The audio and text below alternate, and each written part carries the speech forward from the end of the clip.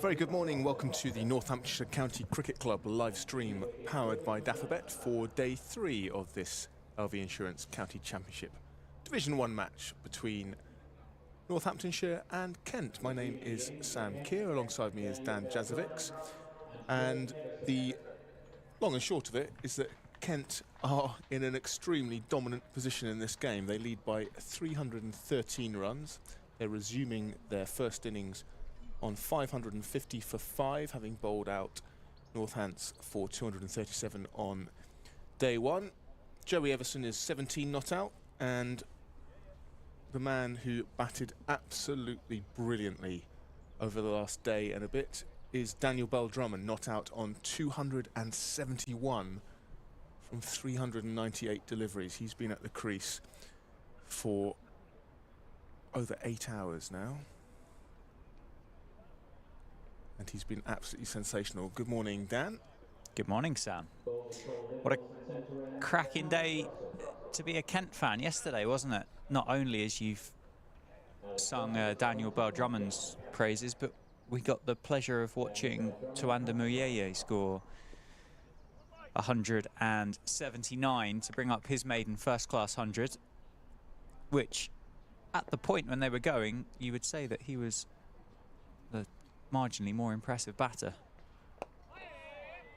Yeah, he's certainly, when he was at the crease, was sort of gaining all the attention, but Daniel Bell-Drummond has just, the staying power has been, did we say we think there's been one chance?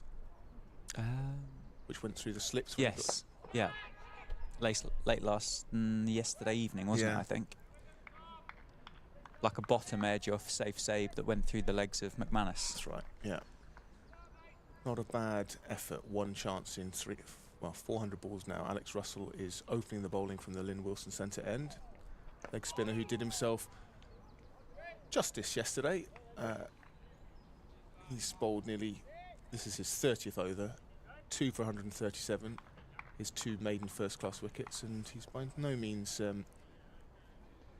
disgraced himself. As the first runs of the morning are scored. Just give you an idea of the kind of historical context of Daniel Bell-Drummond's innings. His 272 is the 6th highest score in first-class history for Kent. Only 5 scores above his 272.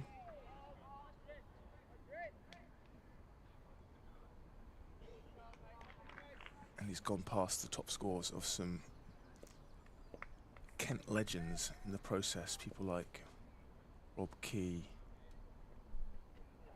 Frank Woolley, Arthur Fagg, Martin van Jaarsveld, Mark Benson, Aravinda de Silva, Colin Cowdrey. Even Darren Stevens, who top scored with 237. So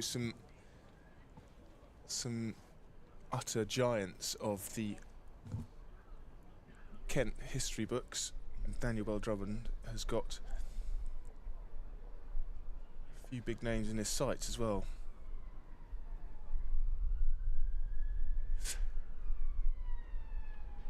I was going to say, are Kent going to give him the chance to get past his coach Matt Walker's 275? I think they probably will.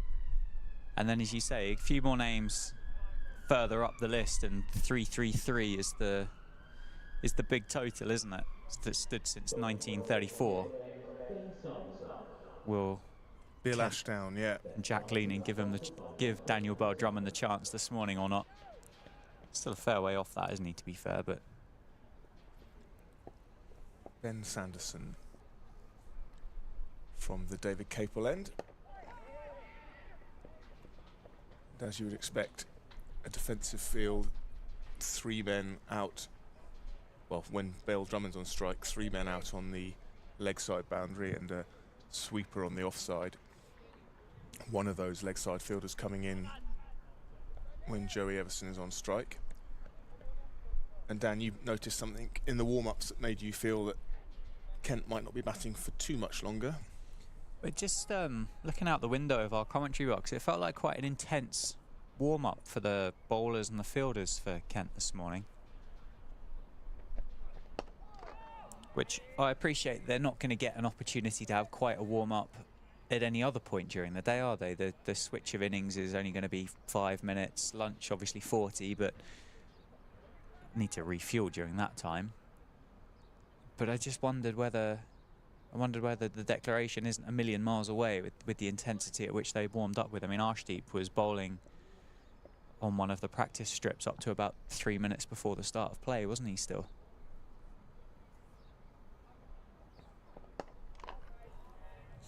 Tiny bit of movement into Joey Everson, but nothing to trouble him on this pitch that is pretty slow once the ball has bounced.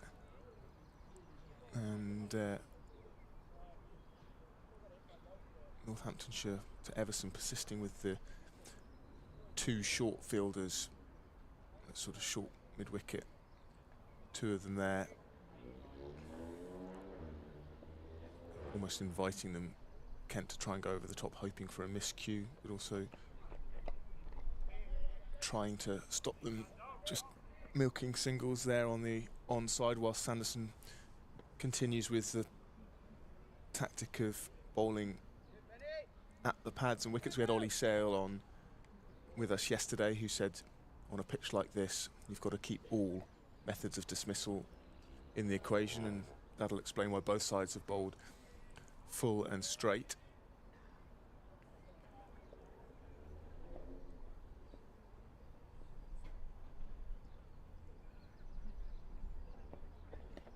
Shout for LBW. And Sanderson was absolutely certain, barely turned round, but Rob Bailey, in what has been a customary position all game, was unmoved. And Rob Bailey indicated to Ben Sanderson that had hit Daniel Bell-Drummond outside the line, and I think looking at that replay he was probably spot on. I think he took a step down the pitch as well, didn't he, just to negate some of that early morning swing from Ben Sanderson, just to provide that little bit more doubt for the umpire. Just a quick bit of tech support early in the morning. The quality cog on YouTube, if you're getting some slightly kind of pixelated images come through, it's not us here at Northamptonshire, it's YouTube, and quality of your internet or connection at home. So if you click on there's a kind of a gear icon whilst watching the stream that bring up some settings, and you just need to go into the picture quality and just choose the highest possible option that you can get from there. 1080p I think is what we're streaming at, and quite often YouTube will just play a live stream at 480p, like back if you're in 1993 for some unknown reason. Whilst we're on technical matters, 2 ways you can get in touch with us here at Wantage Road, either on Twitter at NorthantsCCC or on email stream@nccc.co.uk. And I guess the big question this morning is, at what point do you think that Kent will decide to pull out? Do let us know. We'd be very interested to hear people's thoughts on that. Whether you're a Kent fan or a Northants fan or just a cricket lover tuning in.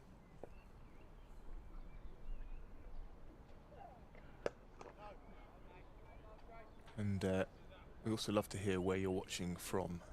Great to have your company, and we've had, well, in this game alone, we've had people in Poland, France, Watford, Colombia, correct. Tossed up and just driven along the ground by Bell-Drummond, who just getting back into his work. He'll be, I think he'll be desperate to get 300. It's not often you get that opportunity, is it?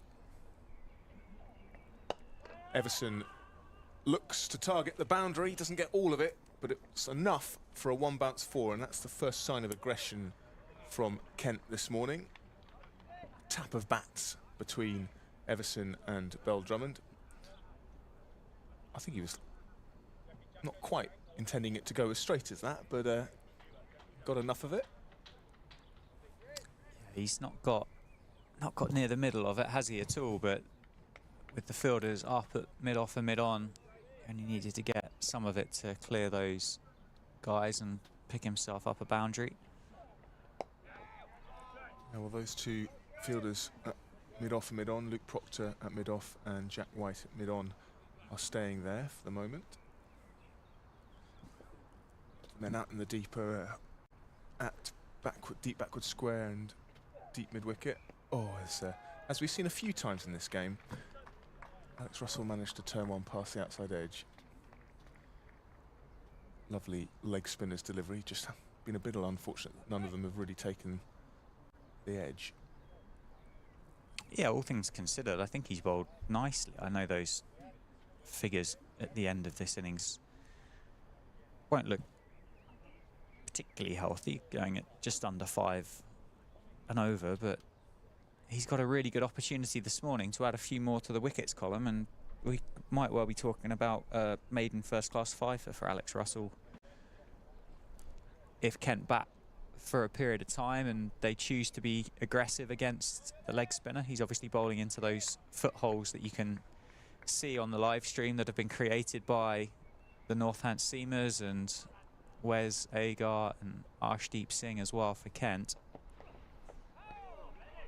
Short from Sanderson, who does have those 3 men posted out. Should Daniel Badram decide to take on the short ball. Yeah, and he's not alone in going at somewhere between 4 and 5 and over in this innings, which for the leg spinner, you know, if you're using the other bowlers as sort of context of how well he's bowled, I think he's been as good as anyone.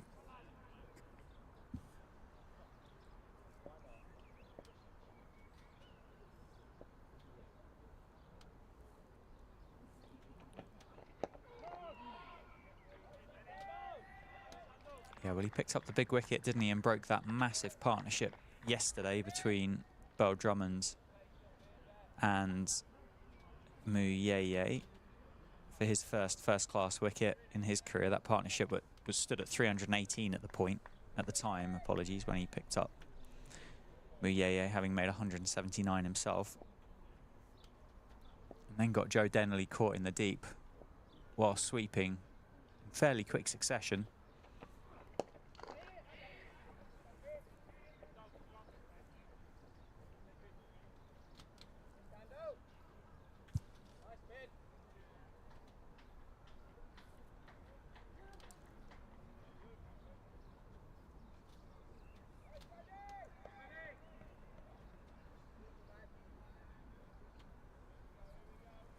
Kent have cruised past Lancashire's 554 from April this year against Somerset in terms of high scores in the County Championship for 2023 at Division 1.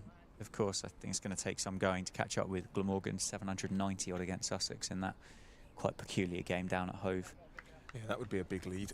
It would be rather sizable, but they are just 10 away now from surpassing Warwickshire's 571 for 9, which came against Nottinghamshire on the 11th of June.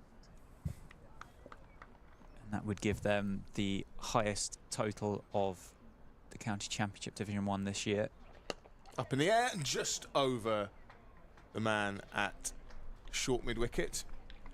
4 more to the total. Was that safe save at mid-wicket? Yeah. Just needed to be 6 inches taller, and that would have been a chance, but Everson clearly taking on the mantle of the aggressor this morning as Kent look to that's a great leap from safe save. He was about 4 foot off the ground, but just needed another half a foot on his own height, but he's gone back slightly now.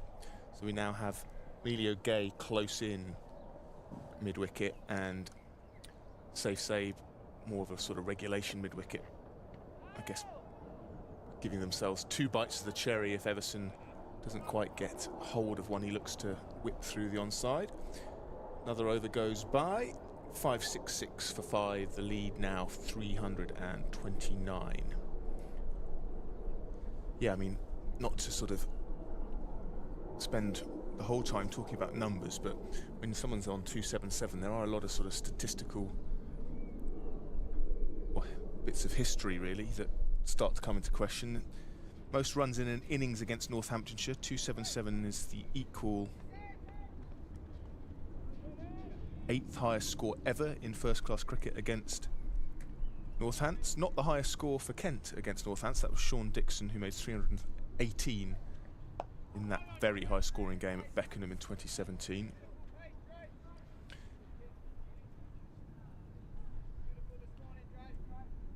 But Dooley, the Sussex player from the 1920s and 30s, has the highest score against Northants, 333.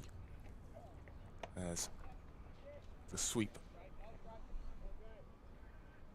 takes Daniel Bell-Drummond into... Did your paths cross down at Hove whilst you were media manager with Dooley? Dooley, no. He's still talked about, him and Ranji. But no, I wasn't there quite long enough. Don't suspect there was a media manager back in the 1920s, 1930s. Well, there weren't people on Twitter, you know, sort of abusing the club.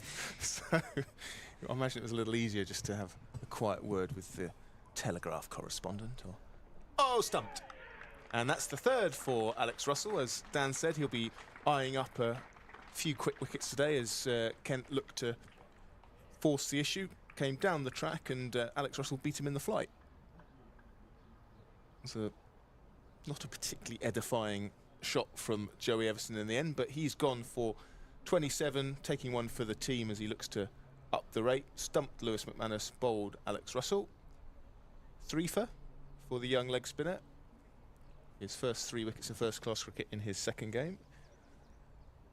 Yeah, he's gone really well, hasn't he, about his business during this innings, and deserves to add another wicket to his column. He's bowled some quite special deliveries during this innings so far, and that one there's just drifted back into Joey Everson and then obviously turns across him as well.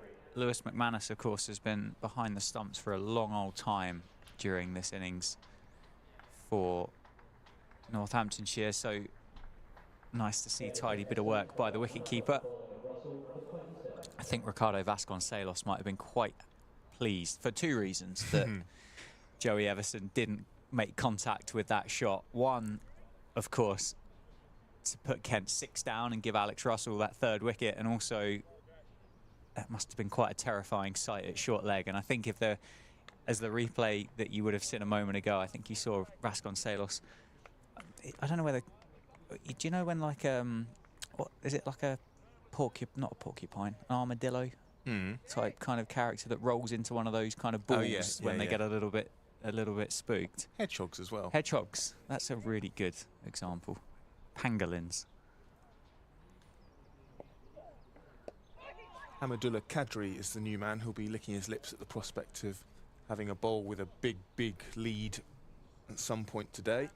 For now, he's out there with the bat, and he's in some reasonable form with the bat. He scored 72 off 85 in Kent's most recent game against Surrey. Put on 117 for the 7th wicket with Joey Everson, and he is off the mark as Alex Russell drags down. That's not going to cheer many Northamptonshire fans up, Sam. Sorry. No. I think the damage has been done. But Hamidullah Kadri could just rub a little bit of salt into Northamptonshire's gaping wounds. It's interesting what John Sadler, Northants head coach, was saying after play last night. As you know, he expects his batters to do a lot better in the second innings, and they've got to believe they can get something out of this game. At the moment, the pitch is still, well, it's flat as a pancake, it's slow, and at the moment the kind of variable bounce is only moderate. And he thinks they've got to, they've got to believe and just think they come back for 5 or however many sessions it's going to be. Yeah, as you say, it's a good opportunity to do so as well. Good opportunity to spend some time in the middle. Good opportunity to get into some form for the rest of the cricket that's in the calendar for the rest of the season. She said on a pitch that's been timid, friendly to bat on. See Kent have Wes Agar up their sleeve, who was able to exploit that reverse swing from that Kookaburra cricket ball, which we haven't really seen from the Northant seamers. So that will be a challenge for Northamptonshire to come up against. But those 22 yards in between the two sets of stumps are quite friendly if you own a cricket bat. And I think the pace of that pitch, highlighted by that shorter ball from Ben Sanderson that time, that almost surprised Hamadullah Kadri for lack of pace.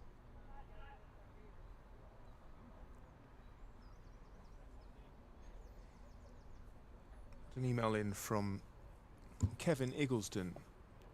Yesterday, Paul Thorburn pointed out that Jack Leaning had a sticker on his bat promoting the work of the Iggy Fund. And that is the charity set up in memory of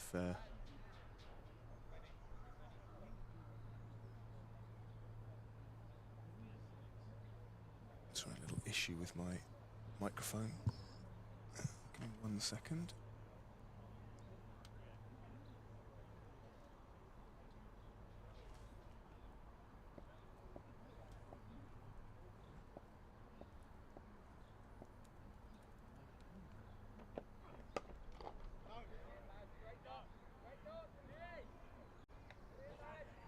Right, I think I'm back. My cables got all mixed up. Oh. Sorry about that, Dan. Yeah, I was saying, so we had an email yesterday from Paul who pointed out on the bat of Jack Leaning a sticker promoting the Iggy Fund, which is a charity set up in the memory of Alan Iggleston, who played for Kent and England.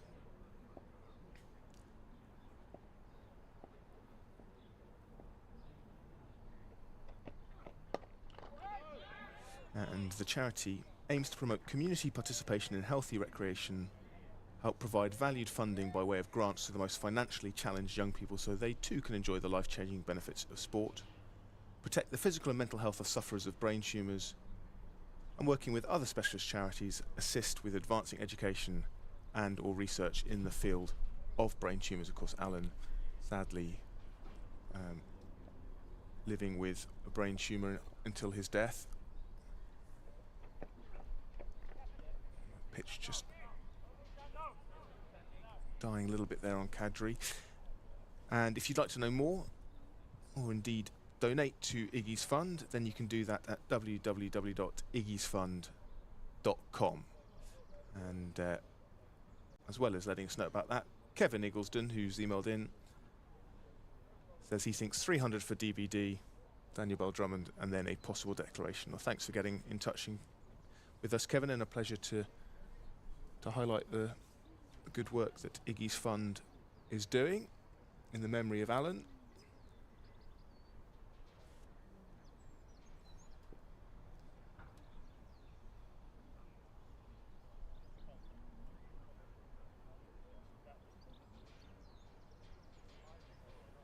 You don't think Kent will give Daniel Bell Drummond the opportunity to make that 3-3-3 then and have the highest score by a Kent batter in first-class cricket?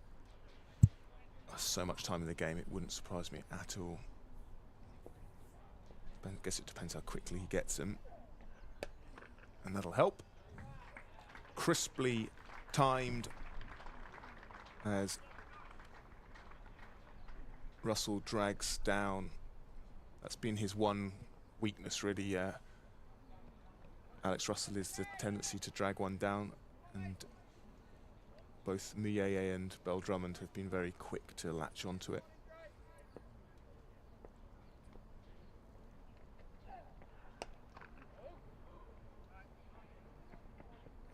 It's that one a bit finer. or square even, and so he ends up with just one from that shot. I don't know how interested cricketers would be in those kind of statistics and records and accolades. I don't know whether Bell Drummond would have spent his evening looking through the archives to see where he currently was on those list of cricketers, and whether Kent would be interested in, well, they've now got the highest score in Division 1 of the County Championship at 573 for 6. Short again, and Kadri slaps it out into the onside, but Sam Whiteman runs round from deep square leg to do the fielding. 2 more to the total. Or would you just go about your business? Yeah, I guess it depends on the player, doesn't it? Yeah. Probably less interest than commentators, that's for sure. Well, they get the benefit of playing the cricket. We have to find things to talk about. Oh, and that's up in the air, but over Ricardo Vasconcelos at short leg, under the helmet there. Yeah, exactly. I don't know how easy they've got it, Sam. There is turn for Russell, but it's still slow turn. It's one in the over earlier that just hit a foot mark and went a little quicker. These are probably just a little too short at the moment from Russell to really exploit the footholds at the David Capel end. Good over though for Kent, 8 from it. There's an inside edge that went over Ricardo Vasconcelos, not any real chance of a catch there.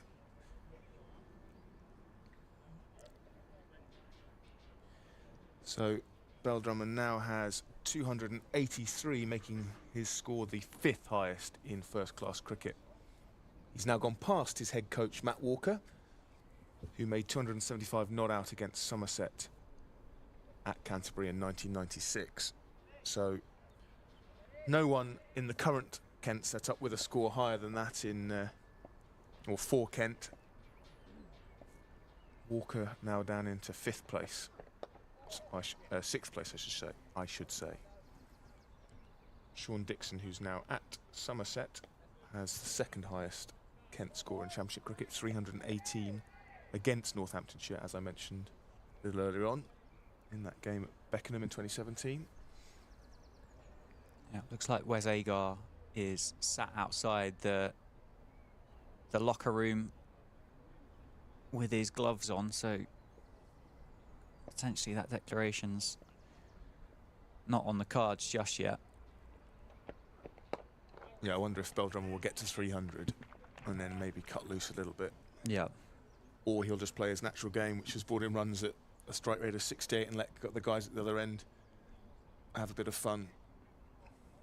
You don't want to be the last man out, leaving Bell Drummond stranded on 332, do you? Although I'm not sure Daniel Bell Drummond would be that fussed if he's 332 not out. No, it gives the averages a little bit of a boost, doesn't it? Always shaping a little bit, isn't it, from Ben Sanderson this morning? Yeah, it's 50 overs old, and there's about 50, 55 overs that Kent got the ball to reverse. Took a lot longer for the first ball of this innings to do anything resembling reverse swing. And it was Ben Sanderson who got it to do that. But that was more like 70 overs. Yeah, it was.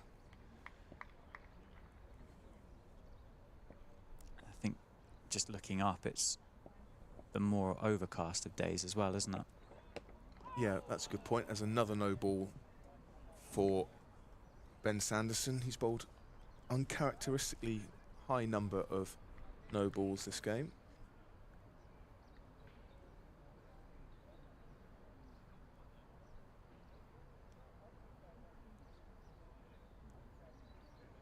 That's his 7th of the innings.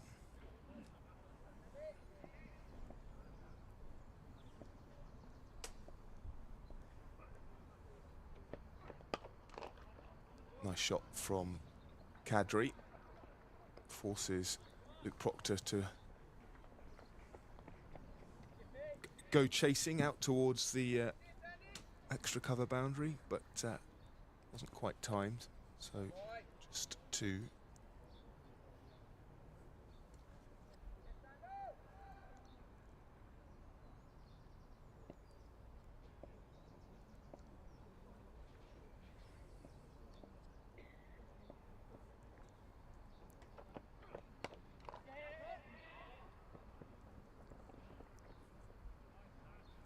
The runs just without Kent taking any real risks, coming pretty easy as you'd expect with a field, a defensive field.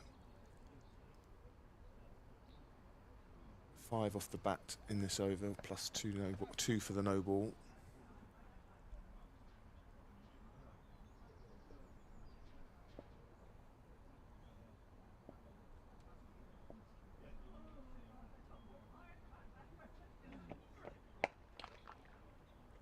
Sort of tennis ball bounce, isn't it? Yeah. He's not the quickest of bowlers, Ben Sanderson, but the ones he are banging are just sitting up, really. Just to finish on Iggy's fun, Kevin back in touch and actually points out a very sad link between Alan Iggleston and Northampton's own David Capel. Alan made his Test debut in 1989 for England versus Australia alongside David. And of course, David also died from a brain tumour, so even more reason to visit the Iggy's Fun website to find out more. If you're a Kent or a Northamptonshire fan, 2 legends of both sides dink down to 3rd, and the ball is in a foot race with Rob Keogh, but Rob Keogh manages to catch up and again keep it to 2. Yeah, even more reason for Kent and Northamptonshire followers to visit the Iggy's Fun website to find out more, iggysfun.com, and if you are able to, you can make a donation there as well. Rob Keogh having to run the other way now towards the extra cover boundary, getting his steps in early. And a well-run 3 takes Bell Drummond to 290. So 5 off the first 2 balls of this over without either of these batters having to, or without Bell Drummond having to take any real risk, just cutting into the offside. Fuller from Russell, where he wants to be, in around those dinner plates of darker turf outside the right-hander's leg stump.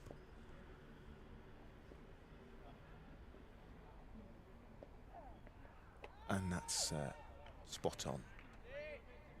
Spinning past the outside edge. It is slow turn, isn't it? So that's probably why we haven't seen batters get into the trouble. They sort of play the line and watch the ball spin gently past their outside edge. Wonder if that'll, I don't think we'll start to see it spitting. It's not that sort of pitch, but perhaps variable bounce might come into the equation. And of course, the deeper those footholds get,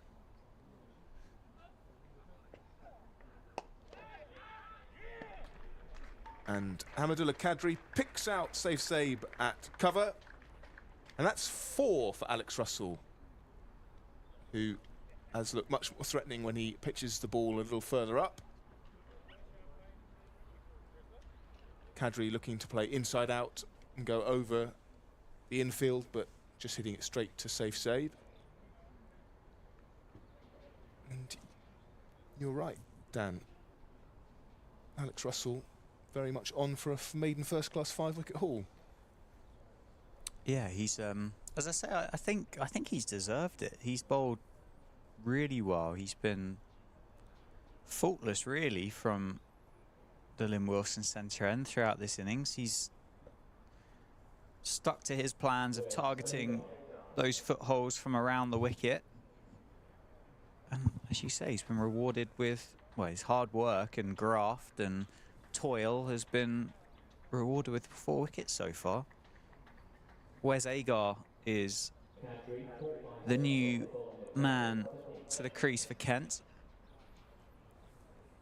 The bowler who was quite so destructive during the first innings, picking up 5 for 63, will get an opportunity to have a bat now here at Northamptonshire. Ben Sanderson's going to continue from the David Capel end.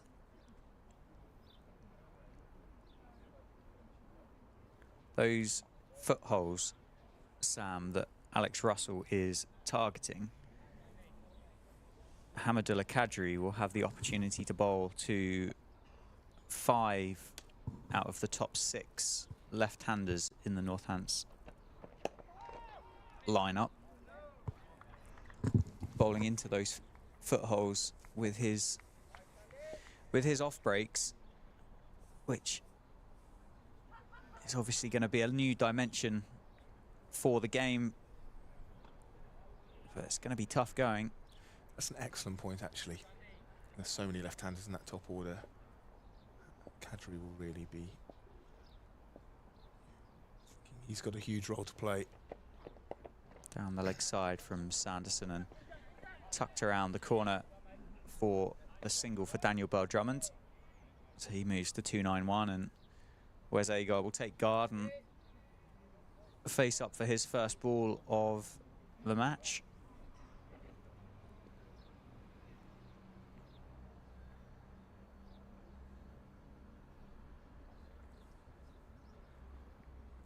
Averages 32 in first-class cricket, striking at 60. Good numbers for a number 9, aren't they? Certainly are. Uppish towards Tom Taylor at cover, the toe end of the bat. That low bounce being highlighted once again. Didn't carry. Just how slow it is off the pitch as well. Wes Agar was well through the shot when he finally made contact. No, Sam, I've got the numbers the wrong way around. Wes Agar averages 13.5 in first-class cricket. Oh, okay. Striking at 55. Okay, that was his bowling, was it? It was. Yeah. Yeah. Well batted, Dan. No, well, you identified the mistake quickly and issued the correction. Rectified it. I did think, oh, those are great numbers for a number 9. Well, yeah, I didn't want to do him a disservice. Yeah, not quite the 32 average with the bat.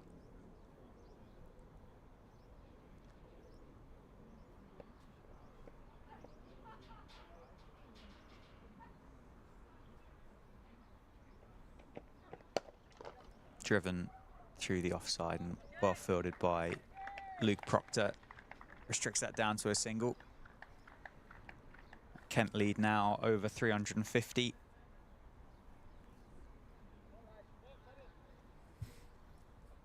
Just going back to John Sadler's points about getting something out of this game, you kind of feel you're in a territory where Northamptonshire's Division 1 survival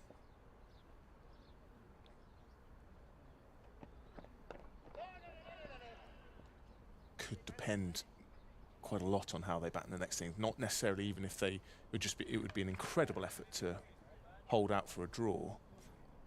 But if they're blown away, then the sort of confidence knock, already low confidence.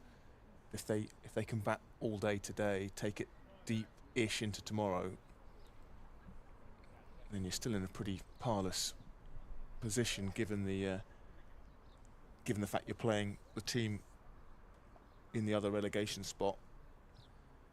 But it just gives you a bit of belief, doesn't it, that you can bat time, you can bat. Well, if they needed any belief that that is possible on this pitch, you've only got to look at Tawanda Muyeye and Daniel Bell-Drummond. Muyeye batted for, what, just shy of 5 hours, didn't he, for his 179. Bell-Drummond's been out there for just over 8. It's a very floated delivery from Alex Russell tempting Wes Agar into the big shot down the ground. Almost turned into a bit of a Yorker. But we've spoken this morning, Sam. There's no demons out there, is there? There is an opportunity to bat time. And that is powerfully driven past Safe Sabe at cover.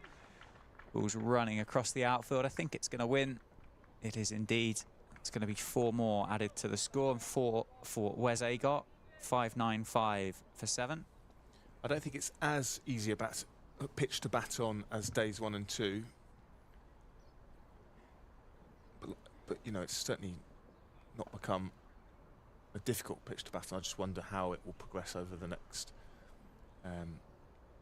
5.5 sessions. Yeah. Well, the challenge for me, I think, well, clearly the reverse swing that Wes Agar extracted in the first innings. That's really well bowled from Alex Russell into those footholes and beats Wes Agar. Wasn't taken cleanly by Lewis McManus. I don't think there was a chance for a stumping there. I think Agar had his foot grounded the whole way through. Down the ground and swept up by Luke Proctor. And the other thing, as I said a short moment ago, with 5 left-handers in the top 6 and those footholes outside their off stump for Hamidullah Qadri is going to be tough. And we saw Joe Denley bowl, didn't we, in the first innings? He bowled an over, I think, maybe. Yeah. Turned around the corner. It's going to be 1 more added.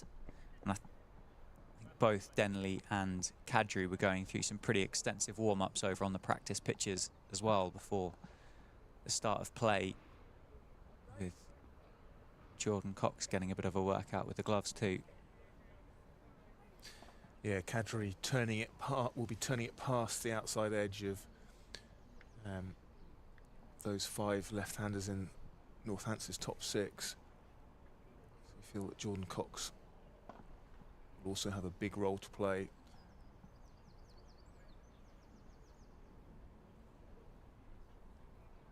Yeah, Justin Broad, the new signing, makes his way onto the field. Gives Sam Whiteman a little bit of a breather. Good start to his professional career here at Northamptonshire for Justin Broad, impressing in the T20s that he played in over the last couple of weeks. Picked up a couple of handy wickets.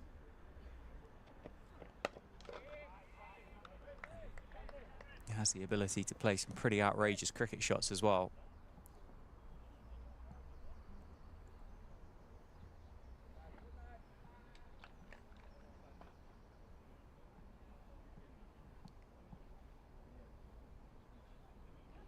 I'm not sure there's been many German internationals who've represented the town of Northampton over the years in any discipline. I think we could probably rule out the Northampton Saints. I don't suspect there would be too many German rugby players coming across.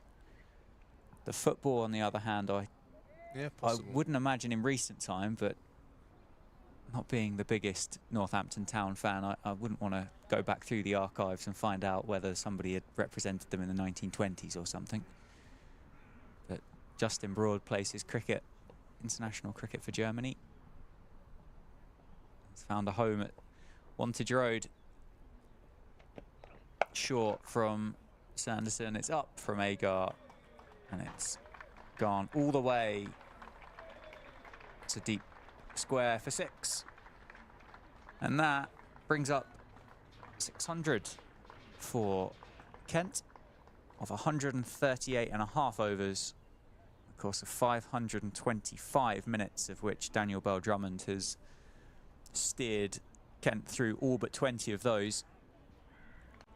I had a feeling Wes Agar might have the ability to hit a big ball, and he's not disappointed there, has he?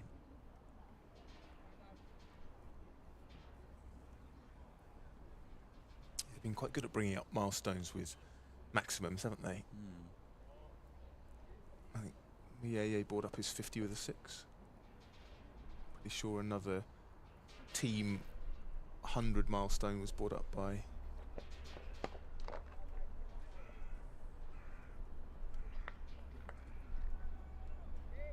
Yeah, well, Bell Drummond brought his 50 up with the first ball of the day yesterday, didn't he? Yeah. Oh, what have you found? I found a German player for Northampton Town. Yeah. International?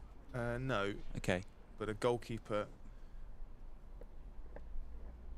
called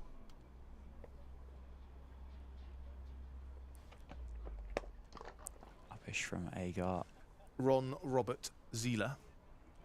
Played for Northampton Town, I think, on loan from Man United for 3 months in 2008/2009.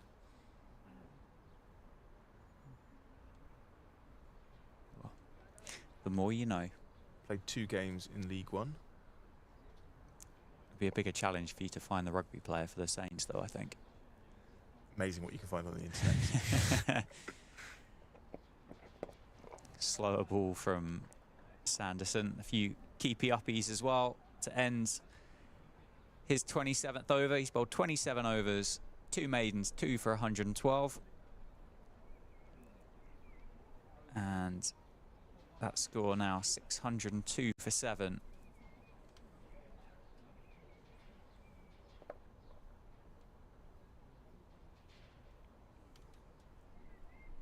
With Daniel Bell Drummond on strike. Trying to think of other German international cricketers. Didn't Ollie Rayner from Middlesex and previously Sussex, I think he played for Germany, didn't he? He did, I think. And of course there are 2 players not playing in this match who play for Italy. Yes. Grant Stewart for Kent, and of course coach captain Gareth Berg for Northamptonshire. Yep.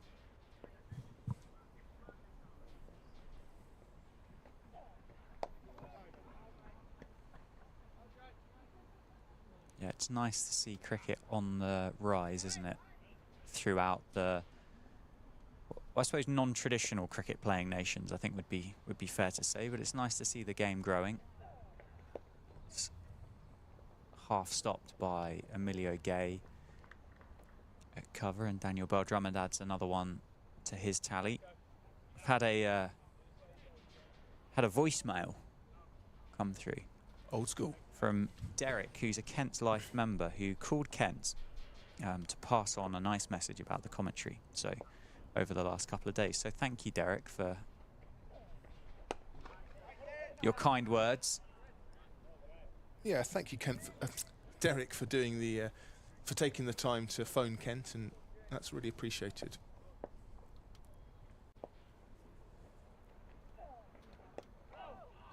Still challenging both edges. Alex Russell out of those footholes, and you, of course, if you'd like to, there's no obligation to, you can get in contact with us here at Northamptonshire. And that's a big swing from Wes Agar, not taken by Lewis McManus. I think that one might have been landing out towards the football ground if Wes Agar had connected with that one. Daniel Bell Drummond at the non-striker's end looked at him as if to say, easy, Wes. And that's gone through him, and that's been given. Alex Russell has a maiden first-class 5-wicket haul. 36 overs, 1 maiden, 5 for 165. And that is going to sound very sweet to say for the young man. Yeah, I think he's deserved to get some of these late wickets. Caught behind. Although the square leg umpire might have had a decision to make as well. Big turn out of those footholes. Yeah, and as great as it is for Alex Russell, you know, maiden 5-wicket haul, worrying for Northants batters with the turn going the other way past the outside edge of the left-handers from Hamidullah Kadri. Absolutely, absolutely. But Wes Agar goes for 12, and Kent a 603 for 8. Daniel Bell Drummond 8 runs away from that triple 100. He didn't look very impressed. Well, fair enough, because he's not seen much of the strike. You'd have thought better for Wes Agar to just let Daniel Bell Drummond do what he needs to do. Well, I think you made the comment the ball before, didn't you, about the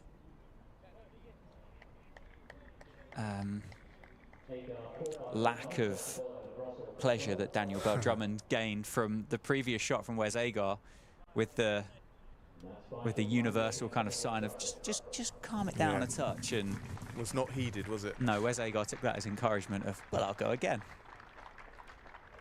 But yeah, very well bowled from Alex Russell. 5 wickets in his second first-class appearance for Northamptonshire. The new man to the crease is Matt Quinn. He'll be at the non-striker's end. And Jack White will return to the attack from the David Capel end for his first spell of day 3. He's bowled 25 overs so far in this innings, 4 maidens, none for exactly 100. As I was saying before, Alex Russell rudely interrupted with that 5-wicket haul. There are ways of means of getting in contact with the stream. You can do so on Twitter at NorthantCCC or via email stream@nccc.co.uk.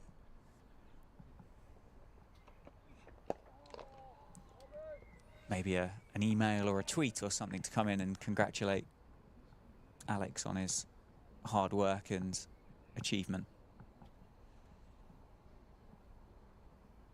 Be pleased with his work, won't he?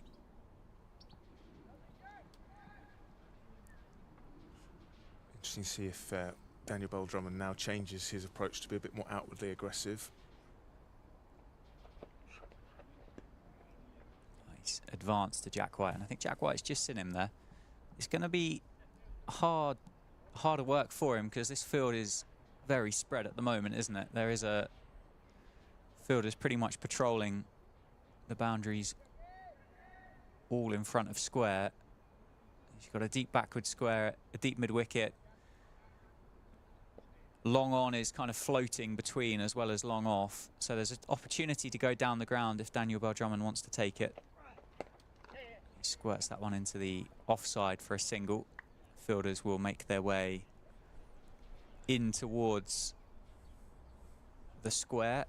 I mean, I don't think he'll be too upset, but Daniel Bell Drummond might make the point to the couple of batters that have just gone playing big shots, is that, you know, there's been 5, 6, 7, 8 runs on over just by picking the gaps in the field. It's such a slow pitch that you can almost dictate where you want the ball to go.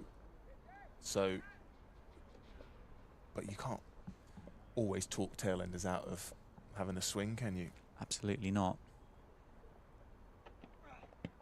Big appeal from Jack White, and that is given. Matt Quinn goes, first ball he faced. Matt Quinn goes for a duck, and Jack White picks up his first wicket of this Kent innings. Very well bowled. Just trapped Matt Quinn on the crease there. Come back nicely off the pitch, and Jack White is rewarded for 25 overs of hard work, and that shot there of Emilio Gay shadow batting at the Lynn Wilson centre end implies and suggests that we're not far away from the change of innings now. Yeah, a hint of reverse swing, isn't there? Nothing like as extravagant as Agar got, but it's maybe batting a little harder for this Kent tail. Daniel Bell Drummond's in danger of being stranded in the 290s. Certainly is.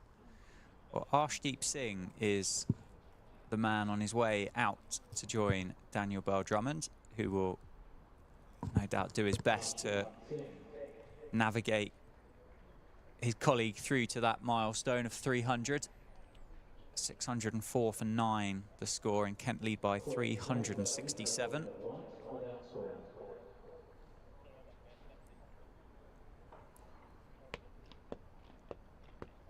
Arshdeep Singh has scored 88 runs in his first-class career with a high score of 26, averaging 14.6.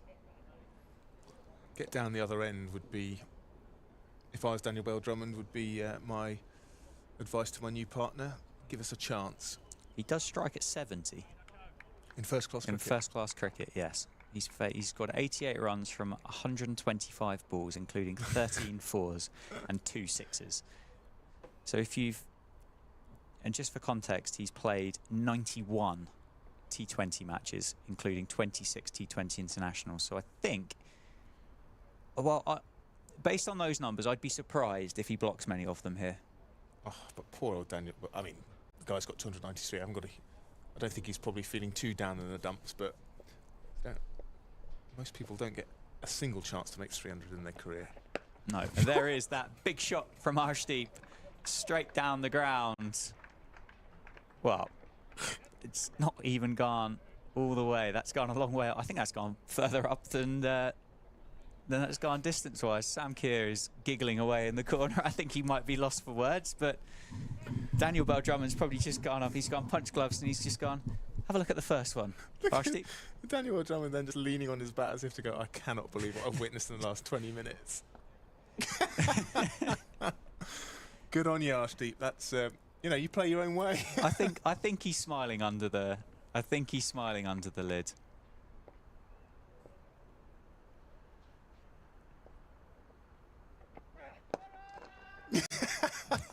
No run. There is the forward defensive. Just to see that over through with the Marnus Labuschagne-esque call of no run. Wouldn't you love to be a fly on the wall, wouldn't you, between that conversation between Daniel Bell-Drummond and Arshdeep Singh there? That was a sensational couple of deliveries. The way that Bell-Drummond went down to have a word, as if to say, there's only one ball left in the over, and then Arshdeep Singh made the most pointed forward defence you've ever seen with a huge no run, as if Daniel Bell-Drummond was going to go, yeah, come through for one. That's brilliant. You do get, it is, whatever the situation of the game, it is fun when you get this kind of mini drama within the wider narrative of the game at the end of an innings, with a guy on 293 desperately trying to coach his partners who are swinging wildly at the other end. Swept hard out towards Ben Sanderson, who's doing the fielding down on the boundary. The field is spread. There are singles pretty much everywhere on offer for Daniel Bell-Drummond. You've got Vasconcelos at short leg and Emilio Gay at first slip, but Northamptonshire and Alex Russell are giving Daniel Bell-Drummond the opportunity to get off strike. And that goes finer. It's well played by Daniel Bell-Drummond, and it should be 2 added to the score. Don't see them rushing to make 3. I don't think Daniel Bell-Drummond trusts Arshdeep Singh against the leg spin of Alex Russell.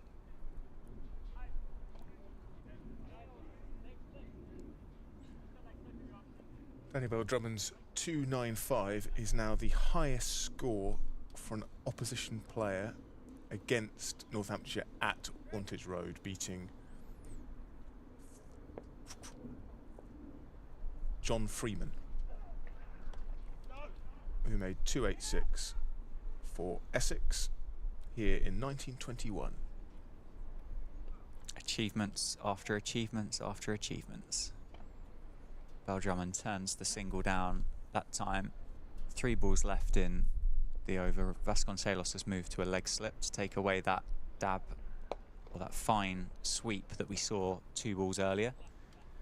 Couple of balls left. The field will stay the same.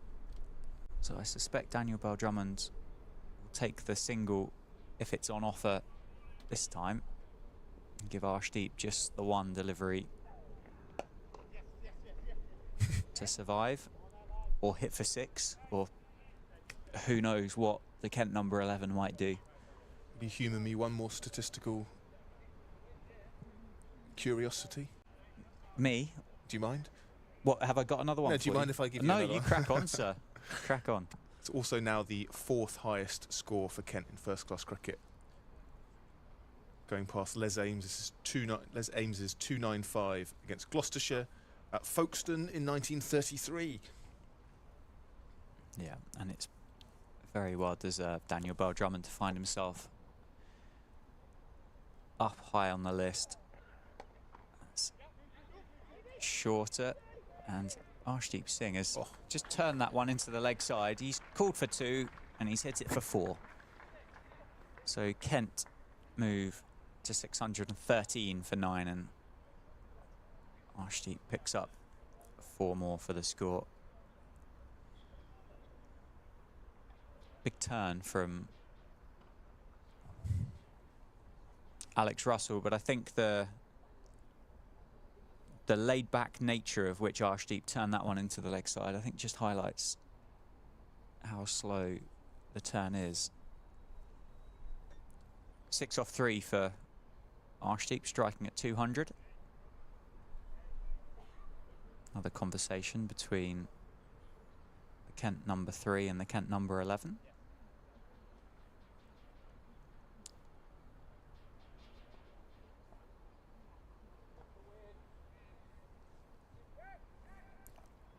Jack White to bowl from the David Capel ends. It's powerfully turned out towards deep mid-wicket. Daniel Bell-Drummond turns the single down. 4 runs away from a 100. Has he got any more accolades to pass in the space of 296 and 300? Or is everybody else past that magic number? Yeah. Down the ground. Turn fine into the leg side, but he's just taken 1 this time, so that's 1 early in the over. Not sure he's that impressed with his decision making there to give Arshdeep 4 balls from Jack White in this over. Arshdeep just practicing an Ian Bell-esque cover drive there. Just feels like something's going to happen in these next 4 balls, but it's going to be good, I think. If I was Jack White, I'd definitely be making sure that these were going on to hit the stumps. That's a big heave again from Arshdeep. Has he got enough of it this time? Spins away towards the T20 dugouts. He does indeed. That's 4, a couple of bounces. He moves to 10. He's got a good eye, hasn't he? Just 4. Well, I think we mentioned, didn't we, when he was bowling, about obviously the career that he's had with Kings 11 Punjab throughout the IPL, and we've spoken about the number of games that he has played. It just highlights, doesn't it, how much time, even with all due respect, the lower end batters in the IPL spend in the middle looking to clear the rope. Yeah. And doing it so far fairly successfully. But here we go again. Defended this time towards square leg. Yeah, it's not the most pretty of 4 defences that he has, but it's been pretty effective so far. I think he clearly can see a cricket ball pretty well. Yeah. Say the shot down the ground is slightly more appealing on the eye than the forward defensive, but we've seen big shot block, big shot block. So my money's on a big shot. Big appeal, or it's half an appeal for LBW. Say big appeal. What does Arshdeep think is going to happen? He sets off for the single. Daniel Bell-Drummond says, "No, you stay put, please, mate," with 1 ball of the over to come. Yeah. Jack White changing the angles once again. Fielders just spreading slightly, allowing the single, if it was wished to be taken. I suspect Arshdeep might want it, but I don't think Daniel Bell-Drummond will take it. Triggers back across and blocks that one down the ground. No run is taken. That strike rate now just dropping slightly for Arshdeep. But more importantly for Daniel Bell-Drummond and Kent, he is going to be on strike for the next over. He's 3 runs away from that 100. Alex Russell's going to continue from the Lynn Wilson centre ends. Yeah, and he'll be bowling to Daniel Bell-Drummond, who is within one shot of becoming just the fourth man to score a triple century in first-class cricket for Kent. Do you think Kent declare when Bell-Drummond goes past 300, or do you think they just keep going? I think they will just have a bit of fun. I say when. Well fielded by Sam Whiteman on the mid-wicket boundary. Just 2 to the total instead of 4, thanks to that athletic bit of fielding. And Bell-Drummond moves on to 299. Arshdeep's on his way down. I think he's going to be telling Daniel Bell-Drummond that I've got you and I'm backing up hard for you. I don't know what Arshdeep can really contribute to a man on 299. I believe in you, mate. I reckon he's told him that he's going to be backing up for him. Left alone.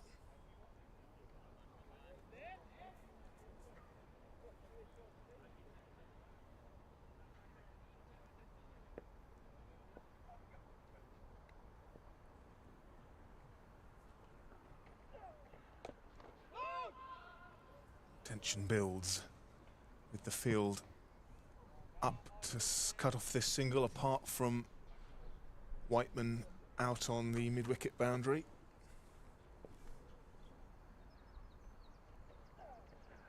And there it is, 300 for Daniel Bell-Drummond, just the fourth man in Kent's long history to make 300 runs in a first-class innings. Round of applause from all round Wantage Road, the most hearty of which comes from the players' balcony. The Kent players up on their feet, celebrating this incredible feat of not only batting but endurance. 439 balls he's been out there, over 8 hours. And we've witnessed a bit of history there, Dan. It's quite incredible, Sam. We've ticked off various milestones, haven't we, throughout the course of this innings, with highest scores and biggest partnerships and new records. And I mean, that's yeah, there's been one edge, hasn't there? Up in the air, Safe Sabe is underneath it. It's a real sky and a great catch to finish the innings. Arshdeep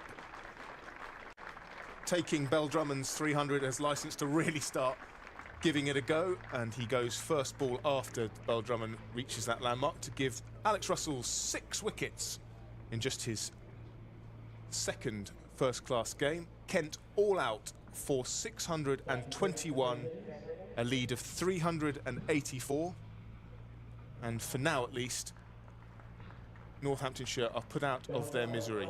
They've actually done a pretty good job of cleaning up the final 5 wickets they required this morning, but let's just listen into the applause for Daniel Bell-Drummond, who makes his way off unbeaten on 300.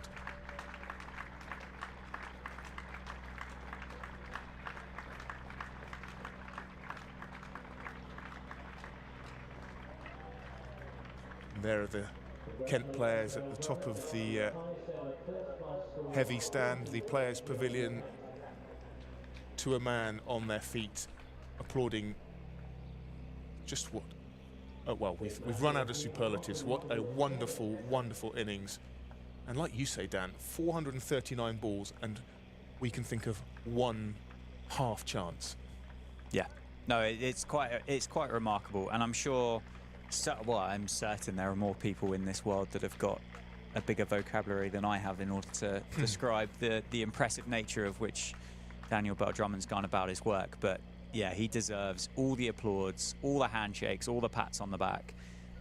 Northamptonshire, as you say, they've done well this morning in order to restrict Kent to what they have done. Kent started the day on 550, didn't they? So they've picked up 5 wickets for 70 runs this morning, or 71 runs, and bowled Kent out for 621.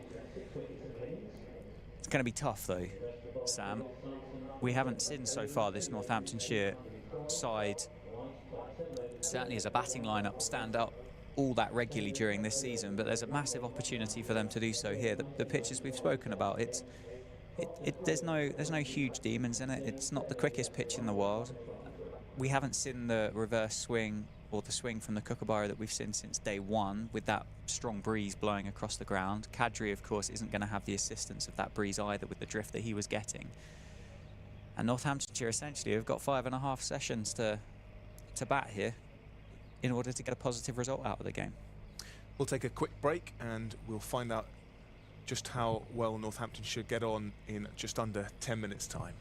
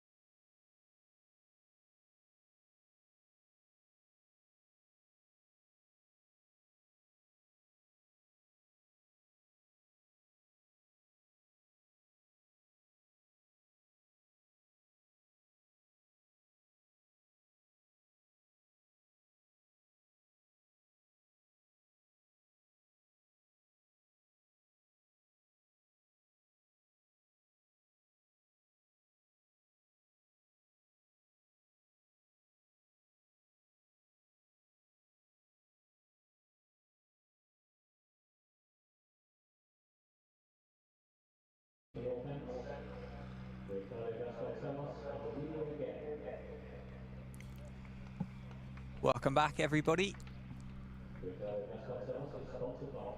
In response to Kent's 621 and that lead of 384, Emilio Gay and Ricardo Vasconcelos make their way out to the middle. Lots of time left in this game. Plenty of opportunity to bat, plenty of opportunity to get into some good form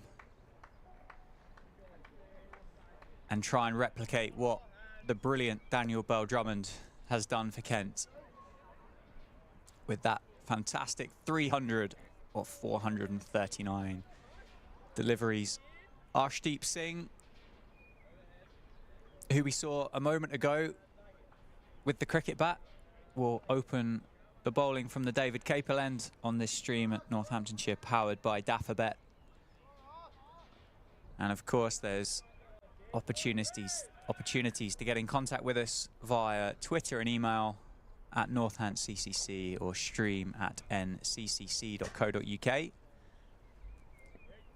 But Arshdeep will bowl the first ball of the Northants' second innings, and he's just squared Vasconcelos up there first up as the ball has swung from the hands, and Arshdeep jogs back to his mark.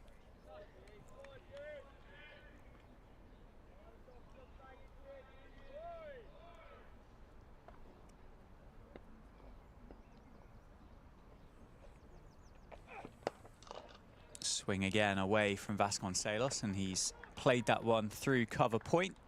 It's going to be chased down and fielded, and restricts Vasconcelos to 2, but that is the opening runs of the second innings for Northamptonshire. How'd you see this one going then, Sam? That's a mountain to climb, isn't it? I suppose it's one thing that makes it slightly easier for Northamptonshire is that the only thing they need to really focus on is batting time. There's no sort of, so you play your natural game, you play it the way you want to play it. You don't have to worry about sort of artificially setting up a game or anything like that. Just occupy the crease in whatever way you feel you're best suited to do that. That doesn't necessarily mean shutting up shop, but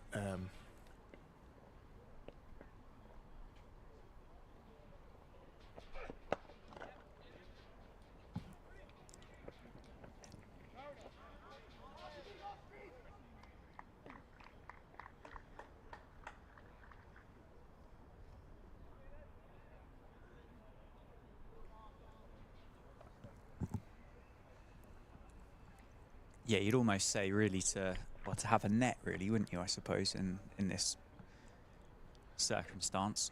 just be super disciplined about knowing where your off stump is, and you know the ball has not been doing anything extravagant, so you're safe pretty much leaving anything that pitches outside off and is heading that way.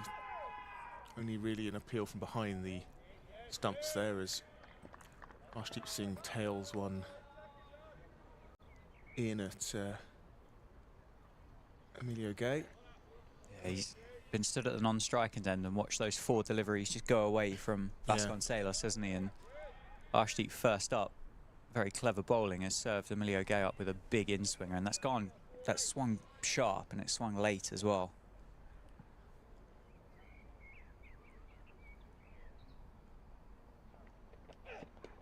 Oh, and this will be leg buys. Again, a bit of movement, very full from Arshdeep, giving it the opportunity to move through the air.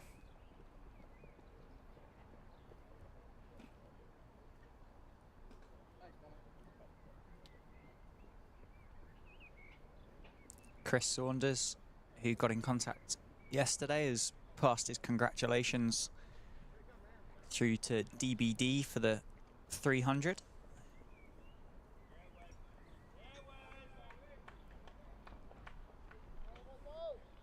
Friend of the show, Ray Cook, has been in touch again.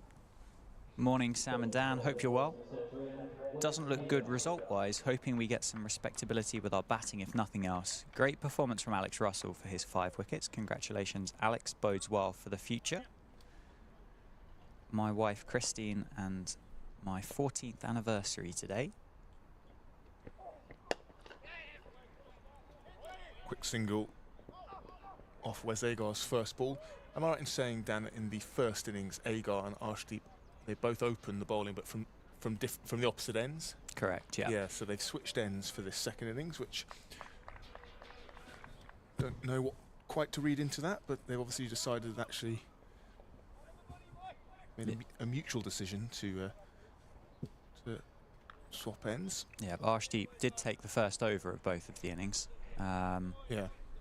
But yeah, congratulations to Christine and Ray for their 14th anniversary. Yeah, congratulations, Ray and Christine. Set up the steelbacks and keep up the superb commentary.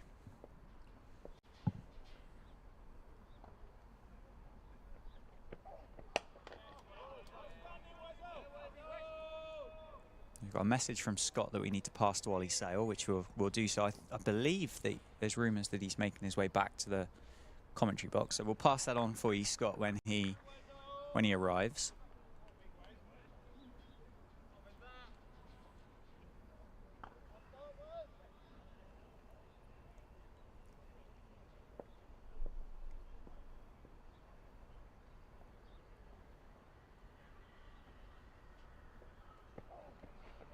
That's well left alone by Emilio Gay, which is exactly what he needs to do when the ball is outside the off stump.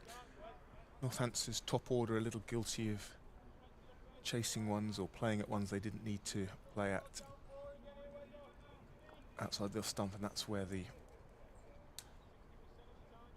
damage was done early on in Northamptonshire's innings, which feels like a long time ago. Kent batted for a day and a half, really, wasn't it?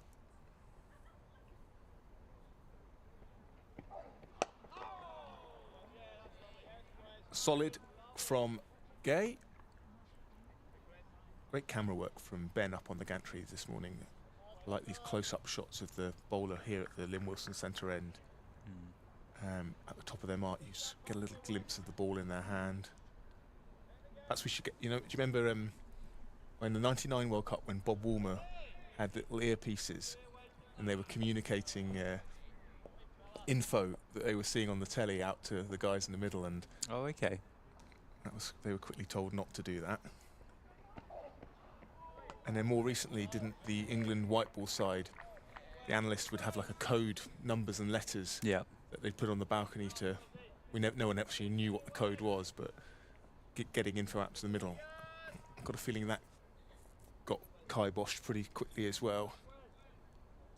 Yeah, they were sitting there with almost clipboards up there, Yeah. weren't they, with like 1s and A's and Yeah.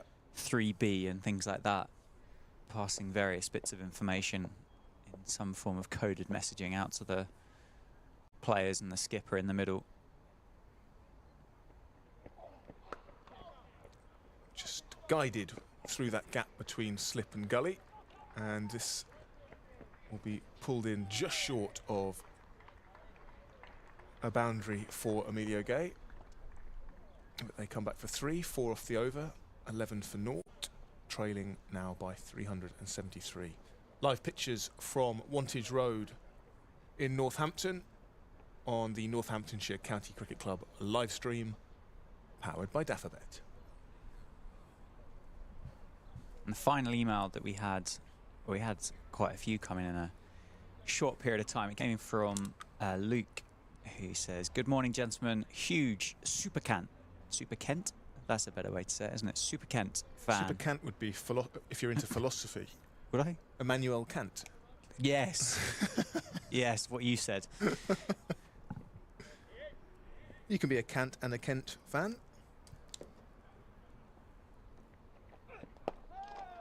Anyway, now living in Brighton for university. Been enjoying the live stream and commentary for obvious reasons over the last couple of days. Probably because of the superb tones that we've been providing, with nothing to do with the fact that Kent have piled on 600. Was particularly amused by the email yesterday from a man trying to get his girlfriend into cricket, as I have been trying a similar thing with my partner Sophie recently. Has been going well apart from a slight hiccup when quizzing her on Kent players the other day when she got confused and stated that Joe Denley was a guitarist for the Eagles. Keep up the fantastic coverage, chaps. So I've got the philosopher and the county mixed up, and Sophie's got the cricketer and the guitarist mixed up. Joe Denley is getting on a bit, but he's not quite old enough to be in the Eagles yet, is he? But that's great. It's, you know, wonderful when new people are getting into the game. That's what it's all about. Sport doesn't survive if you don't attract new fans. So push down the leg side from Singh. So good. Good on you, Luke and Sophie, for together encouraging Sophie's nascent love of the game.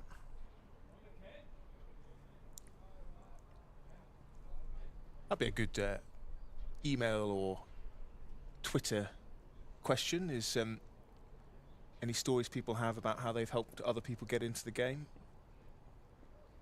Or how they got into the game, how people helped them first fall in love with the game.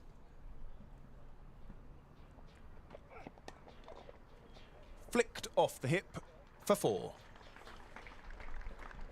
Well timed by Emilio Gay. Arshdeep Singh just struggling slightly with his length to the left-hander, his line to the left-hander, excuse me. Yeah, I think that would be quite a nice topic of conversation throughout the course of the day.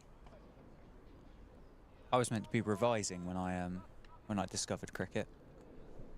Go on, I love this. Well, it was back in 2005, and I was doing my GCSEs. So, for those that are listening and probably did slightly better at maths at GCSE than I did, should be able to take a rough punt at the idea of my age.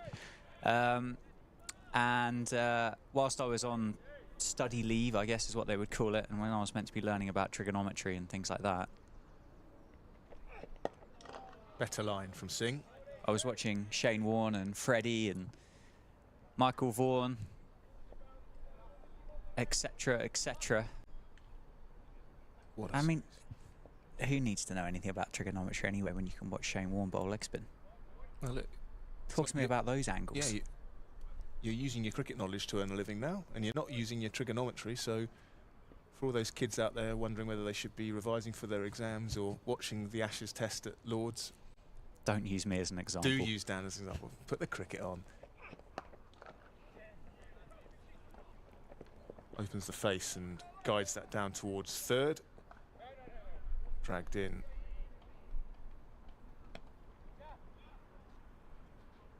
And unsurprisingly, fielding there done by a substitute fielder. I don't think Daniel Bell Drummond is on the pitch at the moment, which you can kind of understand. I think that's Harry Finch on as 12th man. Yes, so get in touch with us with our new topic of how you've helped someone fall in love with the game, or how you yourself first fell in love with the game, and if someone played a special role. So important to encourage other people's love for the game and make it as open and welcoming a sport as possible. So good on you for those emailing saying that they're helping edged but short, helping their loved ones and their friends understand the game. It's not easy to do without someone sort of guiding you through, is it? There's a fair few nuances, isn't there, and subtleties about this sport that does quite often need a little bit of explaining and some hand-holding at points.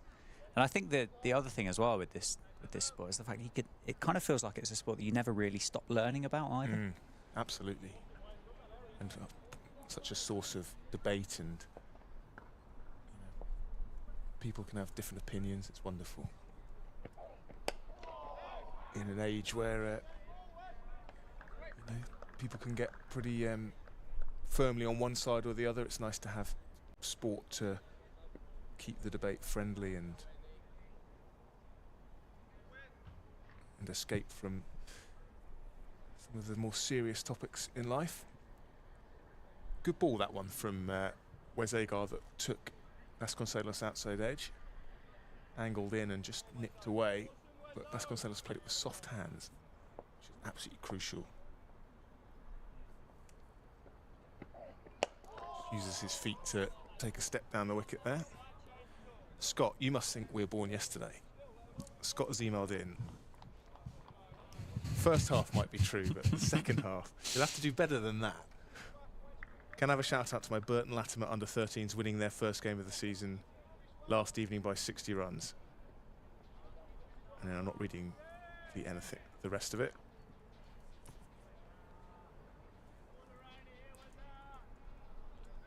Well, Burton Latimer is the cricket club that a few of our colleagues on the live stream play for us, isn't it?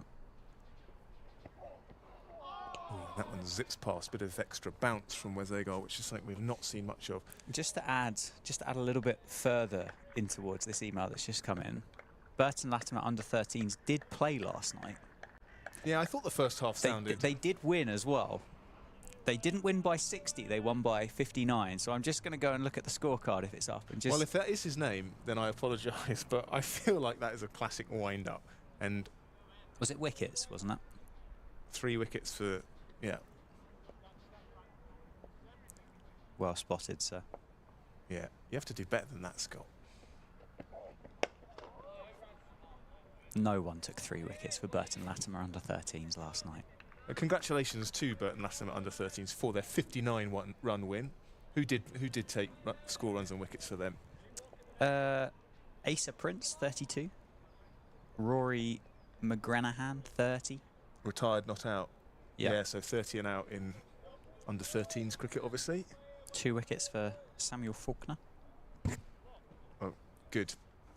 Scott, you shouldn't be taking away from the achievement of the team with your silly attempts at a prank.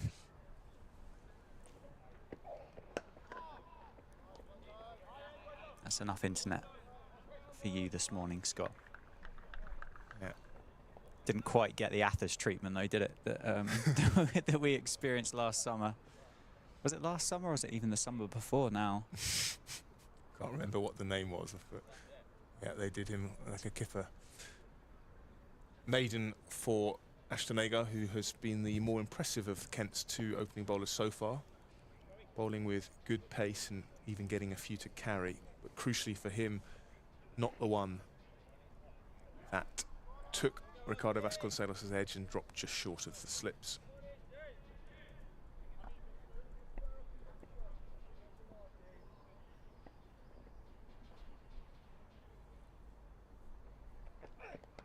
Edged and gone.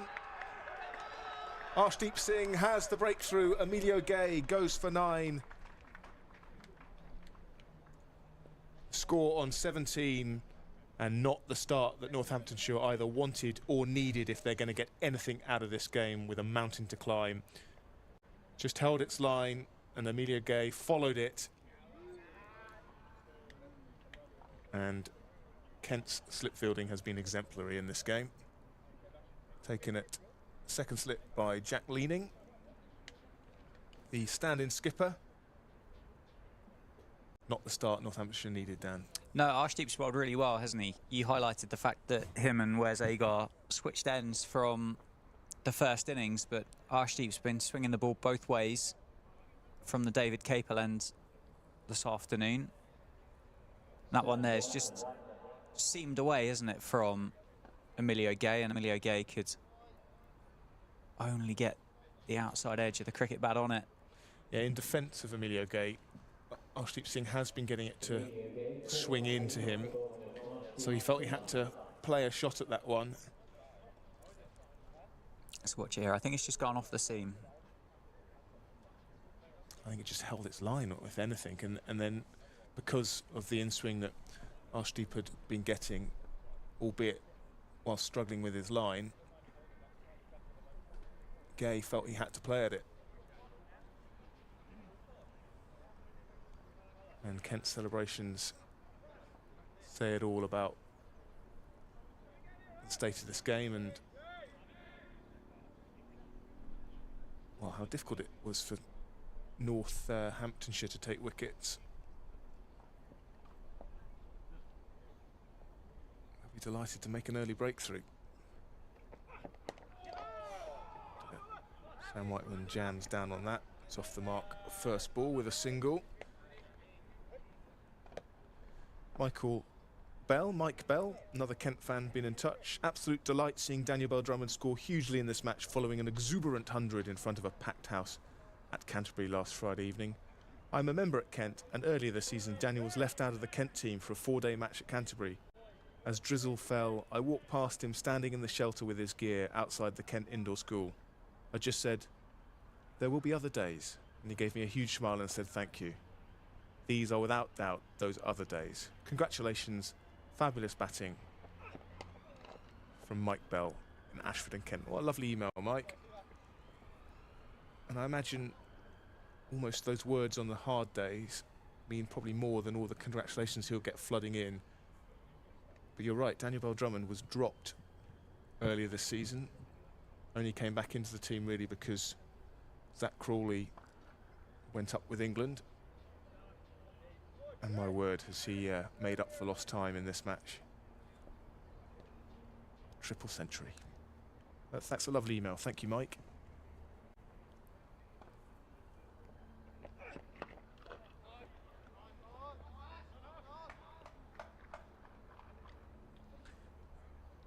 Kent with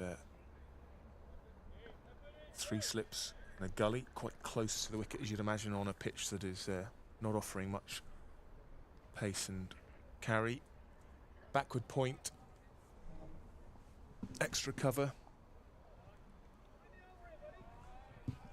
No mid-on, which suggests maybe they're trying to get Whiteman to try and play down the ground and expose his pads.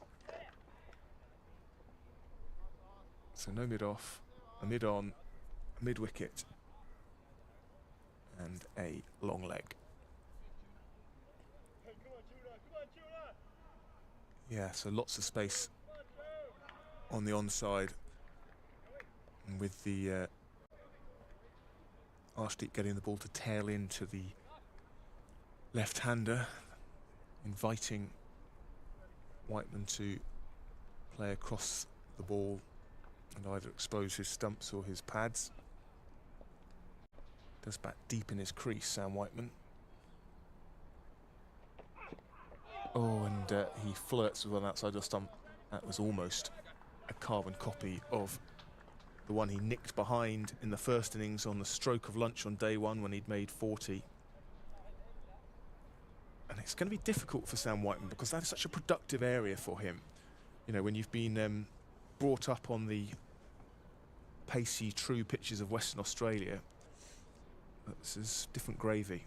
Shots there on the screen of the Cube Cruiser, a new initiative by long-standing club partners, the Cube Disability.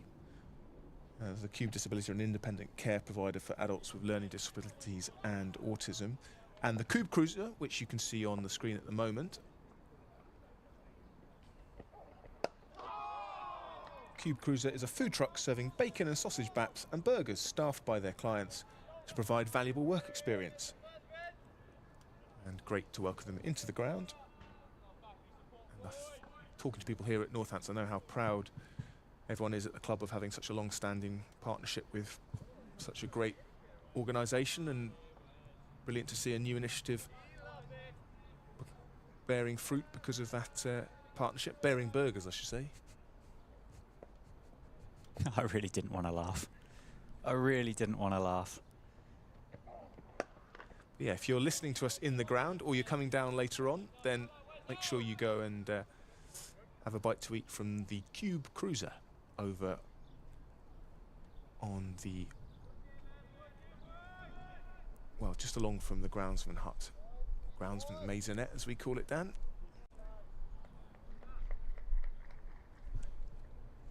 We do indeed. More mowers in those garages, though, rather than Rolls Royces. Agar to continue. It's defended into the offside by Ricardo Vasconcelos. Several mowers. The Rolls Royces of mowers in those garages, I will say, but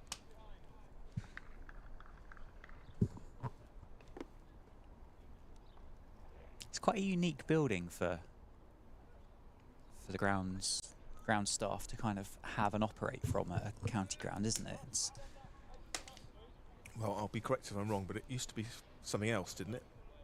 I suspect it possibly was, but I wouldn't know what.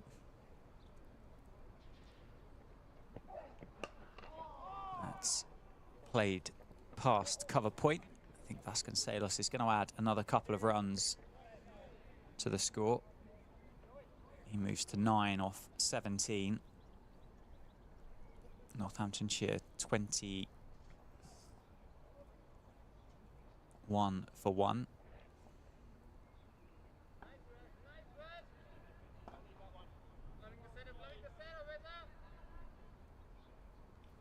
Three slips for Wes Agar.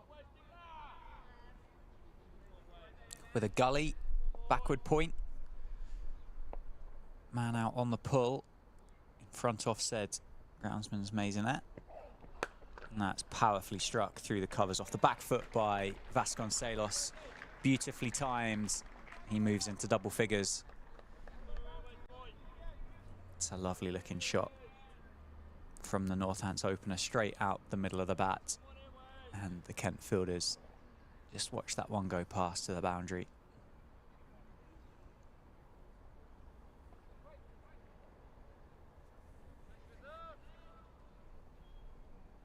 How long do you think Kent would have batted for today or this morning if they hadn't have lost those wickets to Alex Russell's leg spin this morning?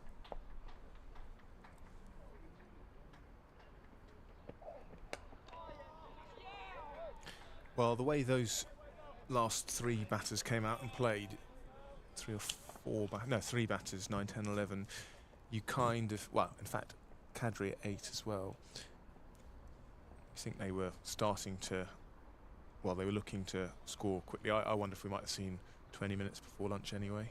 Yeah. 2 bursts with the new ball, which they're going to get anyway, kind of.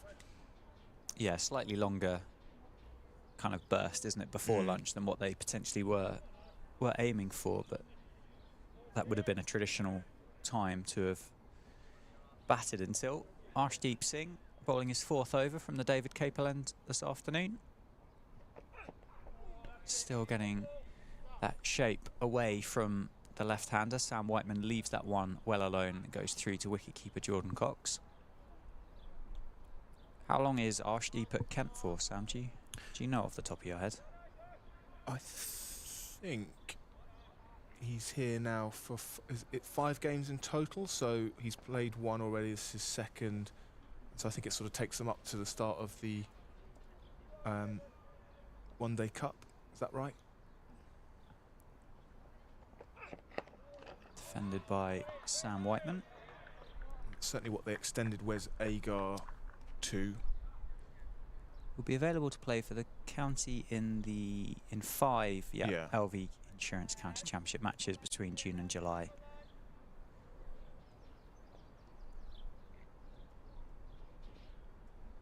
Just 24 years old, the Indian international. Sure, the BCCI will have their eye on him with red ball cricket in the future, targeting those stumps of Sam Whiteman.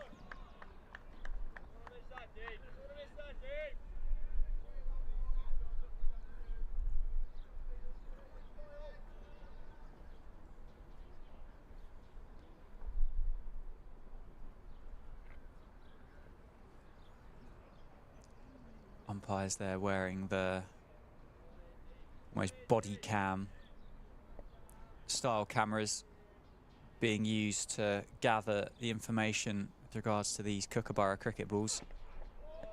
Again, left alone by Sam Whiteman. His shot an area of strength, isn't it? That cut shot. Finding the discipline to leave that one well alone.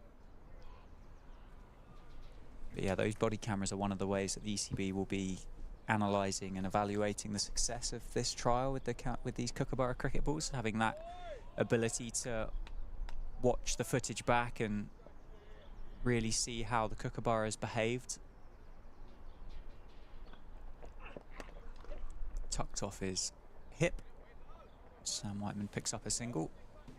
I think from my perspective anyway, having watched it, it swung quite significantly for about 5-6 overs when new. The reverse swing for the quicker guys anyway has appeared around 50-60 overs. And it has turned as well, hasn't it? But I can't believe there'll be many English seamers that will be that excited about the prospect of bowling with it more regularly. That's well wide from Arshdeep and wide signalled by the standing umpire.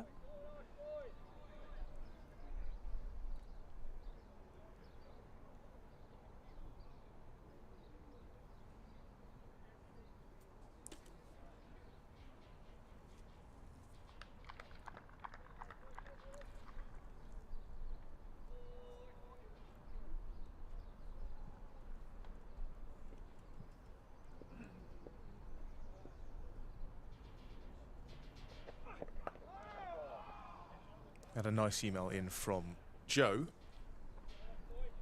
Jack, actually. It's weird. His email address is Joe, but is signed off as Jack. Yeah, we were asking. Just before you start, have you filtered this through? You proofread it. Yeah, there's no sneaky names in there. No, this is a genuine, heartwarming story from Jack. We were asking how did you get into cricket, or who helped you to get into cricket, and how have you helped other people get into cricket? And Jack says, "Great work on the commentary, keep it up. My dad and uncle got me into cricket when I was a kid. When I went to university in Leeds, I discovered none of my friends liked it." Down the leg side, Sam Whiteman turns that one round the corner, picks up another one. "I've been trying to convince them to watch the Ashes in 2019, especially because we lived one road away from the stadium in Headingley. On the fourth day of the test, a few of them sat down to watch with me, but I had to leave for work halfway through the day. As I got on the bus, I heard Archer get out and I switched off the radio commentary.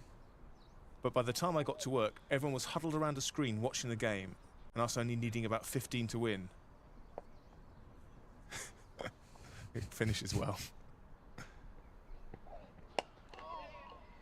Another single added to the score. "I got home that night to discover my friends, who remember had shown no interest in cricket before, but after watching Ben Stokes' heroics, had been drinking and celebrating with the Barmy Army in Headingley all day. They're now converted cricket fans, but I'm still a little sad I missed out on the celebrations. All the best, Jack." Well, you did your job, Jack, of spreading the word. That's great to hear that there's still fans now, and hopefully you're enjoying the way England have been playing in the last year or so. I'm glad they kept the faith as well during the previous 12 months or 2 years before that. Thank you, Jack. Absolutely. Well, there's been some real kind of flashpoints in modern history, hasn't there, with regards to cricket and getting people hooked on the sport. It's a shame that we don't have them slightly more regularly. Obviously, I spoke earlier about 2005 for me, and it's almost been near enough an entire generation has passed since 2005. That last one 4 years ago now in 2019 would be the next of those big kind of flashpoints. And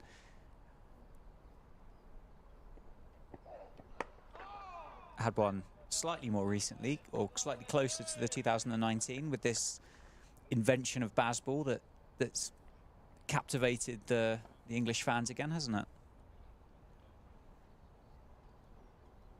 And it's funny with cricket that it feels like it needs those almost ridiculous moments in order to gain and gather momentum as a sport, yet football, rugby, golf, etc. kind of ticks along doing what it does and never seems to lose or it's certainly not the way that cricket does. Shorter from Agar, but well defended by Sam Whiteman. Yeah, that's the big challenge, is if you don't grow up in a family where, your mum or your dad already love cricket, or whoever you're living with, then how do you capture people's imagination when it's not being sort of put in front of them already. Jonathan Liu at The Guardian wrote a really interesting piece on Father's Day. It's mainly about his relationship with his dad and how that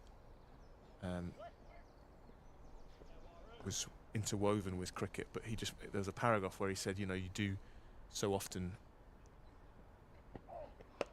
fall in love with the game because of an uncle, a mum, a dad, an auntie, a brother, a sister, or whatever.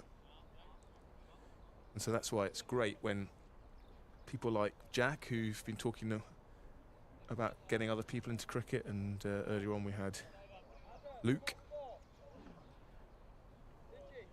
providing that service for people who didn't necessarily grow up in a cricketing family. And you know, today of all days, it's so important to find ways to get as many people into cricket as possible. So do let us know how you got into cricket or how you're helping other people get into cricket on the live stream powered by DAFABet. 2 ways of getting in touch.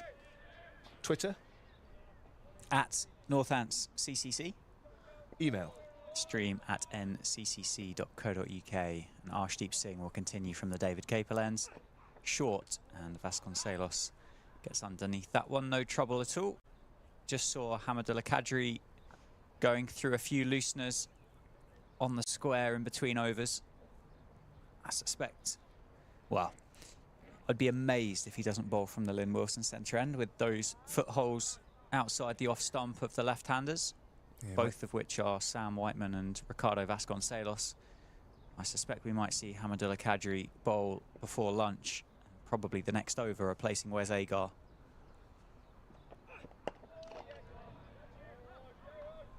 Yeah, you'd have thought he definitely wants to have a little look before lunch, don't you?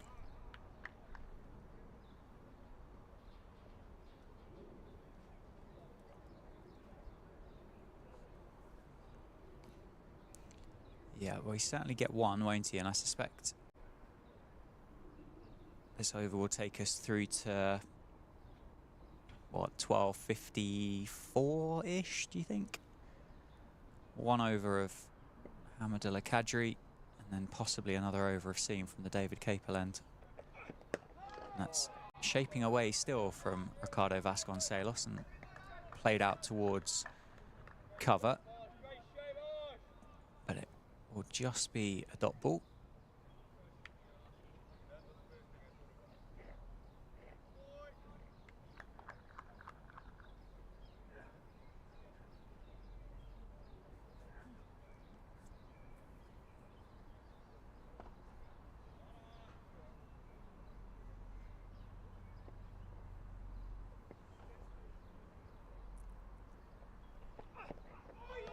That is a terrific leave by Ricardo Vasconcelos. Arshdeep can't quite believe it. That's gone, I think, over the top of off stump and has been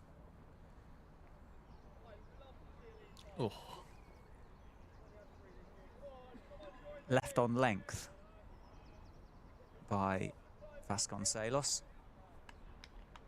Very tight leave indeed. But as we learned earlier this season, there's good ones and there's bad ones, and that was a good one.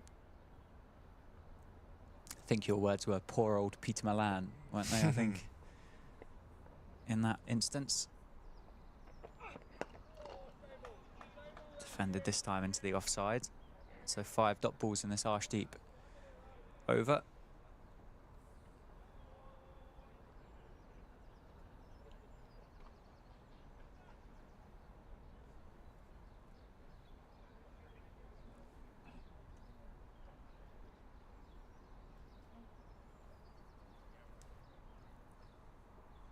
As we, look out the window and Hamidullah Qadri is having a loosener. And left alone again from Vasconcelos to complete Arshdeep's 5th over, his first maiden of the afternoon. He's bowled 5 overs, 1 for 13, picking up the wicket of Emilio Gay. On come the helmets and the shin pads for Kent. Looks like Ben Compton's going to go under the lid. Helmet out for Jordan Cox as well. And it isn't going to be Hamidullah Qadri from the Lynn Wilson centre end. It's going to be Joe Denley with his leg spin bowling into those footholds outside the off stump of Sam Whiteman. So leg spin from this end, then Sam, and Hamadullah Kadri from the David Capel end, do you think? Yeah, it's an interesting call, isn't it? All the footholds are... but maybe because it's slow turn, they feel the leg spinner bringing it into the left-handers rather than away gives them more options with a bit of variable bounce of threatening the stumps, or whether they're going to, in this pre-lunch period, just have a look at Joe Denley before Hamadullah Kadri gets into his work after lunch. Interesting, though. I suspect we're going to see this field for a while today. We've got Tawanda Muyeye under the lid at like a leg slip, leg gully. Ben Compton under the lid at short leg and a first slip as well. Sam Whiteman leaves that one well alone. Joe Denley's first ball of the day. She said he's going to be turning, his stock ball's going to be turning back into Sam Whiteman, as we see there, and Sam Whiteman dissects Muyeye and Ben Compton, gets himself off strike. Both left-handers at the crease at the moment, so Vasconcelos will be tasked with the same challenge. That's very encouraging for Joe Denley. Sharpest, it was sort of quickest turn we've seen as well, haven't we? That really zipped out of the footholds. Bowling perhaps a little flatter and quicker than Russell was earlier on his way to 6 wickets.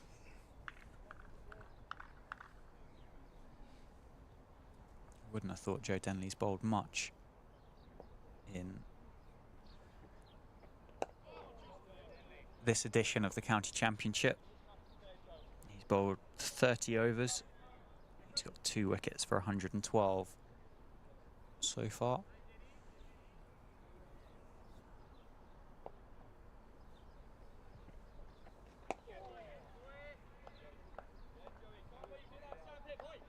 Defended again by Vasconcelos into the offside. Kent have obviously got the benefit of being able to have those fielders in close. They flighted, and that one of those fielders in close picks up the wicket of Ricardo Vasconcelos. He goes, bowled Joe Denley, caught Jack Leaning, I believe, at first slip, and Kent have 2 before lunch. Ricardo Vasconcelos has to go. It's a good catch at first slip, low down, and that's going to be lunch. Yeah, for the second time in this match, Northamptonshire lose a wicket on the stroke of lunch. Whiteman in the first innings, Vasconcelos in the second, and Northamptonshire in deep, deep trouble. Very much so. 30 for 2 then, Northamptonshire at lunch. Still trailing by 354, following Kent's mammoth 621, which was completed earlier this morning. Daniel Bell-Drummond, the star of the show, with 300. 8 wickets remain for Northamptonshire. A lot of work left to go. We will stop for lunch and see you in 40 minutes.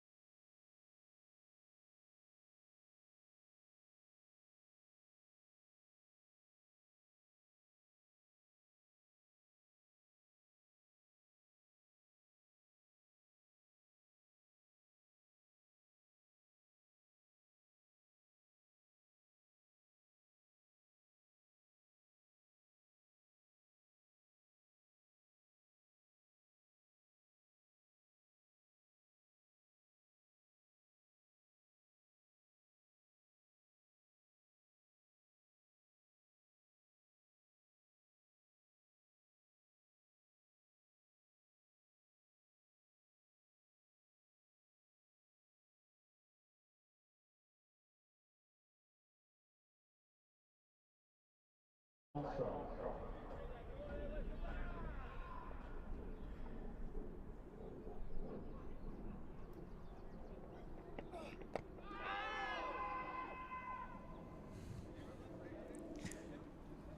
back, everybody. Where's Agar? Will bowl the first over from the David Capel end after lunch. Northamptonshire find themselves in some pretty hot water at 30 for 2, trailing Kent by 354. My name is Dan Jadzovic, joined for the afternoon session by Sam Keir. Sam Whiteman is at the crease for not out with his captain Luke Proctor. And Sam Whiteman will add another couple at least to his tally for the day. They'll settle on 2. Sam, how's your lunch? And second of all, Northants just need to bat and bat and bat some more. Yep, very nice lunch, and yeah, there's not much more to say other than that. I don't think it's going to be easy. I think, as we said all throughout yesterday, the runs in this match needed to be made in the first innings. Conditions are going to get harder and harder to bat in. We saw Joe Denley get some big turn out of those footholds with what turned out to be the final delivery before lunch. Ricardo Vasconcelos, the man to go, and equally I think few overheads about now, and indeed tomorrow. Seeing a little bit of swing from the seamers, but not a huge amount. But I think Joe Denley and Hamadullah Kadri are going to be probably the key men for Kent.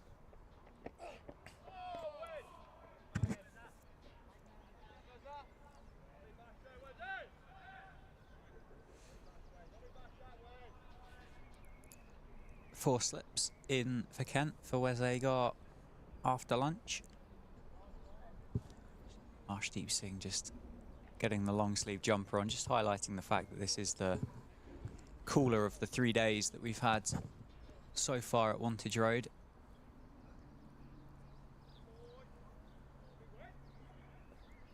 Much less wind today as well, isn't there? Yes.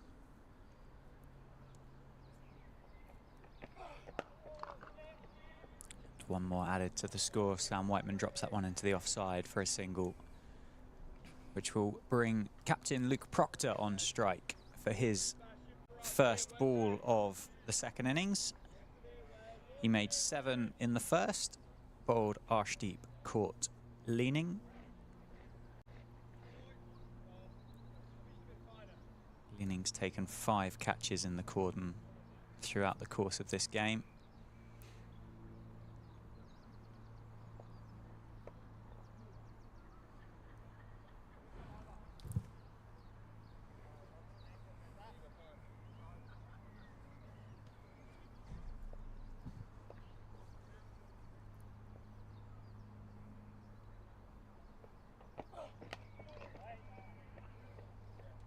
Survives the last ball of Wes Agar's 5th over, 5 overs, 1 maiden. None for 15 on this stream, powered by Daffabet at Wantage Road. Looks like Joe Denley, who picked up the wicket of Vasconcelos just before lunch, will continue from the Lynn Wilson Centre end. The cooler weather and the overheads don't detract the queue at the ice cream van though, Sam, with a couple of 4-legged furry friends to go with them as well. Looking up expectantly, hoping for a couple of drips off the cone. It's not as hot as it was on day 1 or day 2 when ice creams were dripping all over the place. So those two dogs might have to wait a little longer before they get a nibble. Yeah, poor old George ended up looking a bit like a decorated radio, didn't he, by the time he made his way back to the studio. Whiteman goes back to the first ball of Joe Denley after lunch.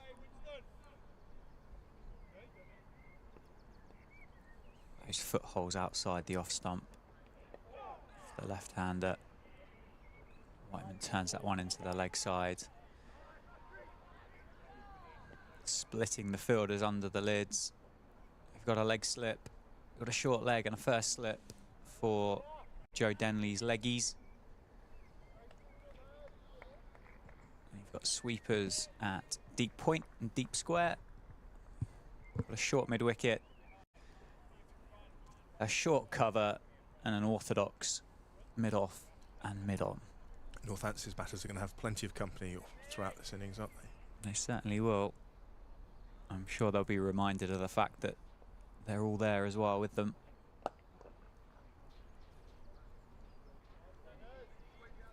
Interesting to see how they go about the challenge of Joe Denley and those footholes, whether they look to smother the spin or whether they look to play it late after it's spun. They got the opportunity to do so where it's a bit slower.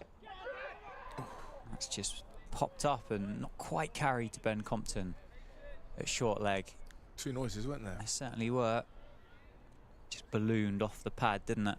Certainly would have given the umpire a decision to make if Ben Compton had taken the catch. Proctor outside his off stump in an attempt to smother the spin there. It's probably not a bad tactic from Luke Proctor to get his whole body outside the line, rather than as the ball doesn't turn so severely that it kind of bowls you behind your legs, then you're taking LBW out of the equation, getting yourself a bit further away from that man at short leg. Yeah, no, straight off the pad, wasn't it, there from Proctor? Yeah. No bat involved. As it was, it never made its way to Ben Compton anyway, so no need to worry. Wes Agar, the man with the 5 for in the first innings, exploited the reverse swing that was available on day one. He's going to carry on wicketless so far. Sam Whiteman on strike, who you'd say has been the pick of the Northants batters throughout the county championship so far this season. Standing captain for a period of time as well. Yeah, I suppose Rob Keogh would now run him close. Sam Whiteman with 100 in the draw against Somerset and 60 not out in that chase against Middlesex, which is so far Northampton's only win. Rob Keogh started the season brilliantly, then had a run of low scores and then played well for his 97 in the first innings. So yeah, between one of those two, sadly the competition has not been that strong. Down the leg side, and an enthusiastic appeal from the slip cordon. Slightly optimistic as well when you watch that one back. Pitching outside leg, missing leg stump. I think Agar just offers that slight point of difference for Kent. He's a little bit quicker, a little bit taller, and of course he's used to bowling with this Kookaburra ball. Northampton seamers just looked a little samey. In tricky conditions for typical English seamers. It'd been interesting to see someone like Chris Tremaine bowling. Northampton's overseas for the first 3 games of the championship. He was replaced by Jordan Buckingham. Tremaine had more of an impact. Yeah, even Jordan Buckingham's pace would have been a point of difference, wouldn't it, in the lineup in this game in particular. And also just the experience of bowling with the Kookaburra. On the money, Wes Agar.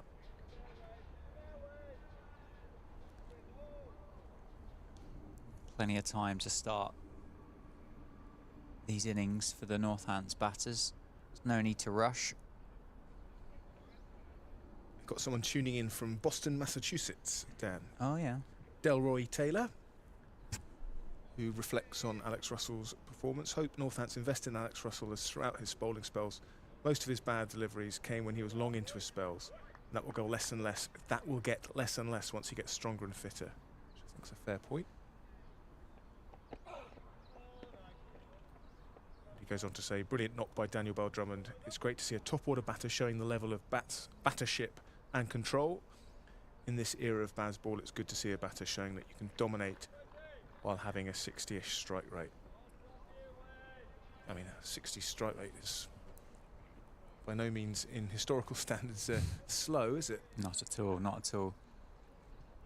He made it look very easy. He did indeed. And I think the whole Bazball movement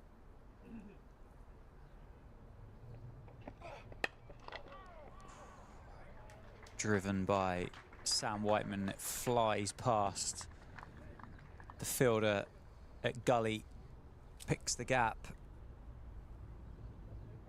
Risky shot, but it's his area of strength, isn't it? Through that deep third region. I was about to say that the Bazball movement,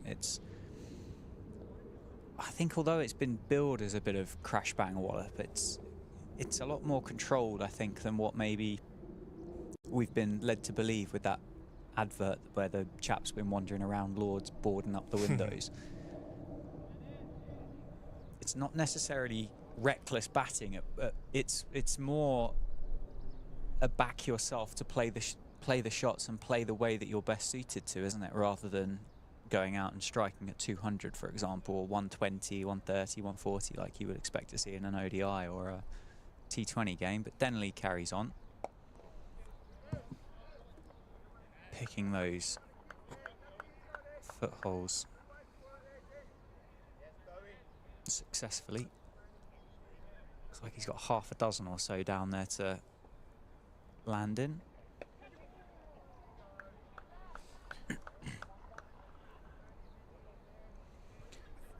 I think just going back to Bell-Drummond's innings, he just, he's a naturally, he's a player that likes to score, and he did that at his own pace. Didn't feel the need to force anything. Crucial thing was he just gave himself every chance of making runs.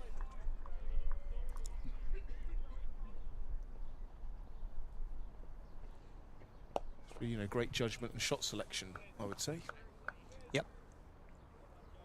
Be very hard to disagree with you, Sam. But good to hear from someone stateside. Yeah. Is that a debut? I'm not sure we've had a... Shorter from Denley and pulled away by captain Luke Proctor. He'll get off the mark, pick up his first run of the afternoon. Yeah, I don't think we have had a US correspondent so far, so thanks, Delroy.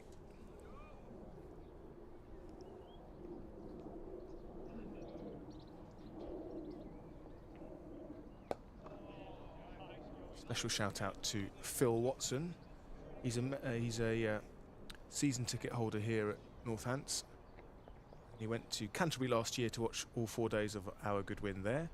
I was going to watch this one, but I collapsed while umpiring at Pelsall in South Staths League on Saturday, and I've been in Walsall Manor Hospital ever since, so I'm watching on my phone.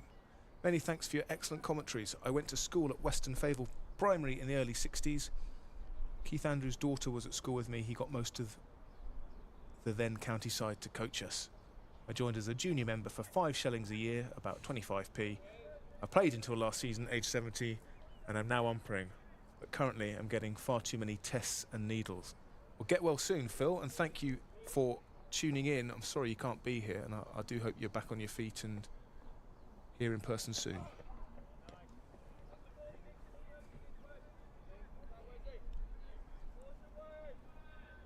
That's a fantastic cricket career as well, that, isn't it? To continue to be playing into your 70s. Yeah.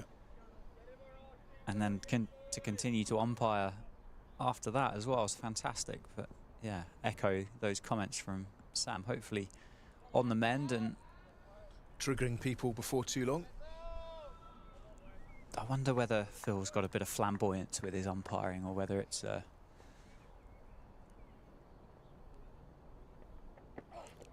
defended by Luke Proctor back to Wes Agar.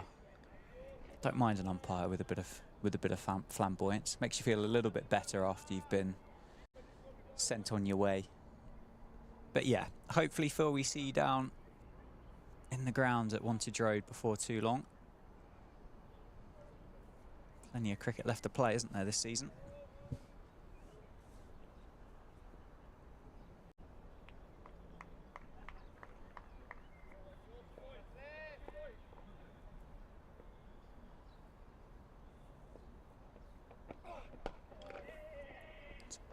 Second run of the afternoon for Luke Proctor as he rotates the strike with Sam Whiteman.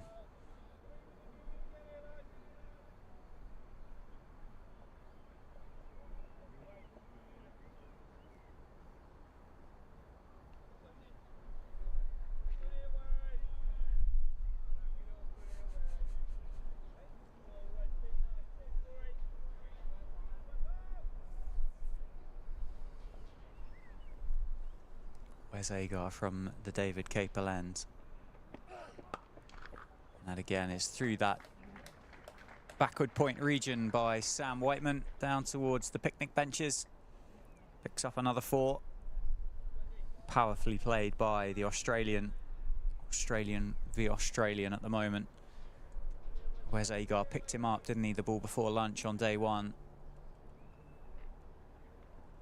That's a shot you see a lot from Sam Whiteman. Productive area for him, but has also led to his downfall. That one was short and pretty wide, so bread and butter really for Whiteman. Gets himself into trouble when he tries to play that shot. That's a little closer to him. And again, bit squarer this time. Back-to-back boundaries for Sam Whiteman. No fielders patrolling the boundary as yet for Kent, and I don't suspect we'll see many out there at all during the course of the day. Whiteman is in the 20s now. Some good news for both these sides, I guess, is that Middlesex are in deep trouble against Hampshire. Middlesex, of course, 8th in Division 1. Kent currently 9th, and Northampton bottom of the pile. They're following on against Hampshire. Hampshire made 419, hundreds for Nick Gubbins and Liam Dawson, and then 7 wickets for Josh De Caires, the off-spinner, so he's enjoyed the Kookaburra experiment. And then talking of spinners making the most of this trial, Middlesex bowled up for 150, 6 for 40 for Liam Dawson. So knocking on the door if England need a spinner, although they've gone for an all-seam attack, haven't they, with Joe Denley. Joe Denley.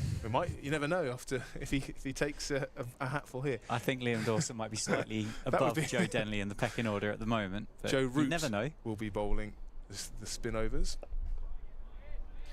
And yeah, Middlesex are 92 for 4, needing another 177 to make Hampshire bat again, and Liam Dawson has already got 2. Keith Barker with the other 2. Would you like me to do the rest of the scores? Yeah, please. At Chelmsford, sorry, at the Oval. We'll start at the Oval. Lancashire all out for 274 in their first innings, and Surrey made 360, thanks in no small part to a 130-run 10th wicket partnership between Sean Abbott, who made 87 off 69 balls, and Dan Worrell with 51 at number 11. It's only a run out that managed to end that innings. Lancashire 206 for 5, with Will Williams 51 not out. So they are 120 ahead with 5 second innings wickets in hand.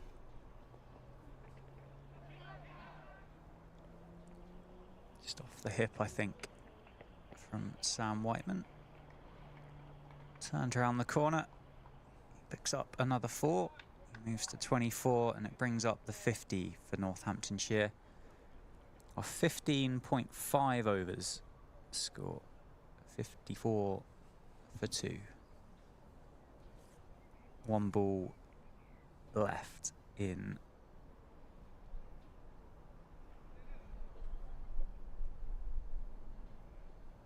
the Joe Denley over. Sam Whiteman on strike, and he defends that one successfully. So 16 overs gone, 50 up for Northamptonshire. Chelmsford, Essex 4-5-7 all out in their first innings. They then dismissed Warwickshire for just 158. 5 wickets for Simon Harmer, more spin wickets. And following on, Warwickshire are 173 for 6. Harmer's got 2. Matt Critchley's got 2. So they need another 126 to make Essex bat again. It's basically a quality spinner in this round is making a lot of difference. And finally at Taunton, in what had been a low-scoring affair, Somerset all out for 163, then bowling Nottinghamshire out for 186, 5 for Brett Hutton for Nottinghamshire, and 6 wickets for Matt Henry for Somerset. Arshdeep Singh is back into the attack for Kent. Goes shorter to start his work in the afternoon, and Luke Proctor turns that one down round the corner to Daniel Bell-Drummond, who is probably the happiest man in Northamptonshire at the moment. The wide brim hat, the sunnies on, long sleeve jumper. And then Somerset 393 for 5, Bartlett 134, and they are leading by 370. So those are your Division 1 scores. It's been a good turnaround for Somerset, hasn't it, following that first innings of both of those sides, to be fair. Yeah, that game, the only one where really, ironically, given Taunton's reputation, the only one where the Seamers were really making significant inroads with that Kookaburra, but flattened out, obviously. Shorter again from Arshdeep. Sam Whiteman's going to pick up a single.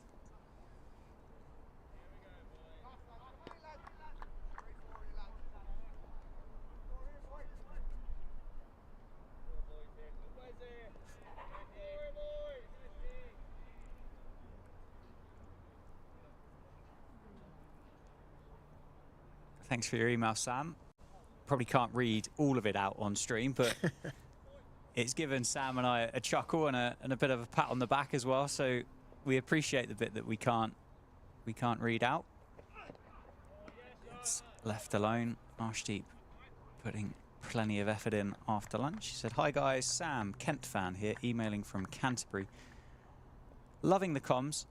I've been watching the games I've not been able to attend and can comfortably say that yours is the best of all the away fixtures." How about that, Sam? The best? Well, I'm blushing. Thank you, Sam. It's very kind. He goes on to ask a question about DBD or Daniel Bell-Drummond. If you're, I think you've probably got to be a Super Kent fan to go for the DBD nickname, haven't you? Down the ground from Luke Proctor. Arshdeep bowling straight, as we saw in the first innings. That's just going to make its way down towards the boundary, and Luke Proctor's going to pick up his first boundary of the afternoon. The question regarding Daniel Bell-Drummond is arguably Kent's most consistent player over many years now. Was it just a case of timing that he's never made it to the England first 11? Class/ability undoubtedly there, as displayed by his consistent form across all formats. Yeah, it's a really fair question. He's certainly talked about a lot. He's played plenty of A-team cricket for the Lions.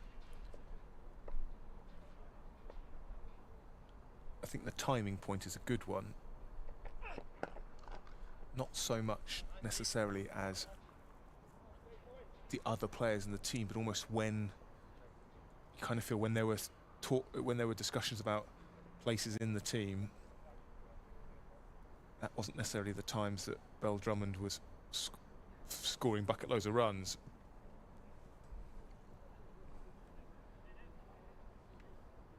feel like he'd have done a job in any format.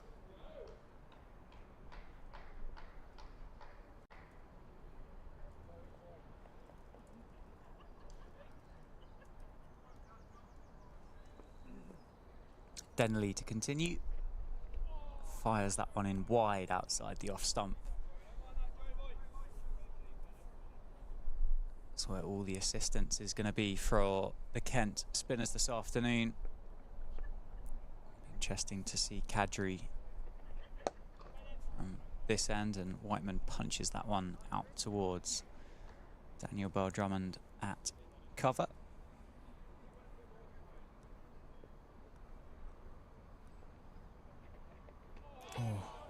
Past the outside edge this time. A natural variation with those footholes.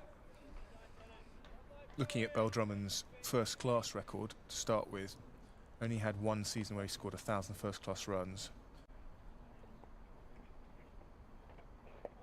That was in 2014. But he did have 3 really good years, 14, 15, 16. Well, 14 and 16 in particular, where he was scoring around 1,000 runs. 2019 he scored 987.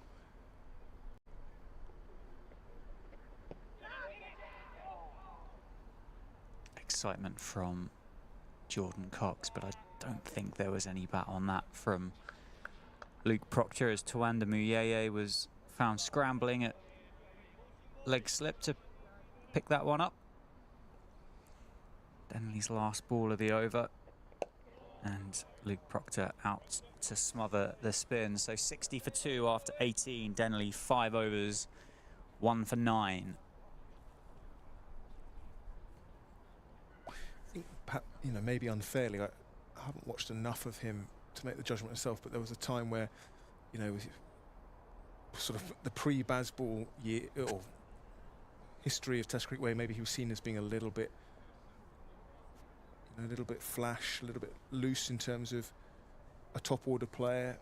But I have to say, there was nothing but brilliant judgment and shot selection in the 300 he made in this game. Yeah, superb innings, wasn't it? Arshdeep from the David Capel end, who's been brilliant for Kent. That's shorter, gets a bit of bounce out of this pitch, and Sam Whiteman guides that to backward point.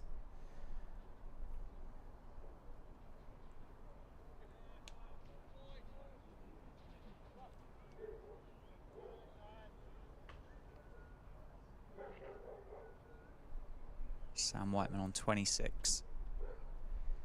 Luke Proctor on 8.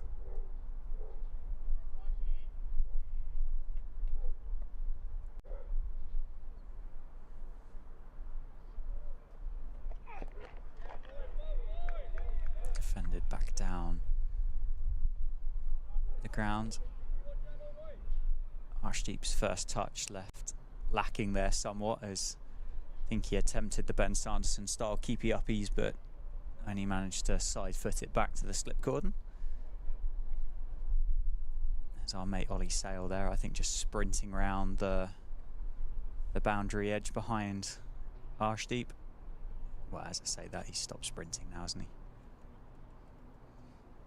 he? Erling Sale.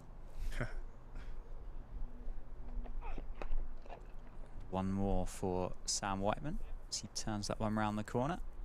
I think spin from both ends could be the certainly for plenty of what's to come, I think. Yeah, and then you can just have short bursts with your overseas internationals. Yeah, not seen Matt Quinn so far in this second innings, but he was wicketless, even though bowling very tidily in the first. But I would have thought Kadri would be the next Kent bowler to have a trundle with this Kookaburra. Just going back to Daniel Bell-Drummond, it's actually one-day cricket is probably where you can probably count himself most unlucky not to have played for England. You know, the times he's turned out for the Lions, he's done brilliantly. 200s, 350s, averaging 48.41 in the A-team. With a overall average in List A cricket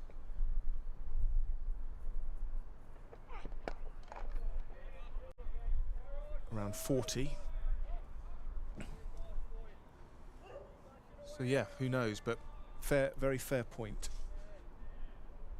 Probably can count himself a little unlucky. It's not as if, I suppose when he started making the bulk of those runs was when Owen Morgan took over and things started to improve for the England white ball side. I don't know if he's ever been in a white ball squad, full white ball squad, not that I can remember. Doesn't ring any bells. But thank you, Sam, for your question. Dot ball off the final delivery from Arshdeep.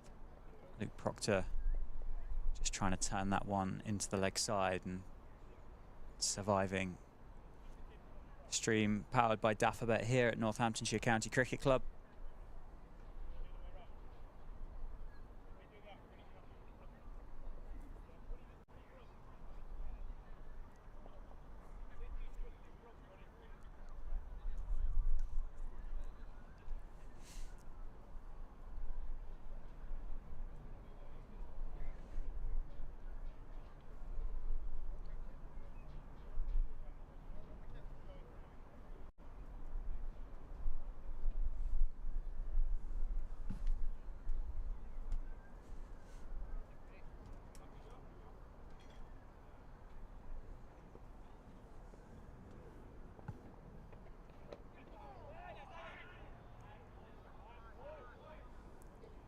Plugged that gap, haven't they, Kent, between Muyeye and Compton? I think that's Hamidullah Kadri, is it? On the 45, which was a little bit of a release shot for Sam Whiteman anyway, just turning the ball between the two short fielders there. Sure, he's going to have a big part to play. At the moment, they've got leg spin to contest with.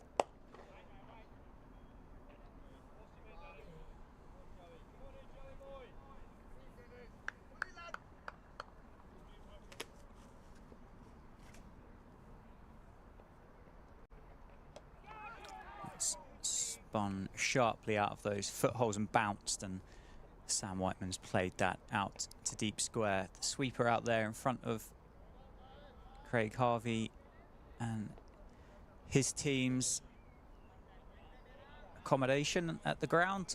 He picks up a single. So that's Luke Proctor on strike. Very floated that time from Joe Denley and well fielded by the big Wes Agar.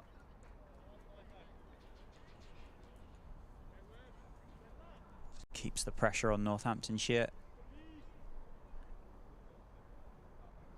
Denley, who you would consider to be part-time, has bowled very, very well this afternoon, hasn't he? Chance, or close to a chance there off the bat of Sam Whiteman. Keeping those two close fielders on the leg side interested this afternoon. Yeah, Sam Whiteman's tactic there is to get outside off stump, try and play it around the corner, but he's got to be careful one doesn't just spit and take an edge with those men waiting for him round the corner. Well, it was a shot before to actually kind of take a bit of pressure off, because there wasn't that fielder at 45. Whereas that gap's been plugged now, and yeah, if the space between Muyeye and Compton is found, all it's going to do is trickle out to Hamidullah Kadri anyway for a dot ball. So possibly isn't the shot of choice.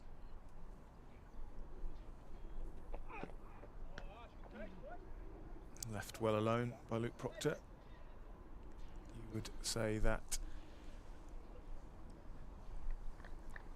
anything outside the off stump Northamptonshire should be very happy just to leave well alone, eliminate all risk.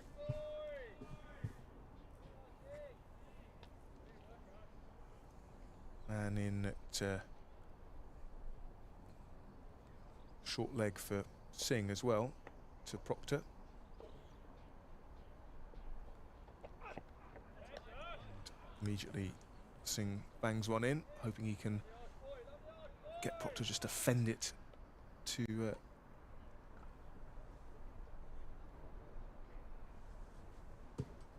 Twandamiyeye, who is under the helmet there.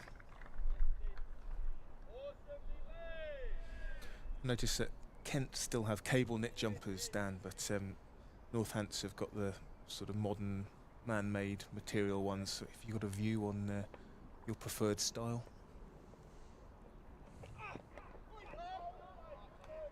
I think as a cricketer that washes my own whites, I think I'd have to sway more towards the Northamptonshire side. That's a fair point. Because I think the maintenance of those probably slightly easier than the cable knits. I suspect the cable knits I'd end up putting it through the washing machine, and maybe it would have fitted me when I was 10 or something by the time I'd finished with it. Yeah, we've all done that. Which, on some of these chillier days that we get in the UK, I don't think would be the best investment for me. So, but in terms of pure style, and whether style was the right word to use when you're talking about cricket whites. Oh, Jaffa from Singh just zips past Proctor's outside edge. And the cable, and it's definitely the one to go for. I reckon you could rock an unbranded cable net in your day-to-day life. I think. I think it'd be strong, wouldn't it, to walk around with the 3 lines of an England kind of cable net on your chest, or the badge of Kent or something like that. But I think just the plain orthodox cable net, I think you could just rock it. I loved the ones Ireland had in the Test match with the green piping, as it were. They were class.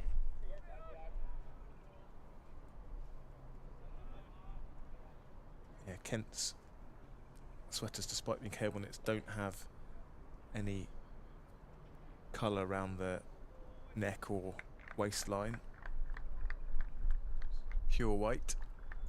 So you'd go cable net with a bit of trim, would you? As long as the trim's the right, as long as it went with my eyes. Well, you can pick whatever cable net you want to go for. I did like those Ireland ones.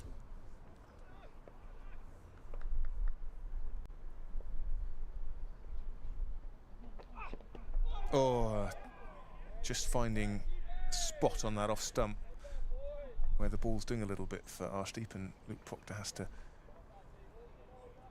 whip his hand off the bat after being jammed on the thumb. So something on a length that's offering a bit of encouragement for Arshdeep Singh, a maiden over for him. He's got 1 for 20 from his 8 overs, 2 maidens now. Got Freddie Heldrick joining us in a little bit, Sam, as well. Going to be well timed whilst Joe Denley's bowling his leg spin. Absolutely, no, that'd be great. Obviously a successful campaign for Freddie himself as well in the T20 Blast. Yeah, it'd be good to catch up with him on that.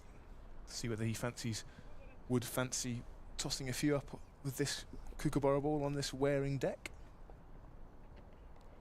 Denley gets Whiteman, who looks to sweep him or paddle him round the corner, but he gets a top edge and a simple catch for Hamadullah Kadri, and Sam Whiteman has to depart. Got down on one knee, trying to bully it through the onside. Did turn out of those footholds again and got a little bigger on Whiteman than he'd hoped, and you'd have to say Sam Whiteman will probably be thinking, did he need to play that shot?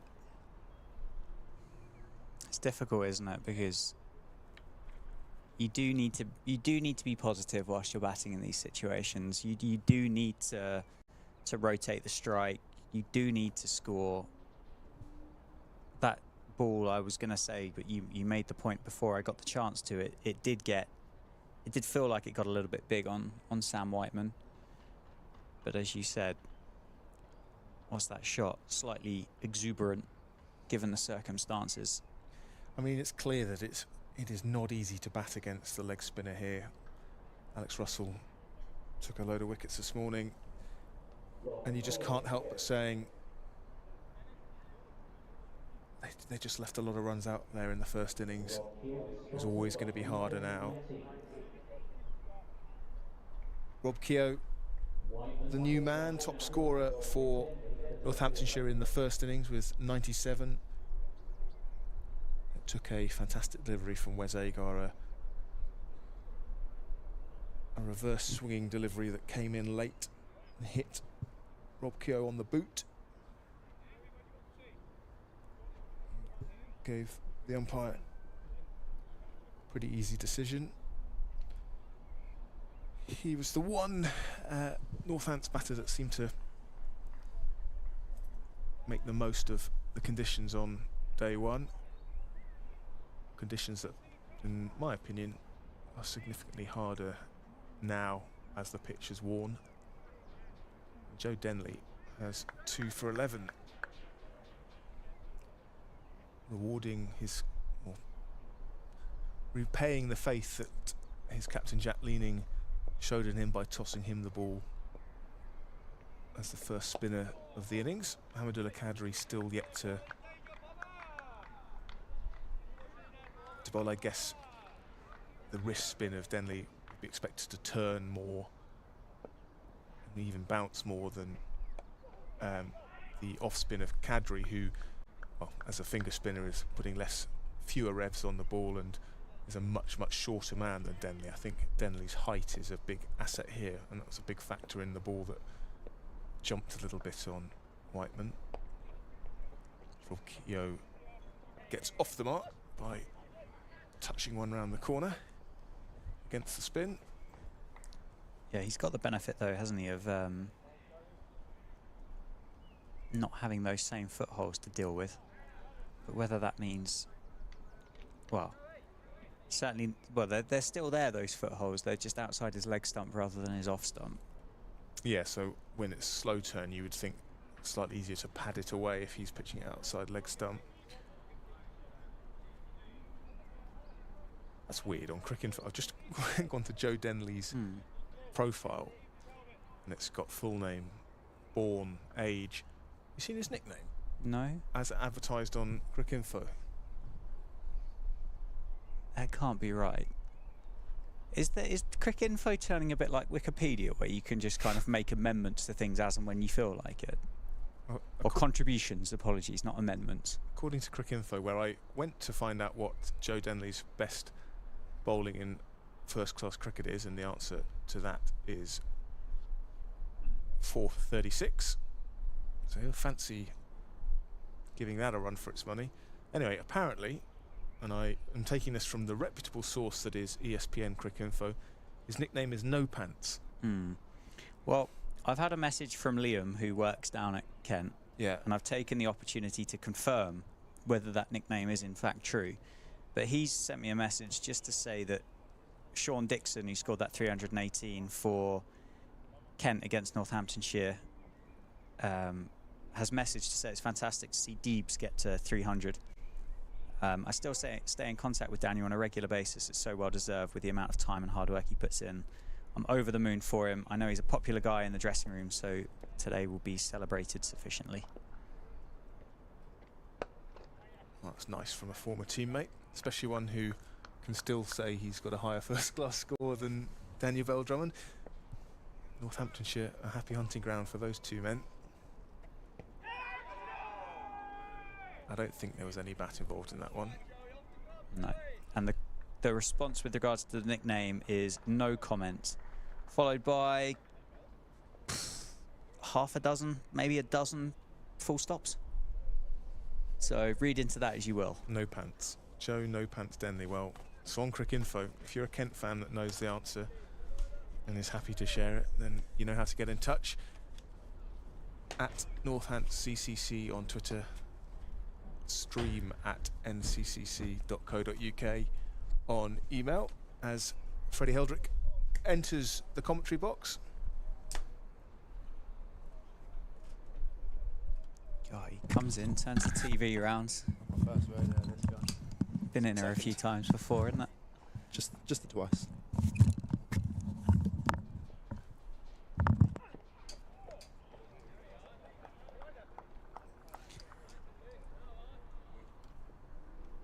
Well, that person with the big head would be Ollie Sale. Sounds about right. So, probably wise to say it whilst he's kind of not bowling 88-mile-an-hour rockets, I guess. That is true. I've timed it well. Welcome back. Thanks for having me. You well? I'm well. I'm well. Washed your kit lately? Yeah, I actually did wash it. Yeah. And then I got pongoed at Leicester, so I've only got you to blame for that, actually, thanks.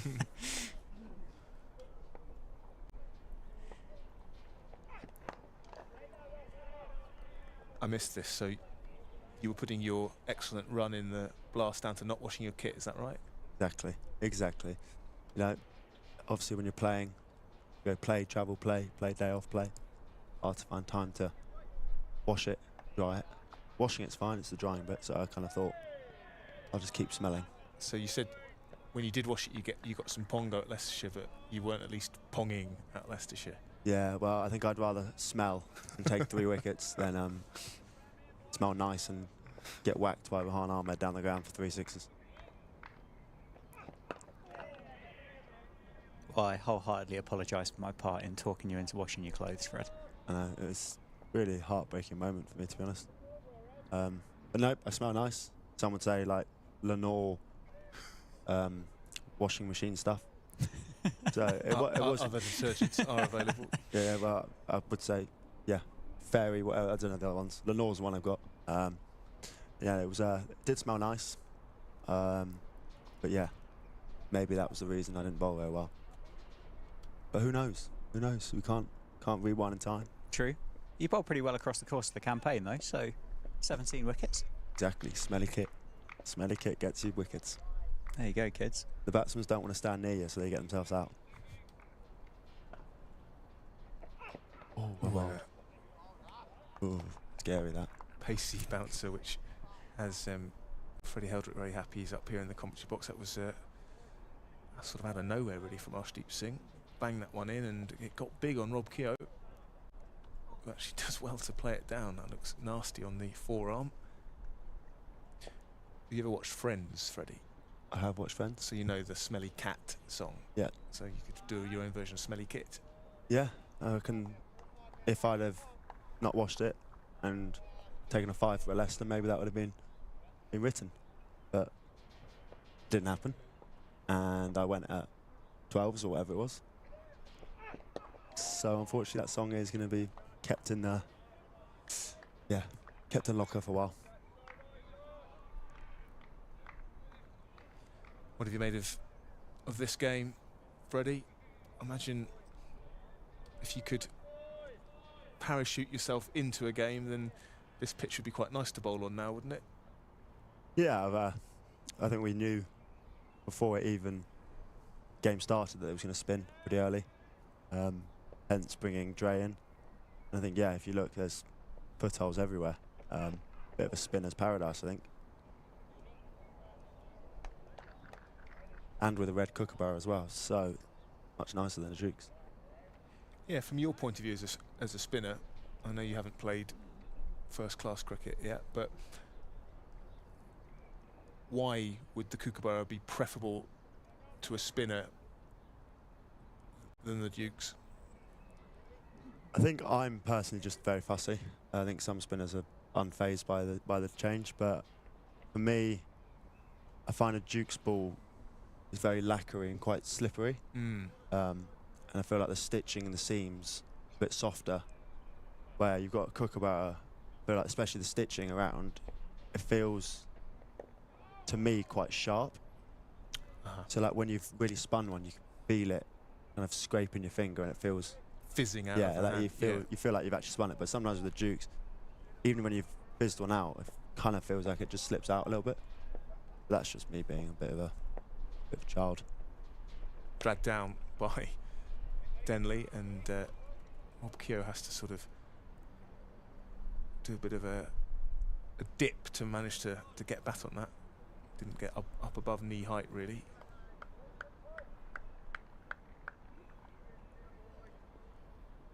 How well do you think Dre Russ bowled in that first Kent innings, picking up, well, his first class wicket, and then his first class, there's a lot of firsts there, isn't there?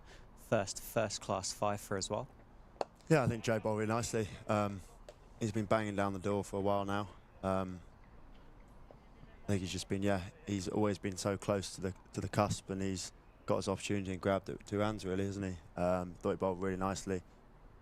It's good for him to get, what was it, 30 odd, 35, 36 overs under his belt. I think he's walked away with 6 first, so there's no faults. Full toss this time from Joe Denley, as he just struggles slightly with his length. Just for viewers that perhaps don't get the reference, as George, our producers, pointed out, Alex Russell, of course, nicknamed Dre Russ because of Andre Russell, not because he's a big 90s hip-hop fan. Oh, he might be, I don't know. Not that I've noticed. I think he was really well bowled. You could see that he was really working that rough area around the batsmen, and obviously when you've got people like Tawanda and Drummond batting like they did, then it's a bit tough, and he could have lost his head a little bit. But I think he just knew that as soon as a wicket comes, then wickets will tumble. Drummond batted unbelievably to finish 300, not out. But as soon as that Tawanda wicket was taken, you could see that Dre was licking his lips a little bit, because he knew that it's hard to start on there against good spin bowling. Have you spoken to him during the game? Briefly, I saw him at lunch. He was happy with his work as well?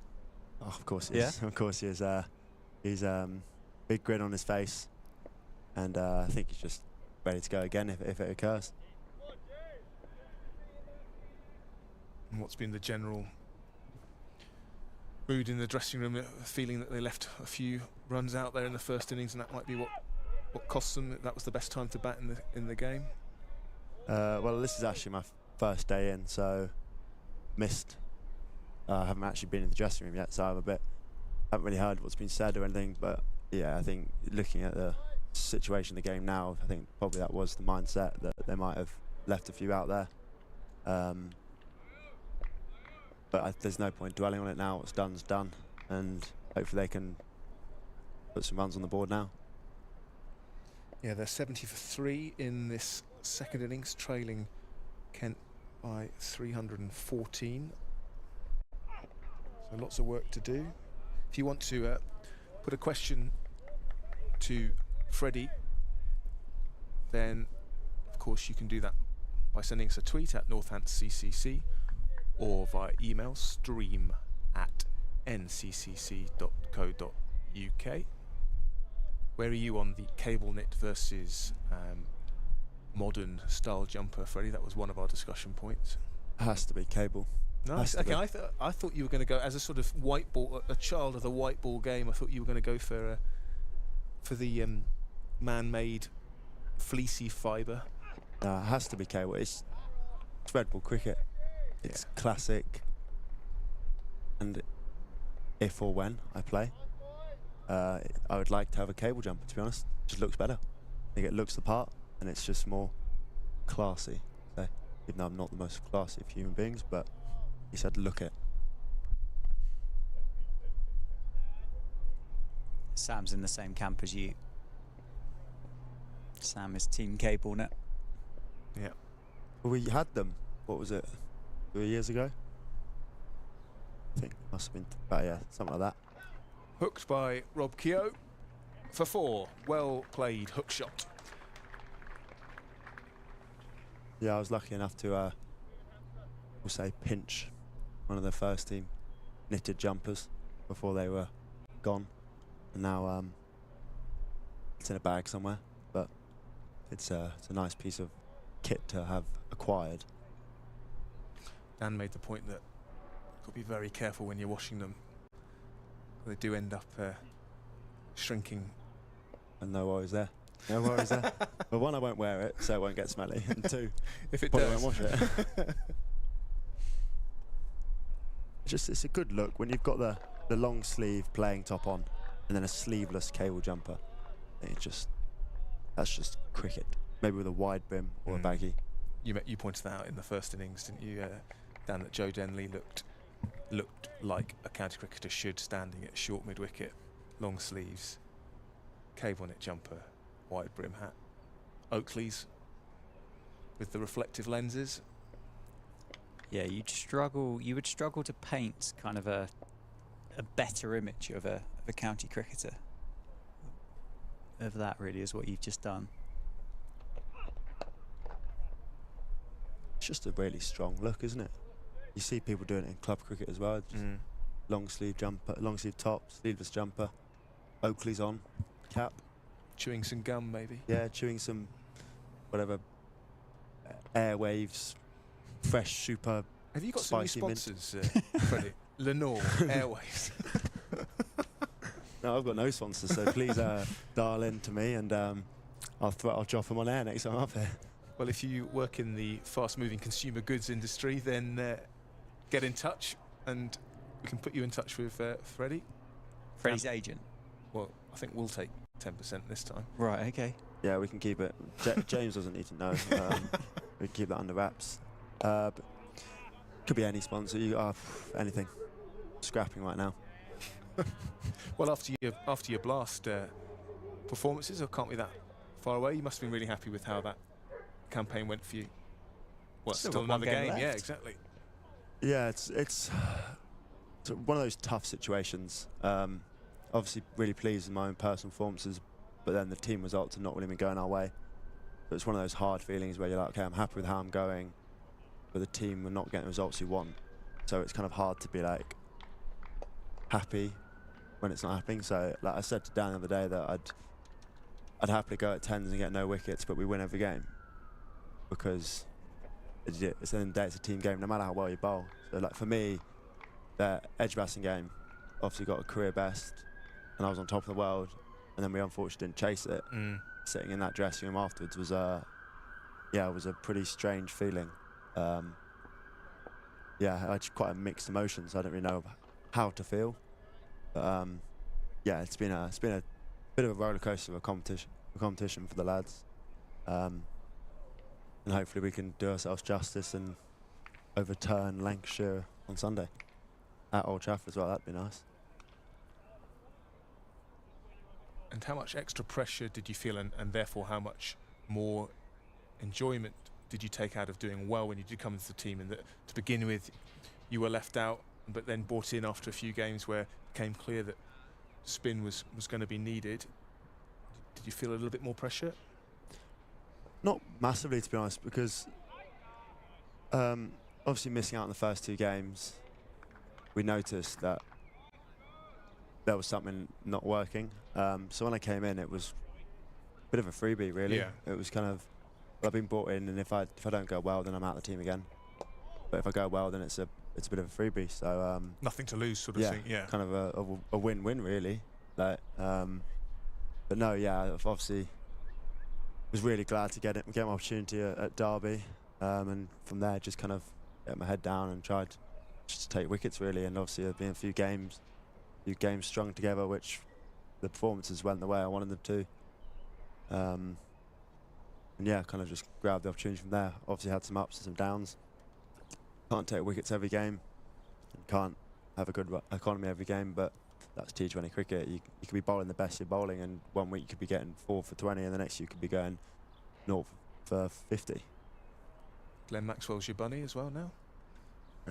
I'm just racking my brain if I'm going to have to play him anytime soon, so I'm not going to say anything yet. But no, it's a great one to add to the collection of cricketers. One I definitely won't forget. Got him twice. Yeah, I caught long ones. I know it's a wicket, but a bit more happy with the chip to cover, because that's a bit more of a. I'd say I won that one a little bit more. When you caught long on, you're not really sure you've won it, because he's just trying to smack you for 6. He did hit me for a massive 6 at Edgbaston as well. That was a good 90-metre upper decker, and the guy in the stands just dart through it off the top stand. It just landed the top of my run up, and I was like, oh god, that's a big hit then. But luckily, yeah, got him out next ball. So who's laughing now? Well, I'm sure the big show's tuning in. I hope not. Sorry, sir. So would you say that were those or was that the wicket that in your short career to date you're kind of proudest of, or in terms of big names? Yeah, in terms of big names, there was a couple when we played India in that showcase game here. Ishan Kishan and Dinesh Karthik were two that come to mind, especially the fact that Ishan Kishan hit a one-day double 100 about 2 weeks later. Yeah. So I thought, okay, that's a pretty good one to have in the pocket. But no, I think for me, wickets are wickets really, no matter who the batsman is. At the end of the day, if you're battling the tail enders for four wickets in the tail enders, or you're getting 4 up top, still walking away with 4 wickets, aren't you?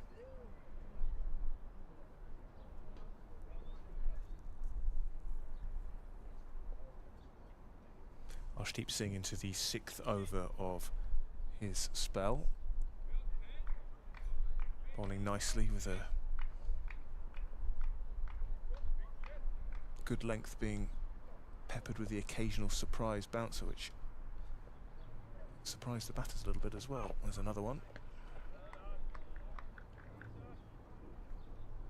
And he, as you would expect, still has a pretty attacking field. 3 slips, backward point,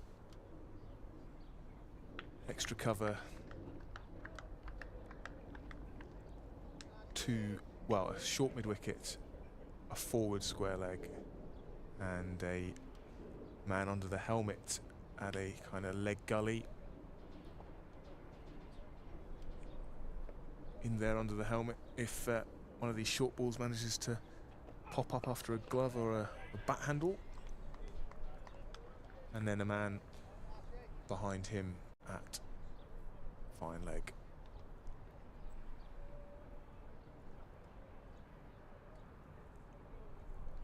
I don't know about you, Sam, but I've enjoyed watching him bowl. I didn't really know what to expect, having only seen him previously in the IPL for Kings 11, but I've enjoyed watching him in the first and second innings for Kent, the red ball. It's been nice. He's been impressive.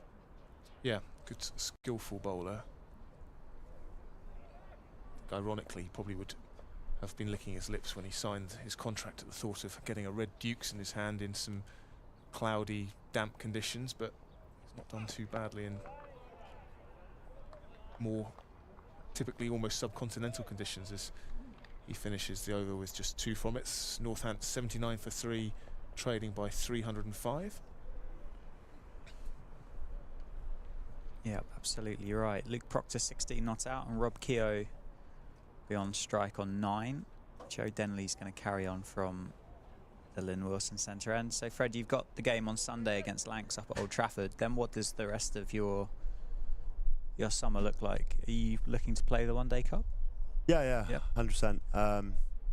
Got this July phase where I'm probably looking to try home in on some red ball skills.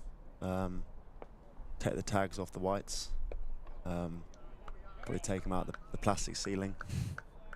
But yeah, so I think I'll look to play some second team stuff and see where I'm at with the red ball cricket, and probably to getting ready in time for some 50 over cricket if required.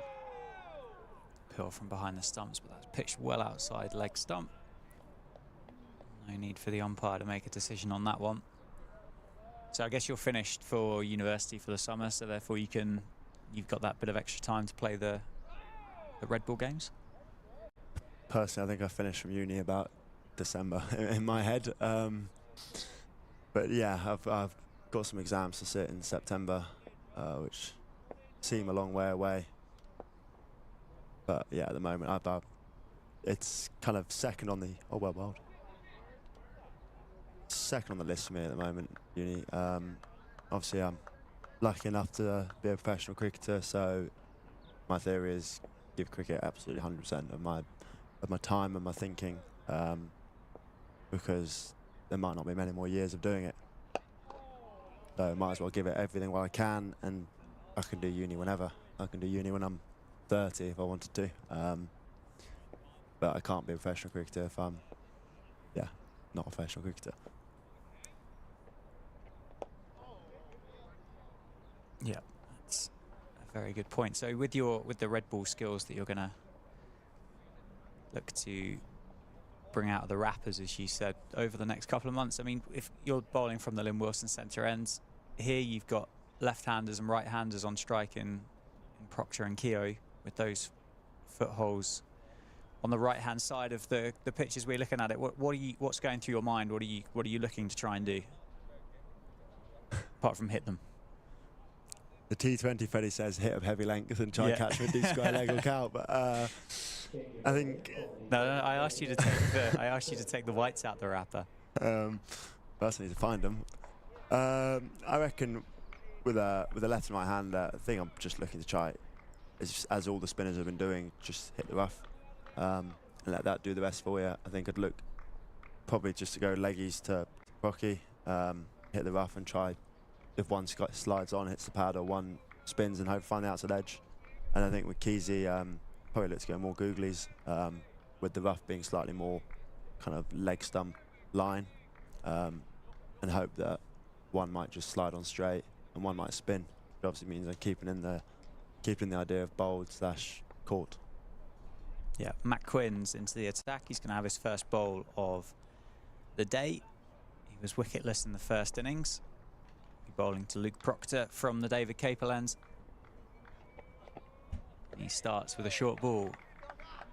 Seems to be a real kind of short ball ploy and tactic from Kent at the moment, from the David Capel end. Whether they're just trying to scuff this Kookaburra up, gets through to that 50 over mark where we saw the ball starting to reverse for Wes Agar in the first innings.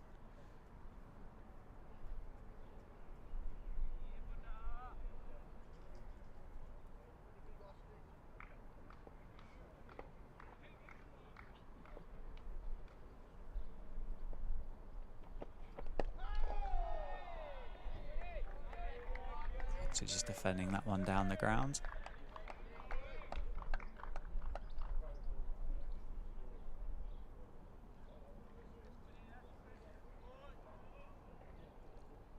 So what are those second 11 games that you've got your eye on?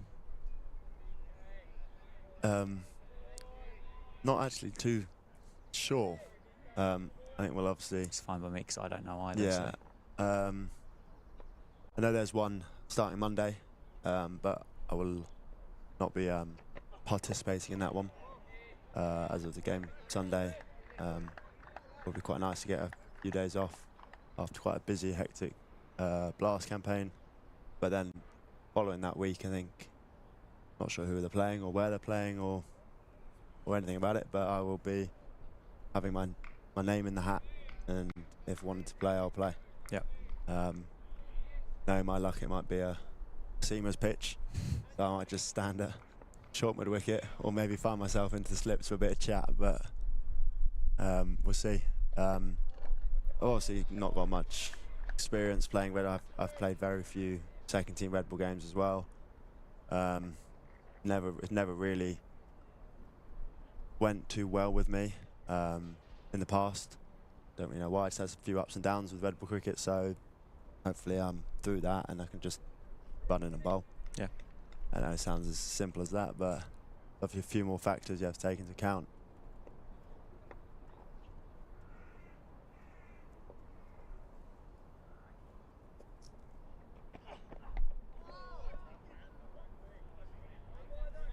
Top ball for Matt Quinn there. That was more bat than body involved for Luke Proctor. Yeah, well, I mean, you said earlier, didn't you, about when I asked you that question, you said white ball Freddie tells me to bang it in on a hard length and try and get the guy caught at deep square or deep point or wherever that might be. But I suppose there is like a different skill set and a different art into bowling the red ball side of cricket, because you can't just bowl that length, can you? Yeah, I think red ball's it's massive massive difference.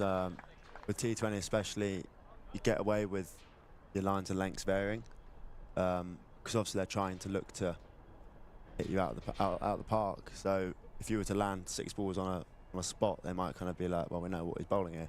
But in red ball, and same with 50 over, it's much more a consistency-based bowling style. I think you're trying to look to an element of trying to ball the batsman out, and also obviously try to get him out. But I think for me, I've always struggled landing the ball on the same spot and over again.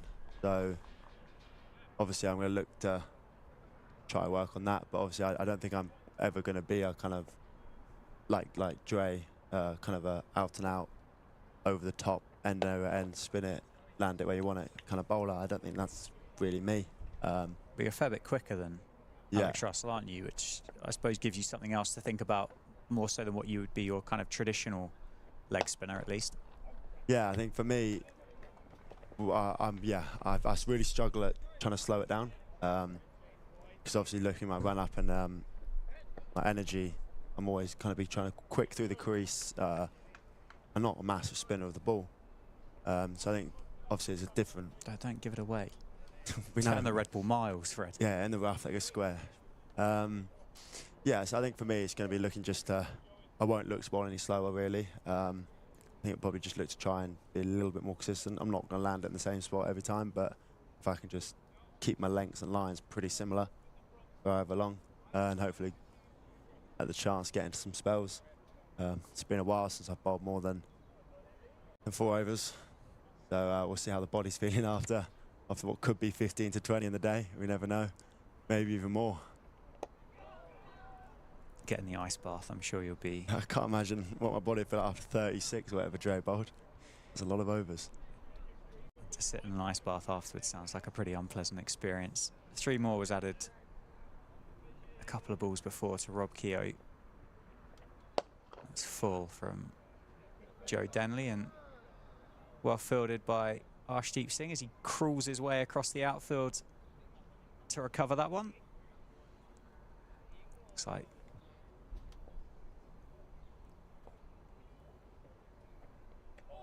and left well alone outside the off stump by Luke Proctor. Certainly given it plenty of chance, Joe Denley. Plenty of flight.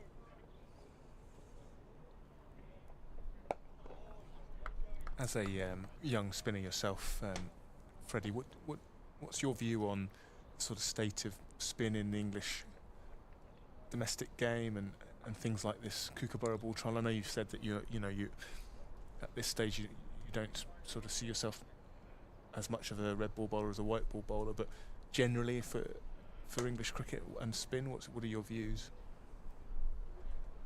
I think obviously everyone thinks England cricket, swinging ball, nipping ball, but as you can see this time of year especially, even with a Duke's ball, the pitches are really, it's been a hot few weeks, so the pitches are really kind of flattened out, and you've got to have a spinner in your team kind of thing, even if it's a part-time spinner, just because the workloads on seamers are going to cause injuries. So obviously England have gone with the full seamers, but they've still got route to bowl some spin, to take the time, let the seamers rest really. And I think obviously spin gets overlooked a little bit in England, but then you also look at Simon Harmer, who takes fifers for fun all year round, no matter the conditions, no matter the pitches really. So it just shows that, yeah, obviously England's greatest bowlers ever are swing bowlers, but Simon Harmer's, I think he's won PCA MVP Player of the Year for the last 4 years or whatever, is taking a ridiculous amount of wickets. And I guess he's become that bowler because he's had the chance to play as much cricket as he did growing up in South Africa, and then of course at Chelmsford. But I guess that's the big thing, is giving spinners the opportunity to play cricket, as much cricket as they can, which has not really been the case. As you said, the more 4-day cricket that's played in the middle of the summer, which obviously they're trying to do, aren't they, with the way they've rejigged things around, that's going to give young spinners more experience. And I think the way red ball cricket in England might be going due to Basball, it might not happen, but it might happen, we don't know. But with that kind of theory around it, I think it might bring spinners into play a little bit more. As you can see, Nathan Lyon was so dangerous in that recent Ashes test because it's quite hard to hit a spinning ball out the ground when it's spinning a lot. So I think, depending on where County Championship cricket goes, I feel like there could be especially a specific time of year each season where spinners come into play. I think I'd look at Warwickshire's team, and they've got Jake Lintop playing and Don Best playing. They're playing 2 out-and-out spinners to show that the pitch they're playing on is pretty spin-suited. And there's certainly been plenty of wickets to spinners in this round. Obviously here with Alex Russell, Liam Dawson's taken 6, Simon Harmer has taken 5, hasn't he? Is that right? Probably taken 5, yeah. I can't remember now. Seems to take 5 for every game.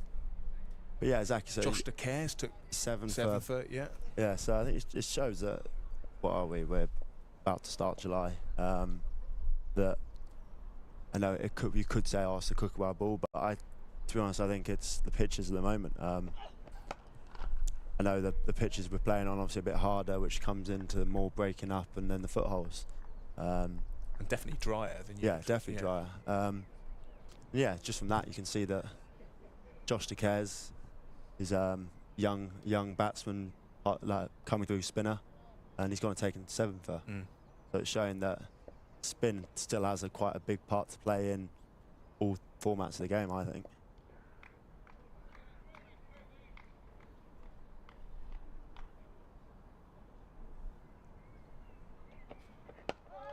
You also look at that Hampshire side. I think Dawson's been doing it all season. I know he took a load when Northants played them down at the G as well, and he's now taking more now. So I think it shows that not really, if you're a good enough bowler, it doesn't matter about the conditions, does it? I think Simon Harmer obviously would love a dust pit that spins square, but I think he can also take wickets on a slightly greener one. Yeah, a couple of maidens for Matt Quinn to start his work today. And Joe Denley will carry on. He's got 11 overs, 1 maiden, 2 for 22. Looks like we're going to have a couple of fielders still under the lid. Wes Agars at a catching mid-wicket.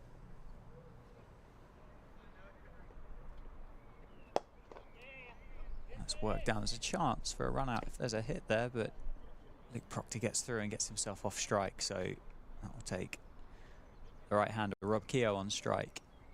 It's a bit of a change in the fielders. We now get 3 under the lid. Rob Keogh's got a short leg, a leg slip, and a silly point.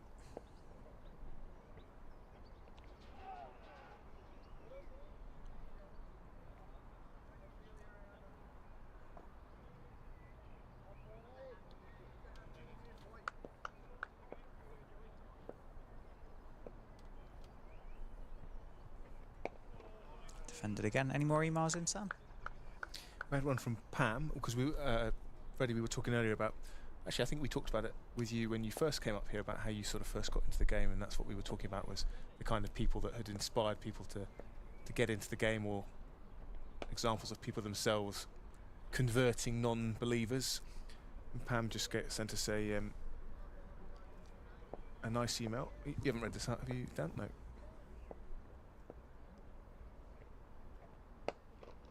Flicked into the leg side, into the gap. That's going to be 4. That's not going to be pulled back in, so Rob Keogh picks up a boundary. He moves to 16. The score to 87 for 3.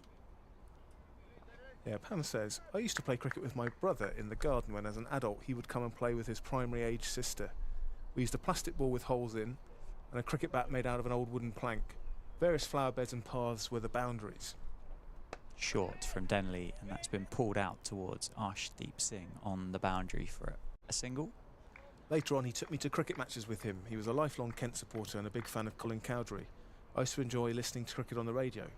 I've seen much less of my brother in recent years, but a good friend of mine from university who now lives in Northampton is a cricket fan, and he mentioned he'd been listening to the commentary of this current match. From there I found the stream on YouTube and have been watching it on my smart TV. So there you are. It's mainly my brother and my friend in Northampton who have fostered my enjoyment of cricket. From Pam in Folkestone in Kent. It's great to hear your story, Pam, and also to, well, thanks to your friend in Northampton who also converted you to the live stream. There'll be a few cricketers out there at the moment as well this season that will be convinced that they're using an old wooden plank as well as a bat as well. Because it's not the batter's fault. It's definitely the equipment as to why they're only averaging 7 or 8 in Division 8 of whatever cricket league they're playing in. Defended that time by Rob Keogh.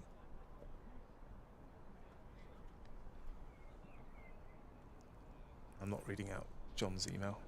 Are you not, Sam? You can do that. That surprises me that you wouldn't have gone for that one. Poor old John. Emailed in, posing a very good question in there, and well, as long as you edit, you've turned it down. As long as you cut out his references to me, I've had enough of that comparison. Absolutely not. As a Kent fan, just to say how much I've enjoyed your coverage. TMS could learn a lot from you guys. The interview with Ollie Sale yesterday was fascinating insight into the blight of stress fractures affecting fast bowlers. I've also enjoyed the insight into Northamptonshire's very own James Corden, having heard of his propensity to jump up and down in the commentary box and his love of getting down on one knee for a slog sweep. Short from Quinn, and attempted pull shot by Keogh. My question to you is, what methods would you employ to maintain energy levels whilst spending a prolonged period of time in the field? Best wishes, John. I mean, my first question, and I mean, you can weigh in on the James Corden thing if you want, but I've kind of exploited that joke for as much as I possibly can. Is the slog sweep, is that your shot of choice back in your playing days? I don't know where he's got that from. Have we talked about slog sweeps? Not really. Don't think so. No, I was very much a classicist. Down the ground. In the V. Yeah.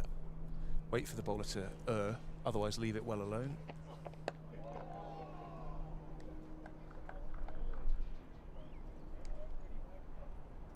I don't know, I thought Sam Keir on the slog sweep to Freddie Heldrick could have been your release shot. I think it might have been my release shot, but it also might have been the shot that sent me straight back to the pavilion. Just toss one up, I reckon, Freddie, if that miracle ever happens that you're facing me. Yeah, I don't know how to go about it. Sounds like too much of a challenge. You sound like you're playing in the V nicely. I think I'm struggling here. Yeah, I might just milk you for ones and twos exactly. down the ground. Yeah. Just use the pace, drop it, do third man. That's what. See you off 24 off your 4 overs. Yeah, exactly. How many?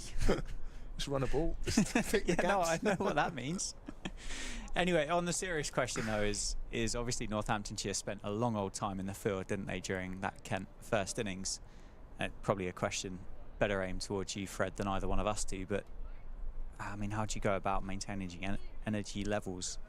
And I appreciate what you've said about having bowled 4 overs of max of late, but I don't know, what would have been the kind of the mindset or the insight from the squad in those periods of time? Yeah, it's quite easy to keep your energy up for an hour and a half when the crowd are drunk and blaring at you. Yeah, get a few gels and some exactly, quite easy for 20 fizzy overs. drinks. I think, in my experience, yeah, it does go. Time does seem to slow down when you're in the field, but I think it's also you've got to do it. So it's obviously accepting that fact. But obviously there's obviously supplements that we are allowed to use, energy gels, caffeine gum, caffeine shots, stuff like that. Just keep some of the players up and about. I think it can be really good fun. I'm always hearing about how the slips is always good fun because it's just the lads talking absolute nonsense. But I think you've just got to. it's cricket. You've got a field. Oh, it's a chance. I think that's gone down by Ben Compton at short leg. Rob Keogh's just turned that one round the corner. And the Kent opener can't hold on to that one. Sharp chance. Man who made 97 in the first innings has just been put down on 18.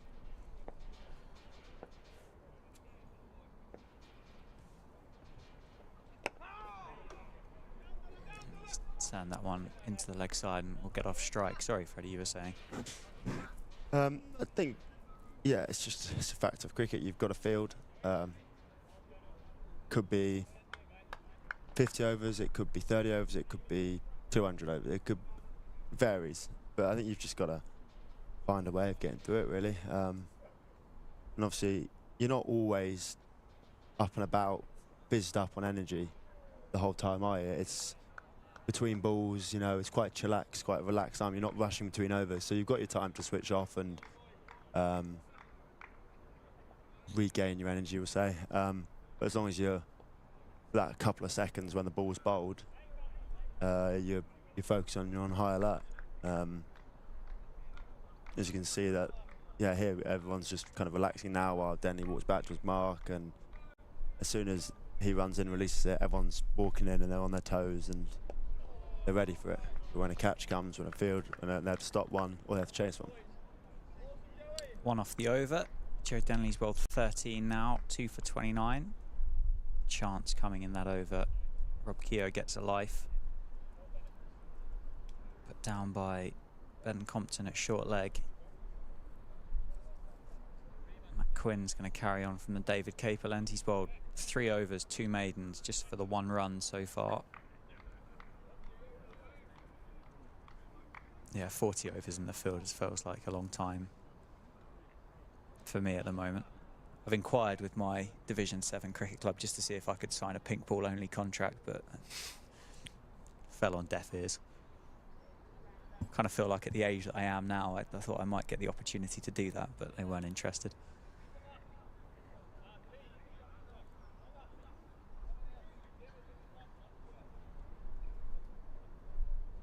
Just the 1 slip then for Matt Quinn.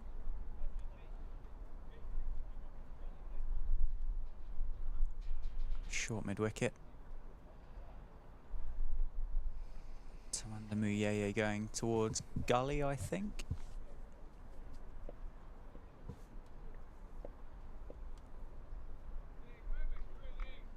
Mid on and mid off, just off the edge of the square as well, so fairly tight field.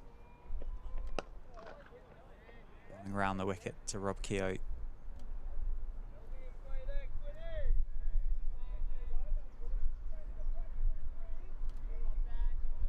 Wes Agar furiously working on that kookaburra, isn't he, Sam? It's 16 overs away from that magic number that Kent got to in that first innings when the ball started to reverse for the big Australian. You surprised we haven't seen any of Hamidullah Qadri yet this innings?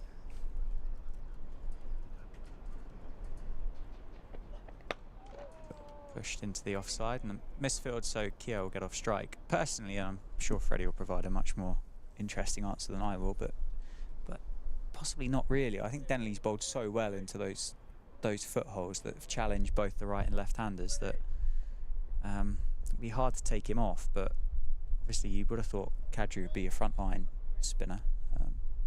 Maybe would have been given first shot at it. I just thought they might have, regardless of whether he bowled before or after Denley, by now they might have had a look at him, see what he can get out of this pitch. Denley still creating chances. That was, you know, it went quickly to him at short leg Ben Compton, but it went straight to him, and I guess they either stick or they don't, but it definitely much more than a half chance. Yeah. I suppose Denley's got the benefit of being able to turn the ball both ways, with the addition of the one that goes straight on, where Qadri's going to have the... Well, I don't know whether he's got a doozer or not, but... Have you seen... I haven't spotted a googly from Denley yet. knocked off the hip, and it's just going to be a dot ball.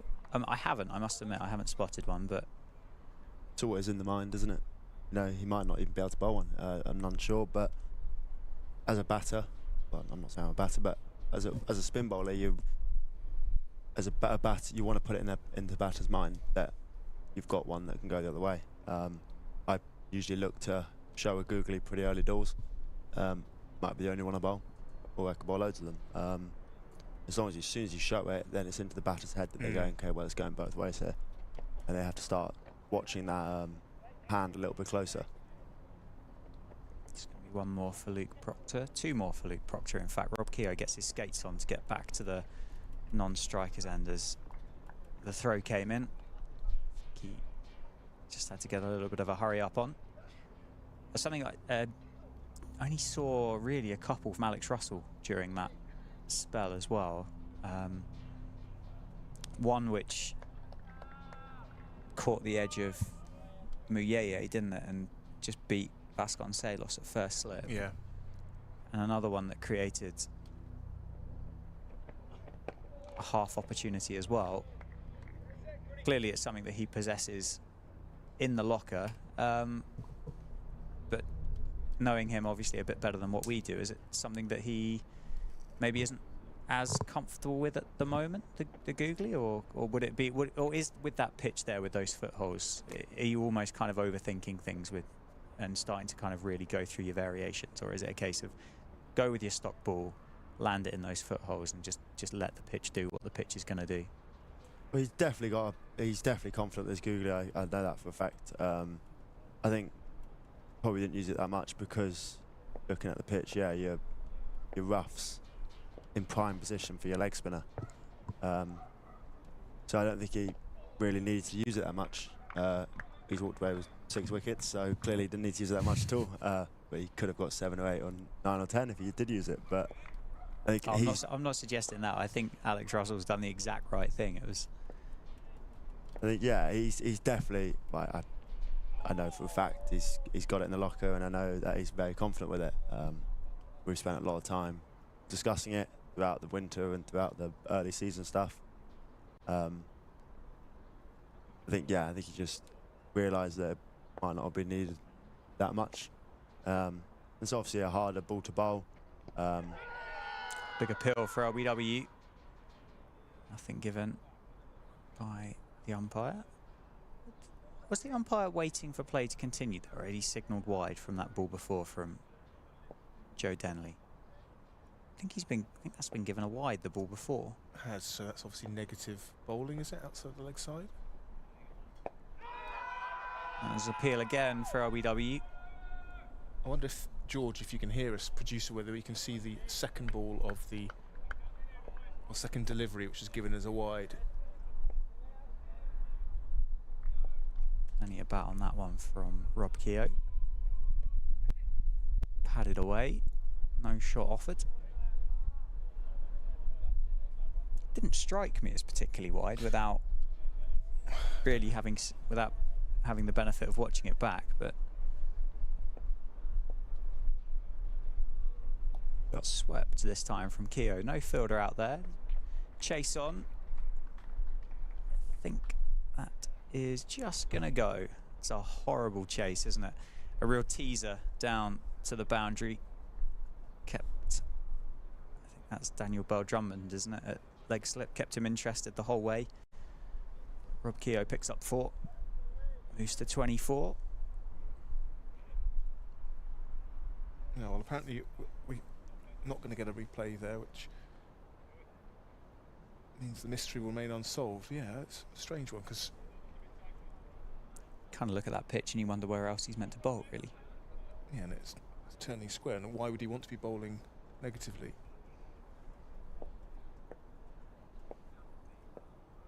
Who knows? And a dot ball to finish Joe Denley's 14th over. 2 for 34 off his 14, and Northamptonshire find themselves 98 for 3. Just a quick follow-up from Pam, who sent that lovely message about her older brother and her friend who have turned her on to both cricket in general and the live stream. She just finishes that she feels that she should give them a shout out by name, and they are Ian, a Kent supporter now living in Croydon, that's the brother, and Paul, who lives in Northamptonshire and supports Northamptonshire. That's the friend who got Pam back into cricket via the live stream. And we were talking about whether we would, why and when we might see Hamidullah Qadri. And the answer to the second question is now, because he is on replacing Matt Quinn at the David Capel end, the off spinner, who took a couple of wickets in the first innings.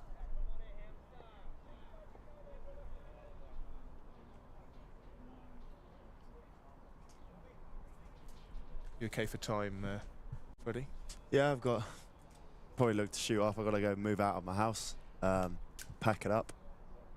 But no, apart from that, I've got nothing really else. Well, we're very grateful for you being up here, but just let us know when you got to return to domestic duties. Dreading it, to be honest, yeah. Well, you have to pack everything up. What? Where are you moving? So I live in a uni accommodation, uni house in Loughborough with four other lads, and unfortunately we have to be out of the house by Friday. So I'm then homeless for a week before I can move into the next house. So I'm kind of right, okay. So what are you doing for the week where you've got nowhere to live? I haven't quite crossed that bridge yet. Okay, well, so anyone who wants to sponsor Freddie, anyone who wants to put Freddie up for a week, get in touch. I will give you wrist spin tips. And also the fact is I've got Saturday then Sunday game. Yeah. I'm thinking, I haven't quite got my head around it yet, but we'll cross that bridge when we get there. I think time dependent, schedule dependent for me. Could be looking to go home for the first time in a while, for more than a day, which I haven't done that for a long time. Go see the family. Oh, nice. So back down to Suffolk. Well, Keogh hides his bat behind his pad, which is why the appeal is so vociferous, because they don't feel like a shot was offered, but would be a brave umpire to give that out, given that Qadri hasn't really been turning it a huge amount in these first 3 deliveries. Not a terrible shout, is it, Freddie? No. Umpires are pretty reluctant to give those, aren't they? Yeah, I think obviously it does help that if it was just a lunging leave, then maybe. Yeah, he was forward as well, so you've got to do a lot of guesswork as what the ball's going to do. Oh my, that's gone low. And that has shot through, and we saw that towards the end of Kent's first innings, is particularly from the David Capel end. There was a little bit of variable bounce, which might be why Qadri's been saved until now, until the ball's a bit softer. Swept confidently for 4. Matt Quinn fields like a fast bowler of the olden days, and that's the 100 up for Northants. Yeah, that kind of explains, and Freddie, you give us your opinion on this as well, why they've held Qadri back. Better if you've got a bit of variable bounce at one end, wait for the ball to get a bit softer.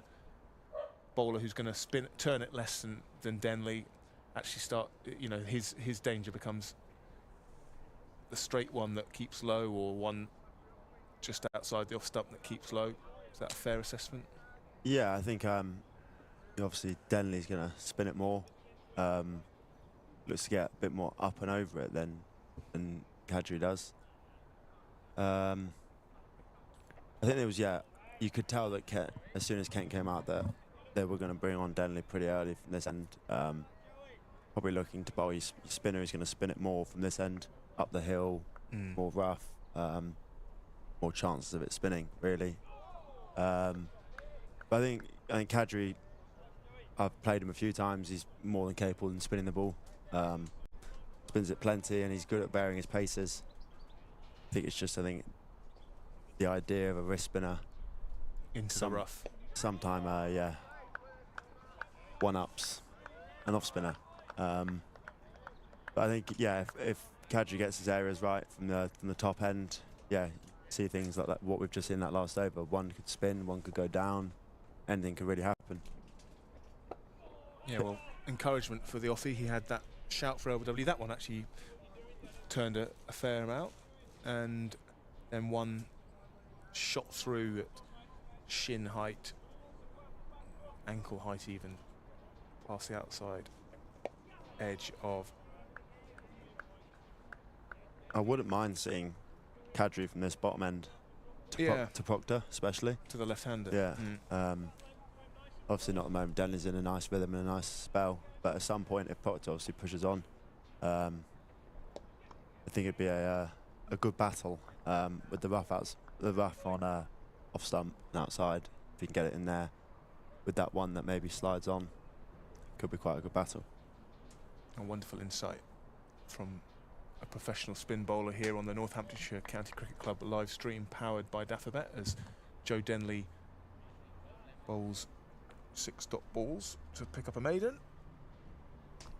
And 103 for 3 is Northamptonshire's total so far in their second innings. They, you would say, are not even yet at base camp of the mountain they've got to climb to get something out of this game. Still 281 behind with 7 wickets remaining. If you'd like to know anything about spin bowling, anyone young or old that wants a few tips, or... Ooh, and I tell you what, Rob Keogh swept and then almost set off before he suddenly realised that the man at leg slip, Tuanda Muyeye, Centurion from Kent's innings, was standing there, had the ball and motioning to throw down his stumps, but he was able to get back. Yeah, if you'd like to ask Freddie any questions about the dark arts of spin, get in touch at NorthantCCC on Twitter, stream at nccc.co.uk on email. And if you've got a few quid flying around and you want to sponsor him, he'll be very happy to chat. And equally, he needs a bed for 7 days, so... Well swept by Rob Keogh. He looks a little stiff as he sets off for a single. He did have those back issues towards the end of the blast periods. World's stiffest man, Rob Keogh. Okay, well, that's more insight. It just seems to always be stiff. If he's playing or not playing, he always, whenever he runs. So we played a last game here. Couldn't remember who it was against. And he was running drinks, and even when he was just running the drinks out, he looked like he'd the stiffest man ever. Well, it was a good bit of fielding by you, wasn't it? That I wrongly called. I think I got you and Rob Keogh mistaken as he went flying through the air at kind of backward point to save 4, and I called him Freddie Hardrick. So Thanks. you're welcome. Glad. Hoping someone in the big wide world has heard that. I don't think you'll be catching me at backward point anytime. Actually, that's a lie. I did do backward point the other day. See, that's because of that Your hype man. that was because of me. Yeah, you've got me in there. Hype man, yeah. I wish you didn't say it. Backward point's a bit of a scary position. I'll get you in the slip cord, and don't worry. Yeah, I think that's me. I think I've got the chat for a bit of slip cord and stuff. Might not catch them, but hopefully I can provide a little bit of chat for a while. Freddie takes speckies at third slip and chats the batters out. Imagine. That's prime. I actually did my last second team Red Bull game I played last year. Brighton, Sussex away in Brighton. It was my birthday, my 21st, and Graham White, being the nice coach he is, let me have the single room. Oh. It was nice, and he also let me go in the slips. What a birthday that was. Well, we watched rain for 2 days, but when we were out there, I had an absolute blast of time in the slips. Not a single edge came to me. That doesn't matter. I had one that didn't carry it, and I stopped the boundary. Apart from that, what a time. In the first class lounge.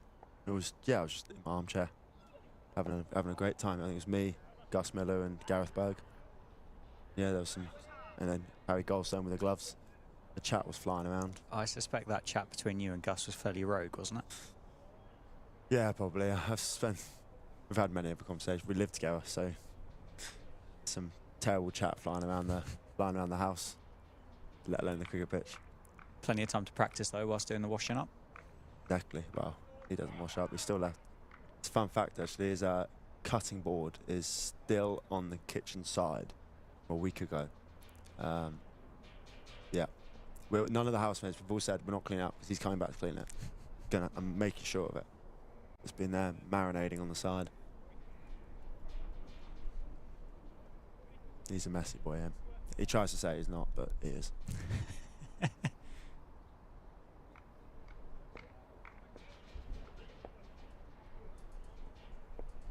Joe Denley aborts his run-up. The mind games. Yeah, it's like And drop the ball, yeah. Double mind games. in that blast game where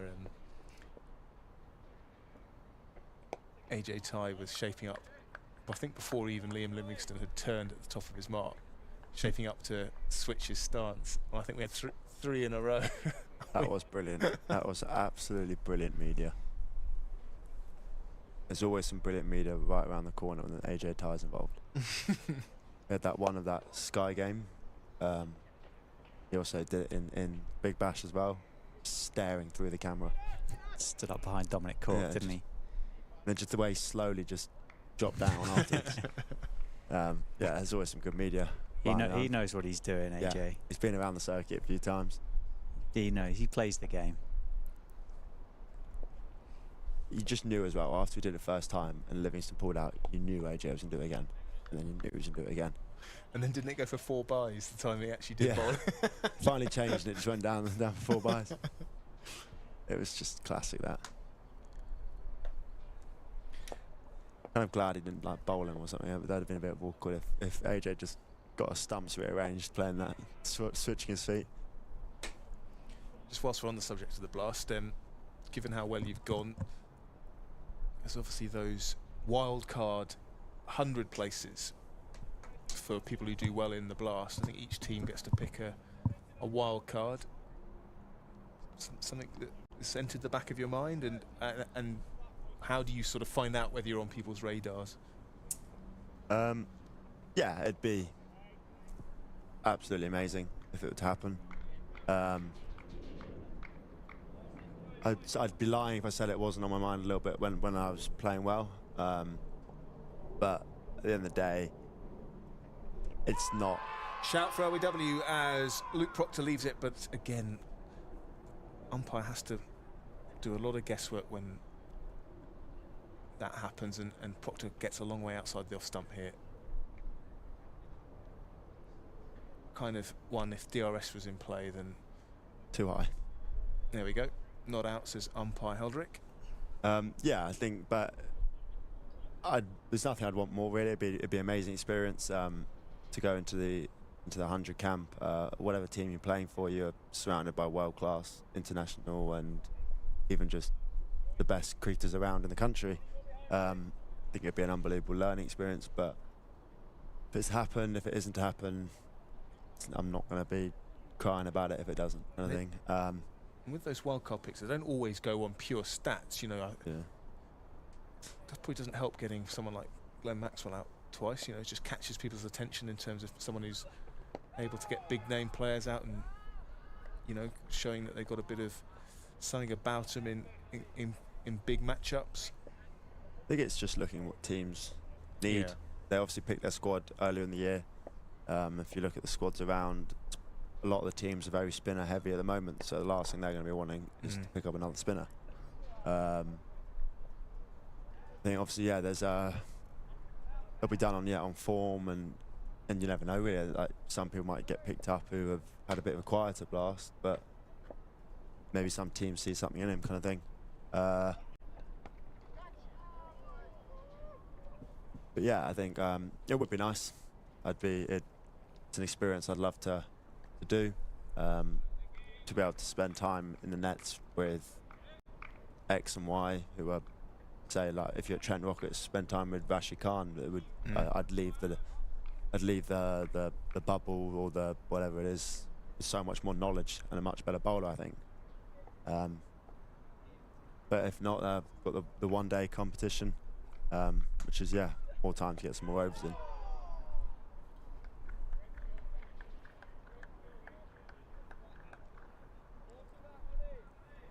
Can you put a good word in, Sam? probably do nothing but harm.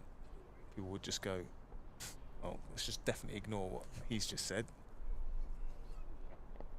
One of those weird ones, I think, the 100, you hear people saying, oh, they've had a little bit of communications from teams, this is what they're looking for and stuff like that.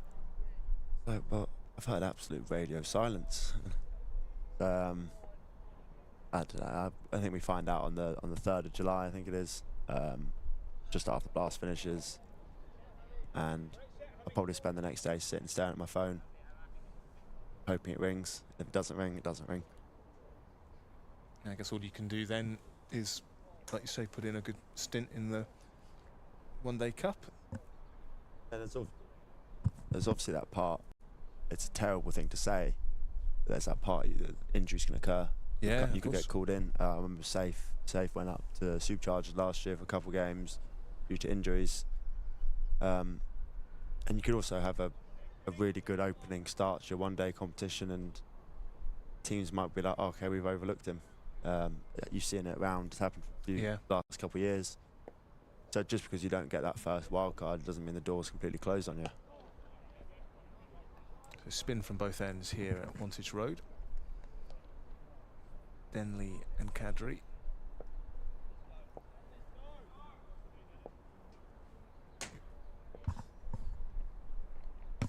Dropped short, Denley, and dispatched by Rob Keogh.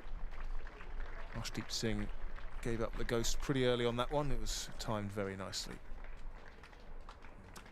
A 50 partnership, much needed for Northants, and a watchful one as well, 121 balls, but they don't need to worry about how quickly they're scoring these runs. They just need to, every ball that goes by is one ball out of the game, and I guess that's the way they've got to approach it.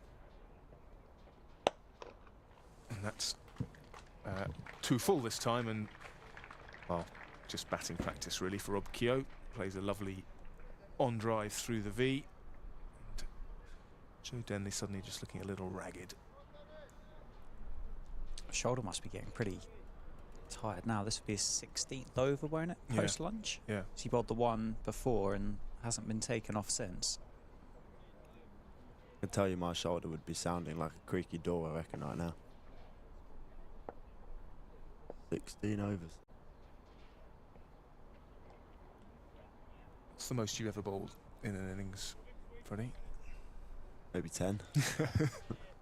Yeah, probably is actually 10. In one set as well. Oh, no, never. God, I can't remember. Surely I played a game where I bowled a few in there. I'd like to say maybe bowled 20 when I was like 15 or something. I don't really know. I don't think I've ever bowled more than 10 straight through. Beats the man. And 4 more. That's 12 off the over. Rob Keogh into the 40s. 46 now. And he's having a pretty good game with the 16 or 16, what about it? Dan and Freddie are just looking through old scorecards of... Then I might hit a 6 there. Right? Did you? Sorry. Might have done. What game is it? Copdog vs Copdog? Definitely 16. There is a 6 in there, yeah. Oh, I think I remember it well, actually. Picked it up over cow corner, Yeah. I reckon. I think I might have played a game when I was on trial for the academy against Warwickshire, where I might have bowled 20 odd overs. So this is the... Well, this and 2 more overs left before tea here on day 3. 34.5 overs left in the day. Oh, this is 2012. 8th of September, 4 days before my birthday. How many wickets did I get? Who would you have been playing for at this point? Easton. My childhood club. Oh, 3 overs. None for 18. God. Well, if I was 2012, then I'd have been 10. Playing with a few Heldricks there as well. Yeah, my brother, my dad. No way, my dad was playing. He bowled 3 overs. 3 for your brother, 3 for 26. Richard, 3 overs, not for 19. Yeah. God, that would have been a slow, crippled 3 overs. That. So you would have opened the bowling with. You would have been bowling leggies when you were 10, or? Yeah, Yeah. I reckon so. What game was it? When it was 3 overs in a 45-over game. What's it doing? To get a bat at least. Caught the caught the opener out. See you later, Neil. Whatever your name was. 2. Who? Caught. Some movement behind the bowler's arm as How many did Richard get? Done. Duck, yeah. So you out bowled and out batted your dad in your on your debut game on play cricket. Sounds about right. the man there. Mean as how you, mean as you meant to go on, whatever the saying is. Continue how you mean to go on, something like that. Do you guys want to find a room somewhere Quite else? doing this. Just trip down memory lane. What's my? Let's look for some. I don't know batting. High score 62, What year was that? 2018. 2017. Who's this? Must be a clubby's game. Oh, Suffolk. Suffolk under 15s. Suffolk under 15s. That was a good inning. 62 or 50, not 105 Strike rates. rate. 2 dingers. 6 fours. Oh, I think I actually remember that quite well. I hit the leggy down the ground for 6. Hello, bowl. 10 overs, 3 for 16. Oh, that is a spell. Misley. 1.6. 4 maidens in there as well. Oh, I haven't had economy like that for probably since then. What a spell. That's a thumping. See you later, Hunts. 113 runs win. 10 overs, 3 for 6. It's not a bad return, that, is it? That's when Freddie was good. Young child. Hang on. There You've we just go. spotted this. Yeah, but I haven't know you? that one. I have 9 for 18. I can tell you who it's against. I can tell you where it was. I can tell you I bowled 2 overs, 5 for none in that game. I remember it like the back of my hand. I took 21 wickets in 3 games on that tour. Never going to forget it. I switched off. Just throw it out there. I'm hoping that Didn't need to bat either. Don't worry about that. I'm hoping that all our viewers aren't switching off as well. They're But probably looking at my play cricket as well. Well, hopefully they're all Freddie Heldrick fans at least. So you opened the bowling. You took the new ball. I did. Swung it Second away. over Swung of it the back day. in. 9 overs, 5 maidens, 9 for 18. 10th wicket was dropped as well. So you would have picked up all 10. Picked up with 10. Guy ran down the wicket, nicked it. Have you spoken to the lad that dropped it since? I was pretty annoyed at the time, but moved on. It was a Yeah. long car journey back, so I had time to sleep it off. Paths have separated. I actually play at the same club. Oh no, who was keeping wicket? Yeah, I play at the same club as him now. We actually been friends since, somehow. The batsman ran down, nicked it, so he dropped it and missed a stumping.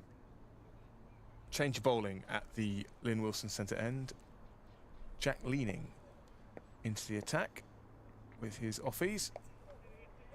As we approach the tea interval, just seeing if he can get anything out of this pitch. Give Joe Denley a break after his 16 overs since the lunch break, on 16 overs on the bounce. He's missed out on not often a bowler will bowl, particularly in championship cricket, every over from an end in a session, and Joe Denley was probably only 1 or 2 away from adding that feather to his cap. A bit of turn there for Jack leaning as well, isn't there?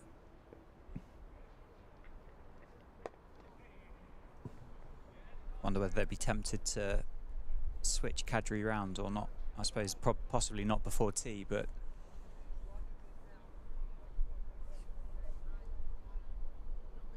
sorry about that, Sam, as well. Got very distracted looking at Freddie's play cricket stats.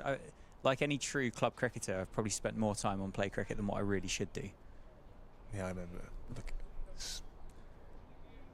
certainly when you're playing yourself, it's difficult not to get caught up in seeing your average just edge lower every week. I've got better high score than Freddie though by 3. Say it It, quietly. it doesn't take into account my schoolboy runs as well, for some reason. Wide from leaning and cut out Exactly. into expanse of open outfield on the offside. But Arshdeep Singh tracks it down. 62's not my high score. That's what the internet says. My high score is 110. Thank you very much. In which case he beats me by about 45. I remember it well. They nicked it through the keeper. Ball. Get to 100. You don't forget these things. Apparently not, no. Don't. I'm a badger. I'm a genuine badger. I remember all these things. The Aussies call badgers nuffies, don't they? You heard that? Cricket nuffy? A nuffy. Tragics, Oh yeah, I've heard. a nuffy.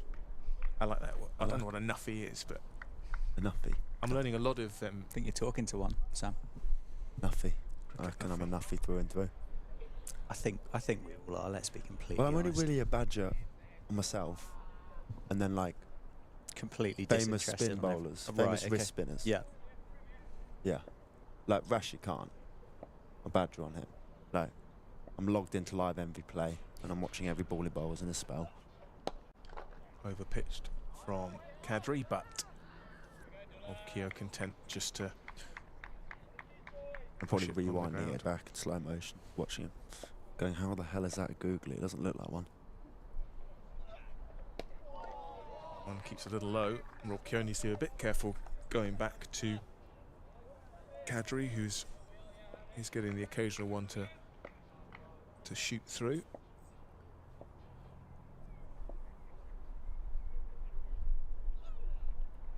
Shout for LBW. Graham Lloyd totally unmoved.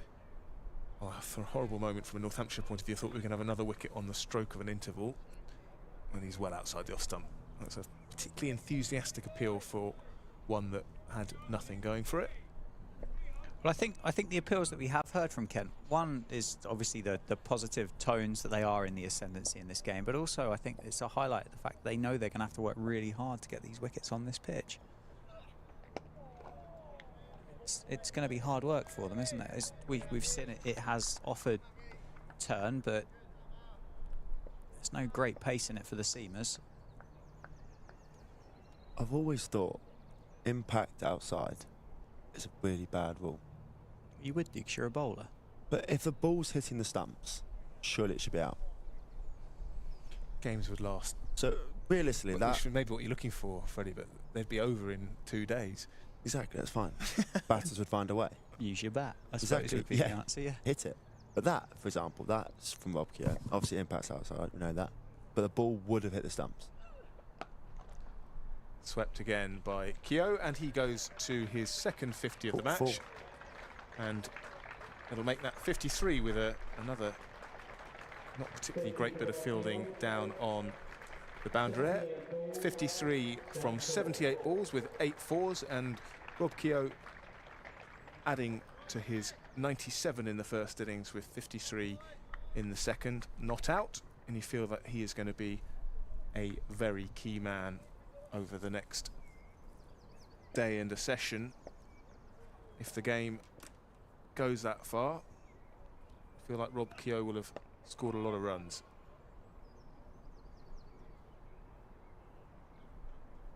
That is the end of the over, and with 32 overs to be bowled and the clock passing 3:40, 20 minutes for tea. Many thanks indeed to you, Freddie, for being with us. Thanks for having me.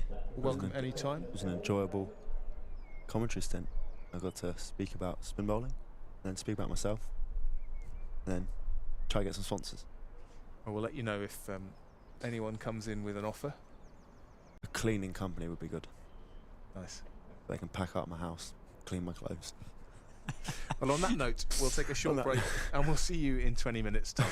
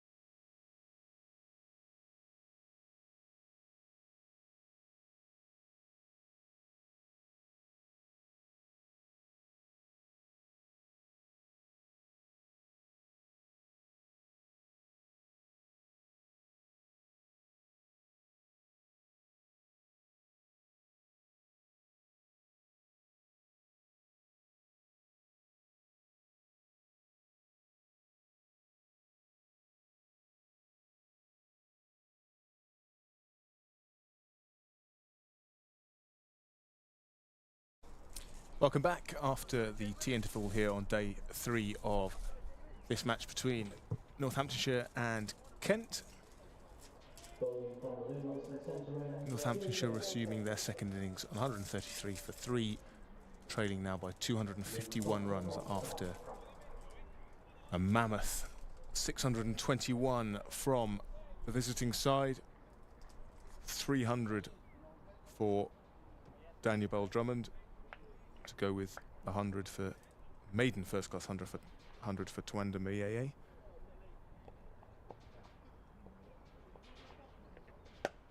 It's a loose delivery from Denley first up.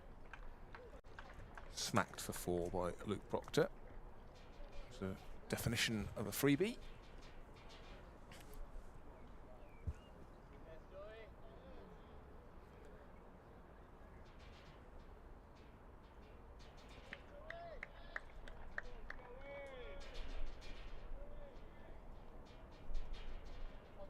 Seven fielders on the leg side for Joe Denley, turning it into the left-handed Luke Proctor. 2 men under the helmet, 1 at leg slip, 1 at short leg. There's also conventional slip, a short mid-wicket, man on the 45, man on the forward square leg, man at mid-wicket, man at mid-on, and then the 1 man, well, the second man on the offside, once you've included the slip, is at extra cover.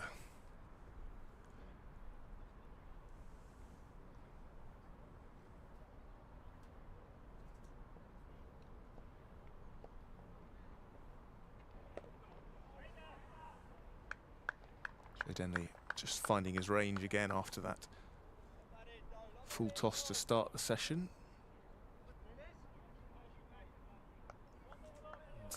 Proctor and Keogh showing some much needed resistance for the home side. They've put on 74 now. The over comes to an end.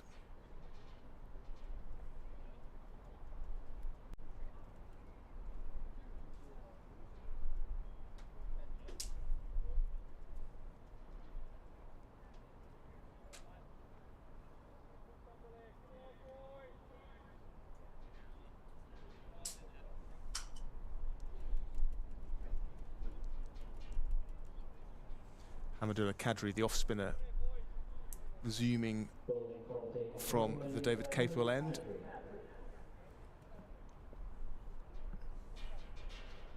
He started his spell before the tea interval. Looked threatening on a couple of occasions, bit of turn, bit of variable bounce, few shouts for LBW, none of which had much going for them. This is his 6th over. Dan, the tea interval allowed me to have a quick look at social media, and sadly I made a blunder on the calling of Daniel Bell-Drummond's 300. I said he was the 4th man to make 300 for Kent first class cricket. He's actually the 3rd man, but it's the 4th time it's happened.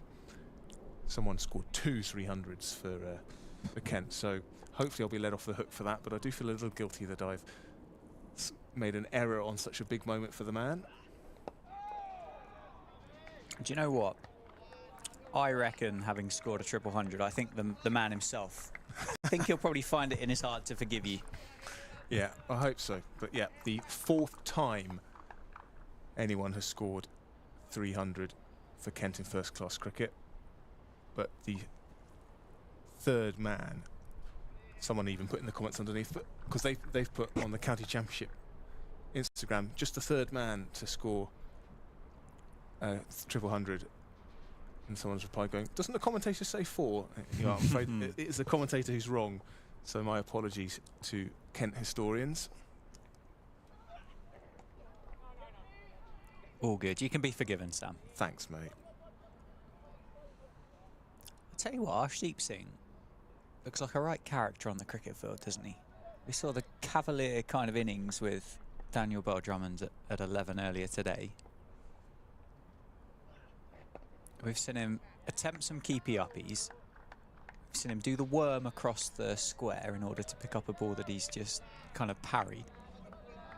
And then it was quite a unique floated throw back to Kadri that was intercepted by Keogh. And it is Arshdeep Singh who will pursue this ball, keeping it to 2. Yeah, when you're the only, or one of only 2 men on one side of the boundary, you often think, well, it's often where the characters are, aren't they? You can go out there, Arshdeep. All yours, Arshdeep. That's the call, isn't it? Yeah, all yours, mate. As the ball sails over someone's head. Bill Ashdown is the man who scored 2 triple centuries for Kent. 305 not out against Derbyshire at the Crabble Athletic Ground, Dover in 1935. And 332 against Essex at Brentwood in 1934. So, good couple of seasons for Bill Ashdown. Yeah, just showing off now, Sam. Well, no, just because you've made the mistake. Well, I'm just you've correcting been the given record. forgiveness, and now you're just going over the top. There's no need for I'm it. correcting the record.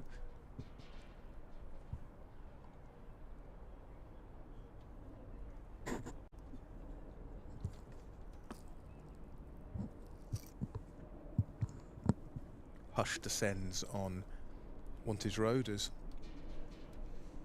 Jack Leaning chats with his leg spinner Joe Denley. Probably may not have expected to have such a big role with the ball in the remainder of his county career, but he's doing a pretty good job at the moment. 2 for 53 off his 18 overs. He's always been handy and reliable, hasn't he? But you wouldn't have said it's been anything more than part-time leg spin, but he's certainly doing a stellar job today.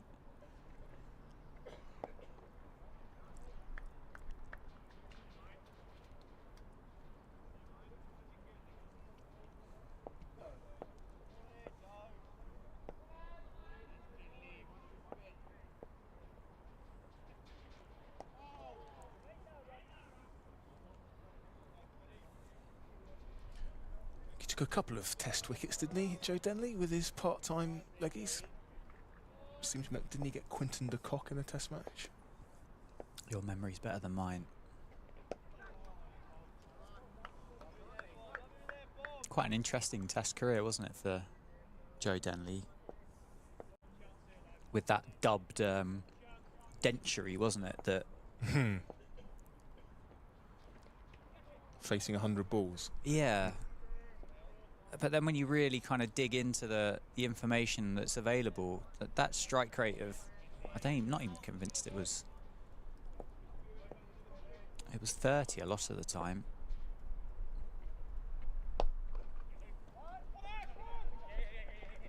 Shouts for 2, and they'll get it well run by Messrs Keogh and Proctor.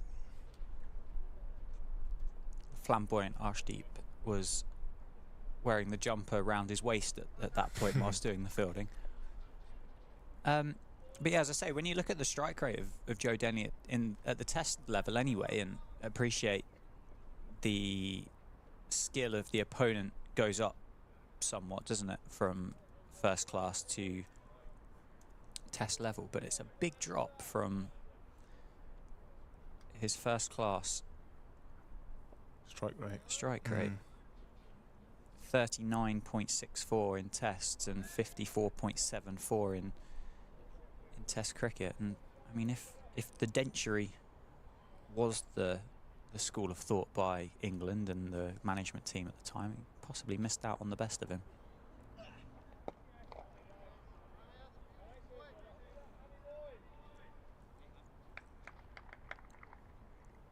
And I don't know whether you've ever heard of the Denley meme team either, Sam? No, I haven't. I think they'd be considered the Joe Denley super fans of social media. Right.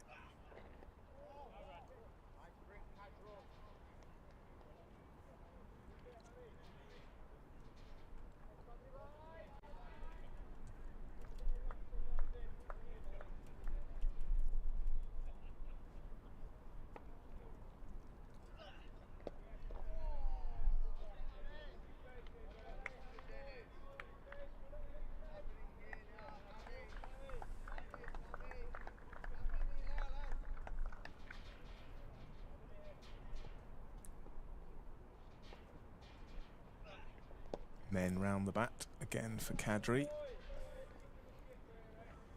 Either side.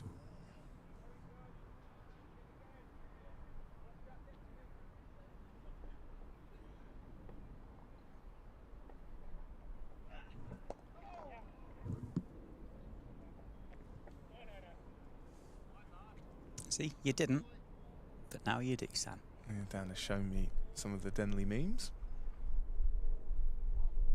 You're most welcome. And the best bit about it is there is a video on the official Kent pages of Joe Denley looking through those memes himself. Shout for RBW, and for a moment, Rob Keogh was so distracted by the appeal for LBW that he almost saw the ball roll from his pad onto the stumps. I think actually did touch the base of his off stump, but it was going at such a slow pace that the bails were not disturbed. But double jeopardy there for Rob Keogh.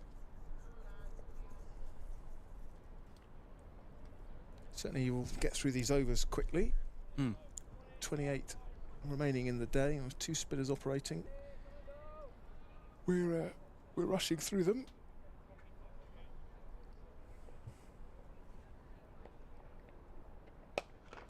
Ooh, full toss, which is walloped by Luke Proctor through wide.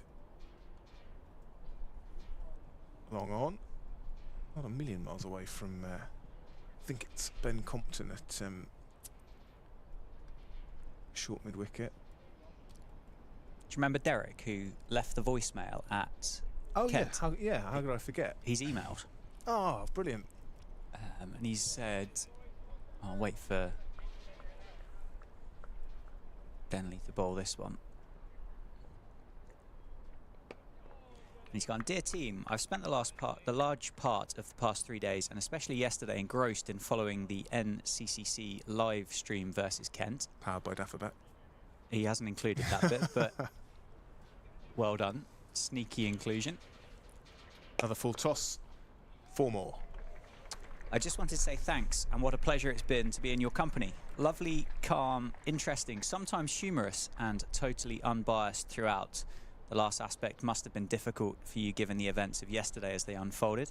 With all that, I don't even know who you are, as I've not been around at the beginning. I even left a message at Canterbury HQ to try and get this information. Great job, boys. All the best for the rest of the season. Kind regards, Derek. Thank you, Derek. That really does mean a lot.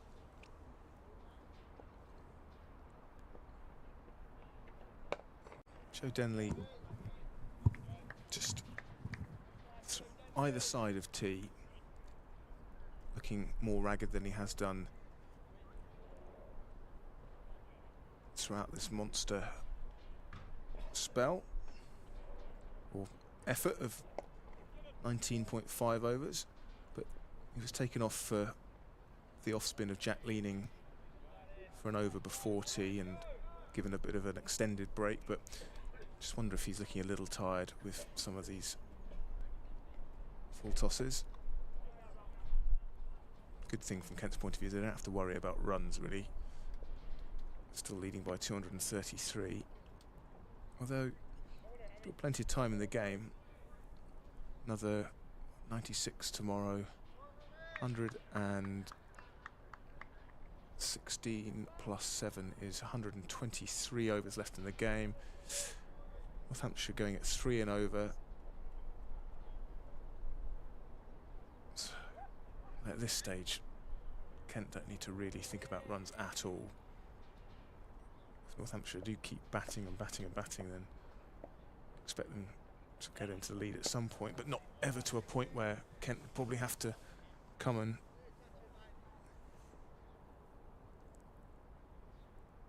worry about being bowled out, if you see what I mean.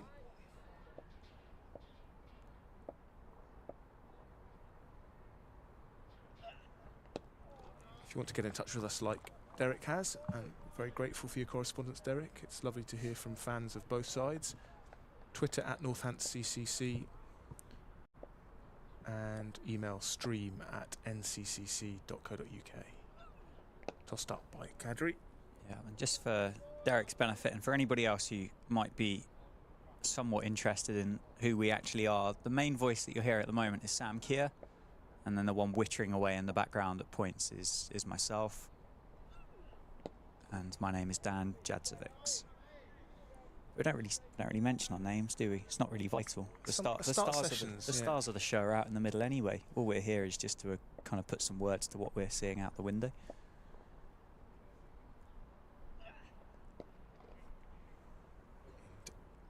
We spoke to Freddie Heldrick at length before the tea interval, and he described Rob Keogh as the world's stiffest man, and the way he's labouring between the wickets at the moment. It's a fair description. Does look a little bit creaky.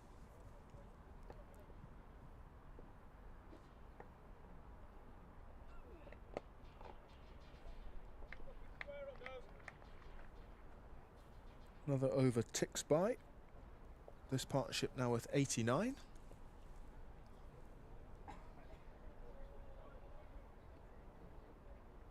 And Northamptonshire trail still by 232.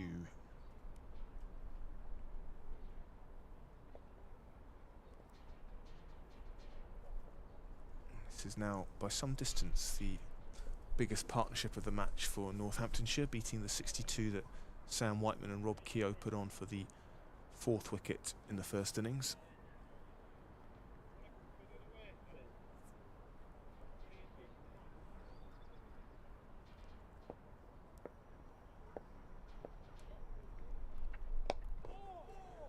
Some way to go to challenge the biggest partnership of the match, of course. 318 between Tawanda Miyeye, who made 166 of those, and Daniel Bell Drummond, who made 144 of those.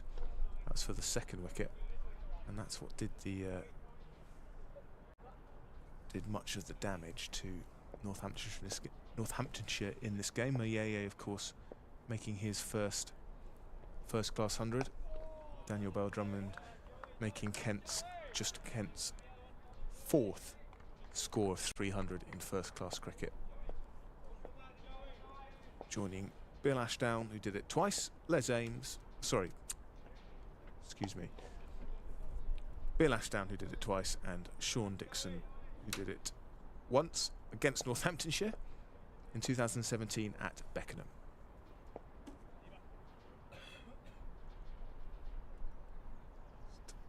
Another man coming in close for Joe Denley, so we now have a silly point, a short leg, a leg slip, and a conventional slip.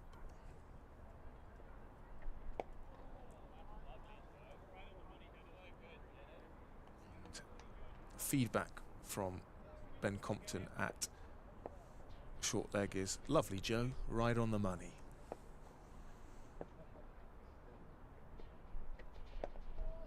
Yeah, Ben Compton had that chance, didn't he, in the afternoon session? Yeah, Rob Keogh dropped on 18 at short leg as a maiden is completed by Joe Denley.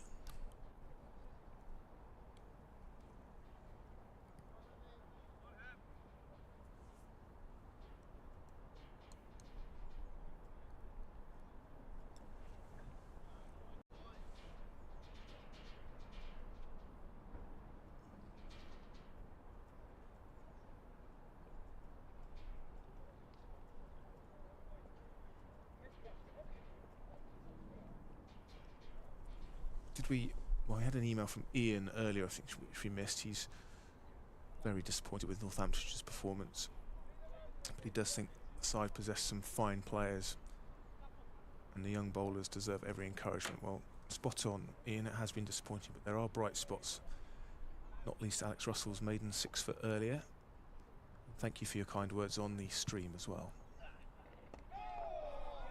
That's Ian in Charente in France. So that's at least our 2nd French listener of the game. We had someone from Carcassonne on day 1.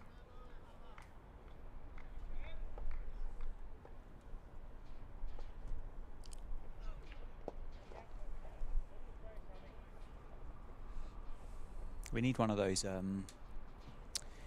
maps on that you scratch off as you go through.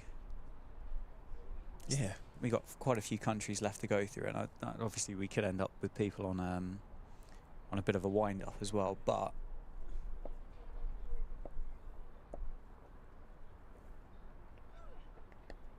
yeah, let us know where you're listening from. Another way to get in touch. how are the internet? Eh? Amazing. It is great, isn't it? I was thinking about this. Things like that, Bell Drummond 300. The fact even when Dixon scored it, the streaming was nothing like it is now. But you know, that's there forever. Out, he's gone. Rob Keogh does not like it one bit, and it took a long time for Graham Lloyd to put his finger up.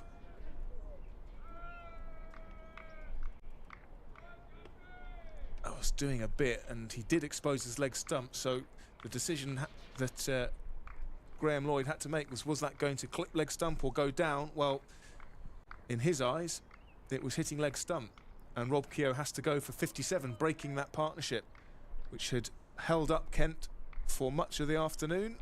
So we see it again. Well, it's hard to say that the umpire got it wrong. It was close, but you saw a bit of middle and a bit of leg exposed, which is never a good sign when you're then hit in line. But a good knock from Rob Keogh, but one that you feel needed to go on for a lot longer if Northamptonshire were going to have any chance of saving this game. Yeah, it was a really good delivery by Kadri. Just sharp turn as well, wasn't there? Yeah.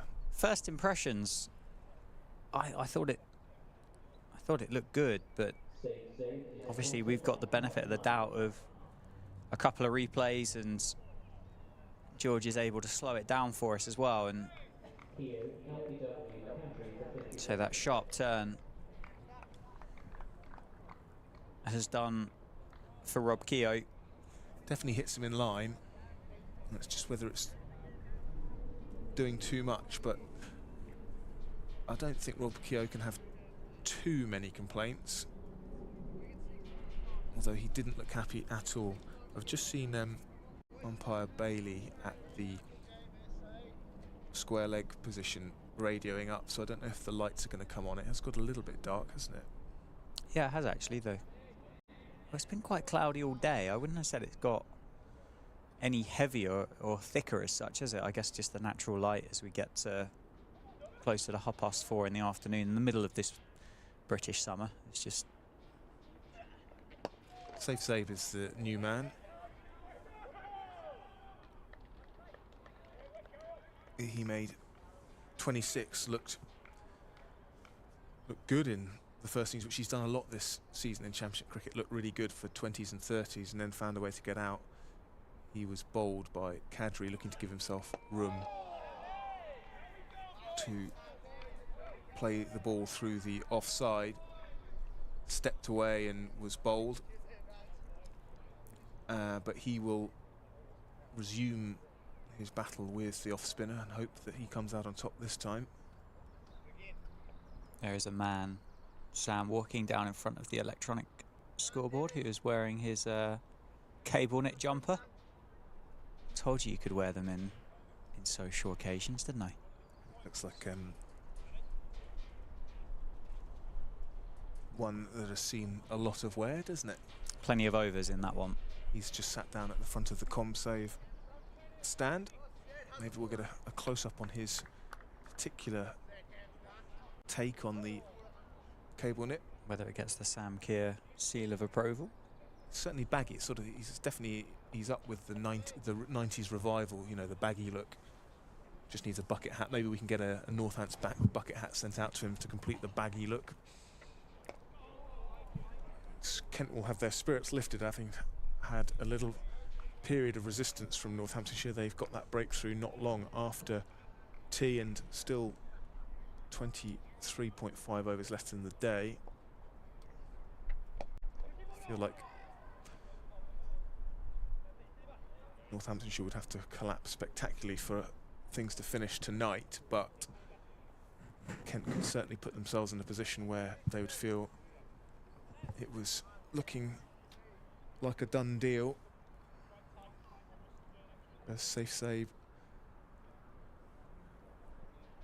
takes his first look at Joe Denley in this second innings. He's got plenty of company. Short leg, leg slip, slip, short, mid-wicket, mid-wicket, mid-on, square leg, man on the 45, and extra cover.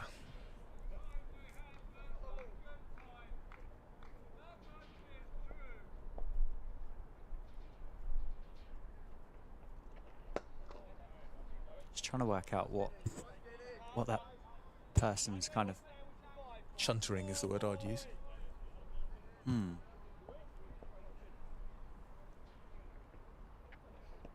Shout for LBW, but an immediate wobble of the head from Rob Bailey. Doing too much, I think, here.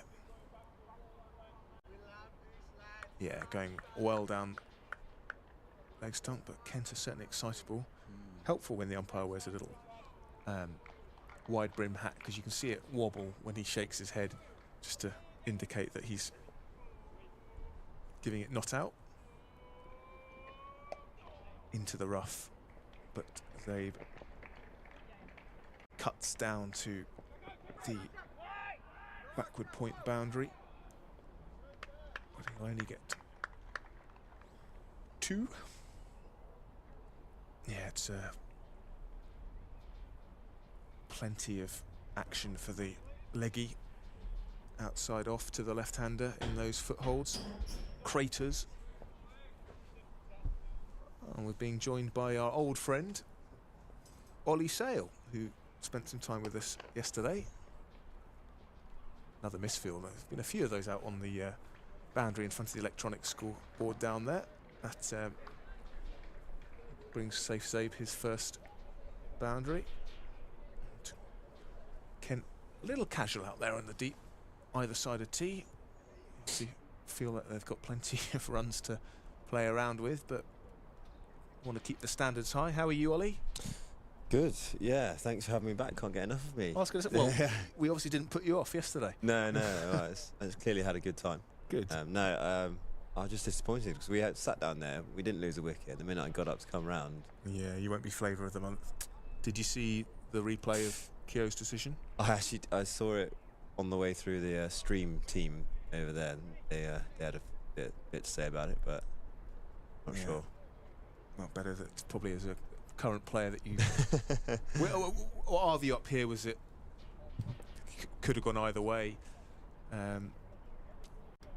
Certainly close. What have you been doing for the last 24 hours, Ollie? Well, today I went face to face with the Watt bike, which is probably the worst invention known to man. So thanks to the Science and Medicine department for that one. Then back on there. I got my second return to bowl tomorrow, so looking forward to that. Yeah. Just move your microphone a little bit closer again. Again, I don't think it's... I want people to hear my breath. It's because Freddie's been in there changing the position. He said you had a big head.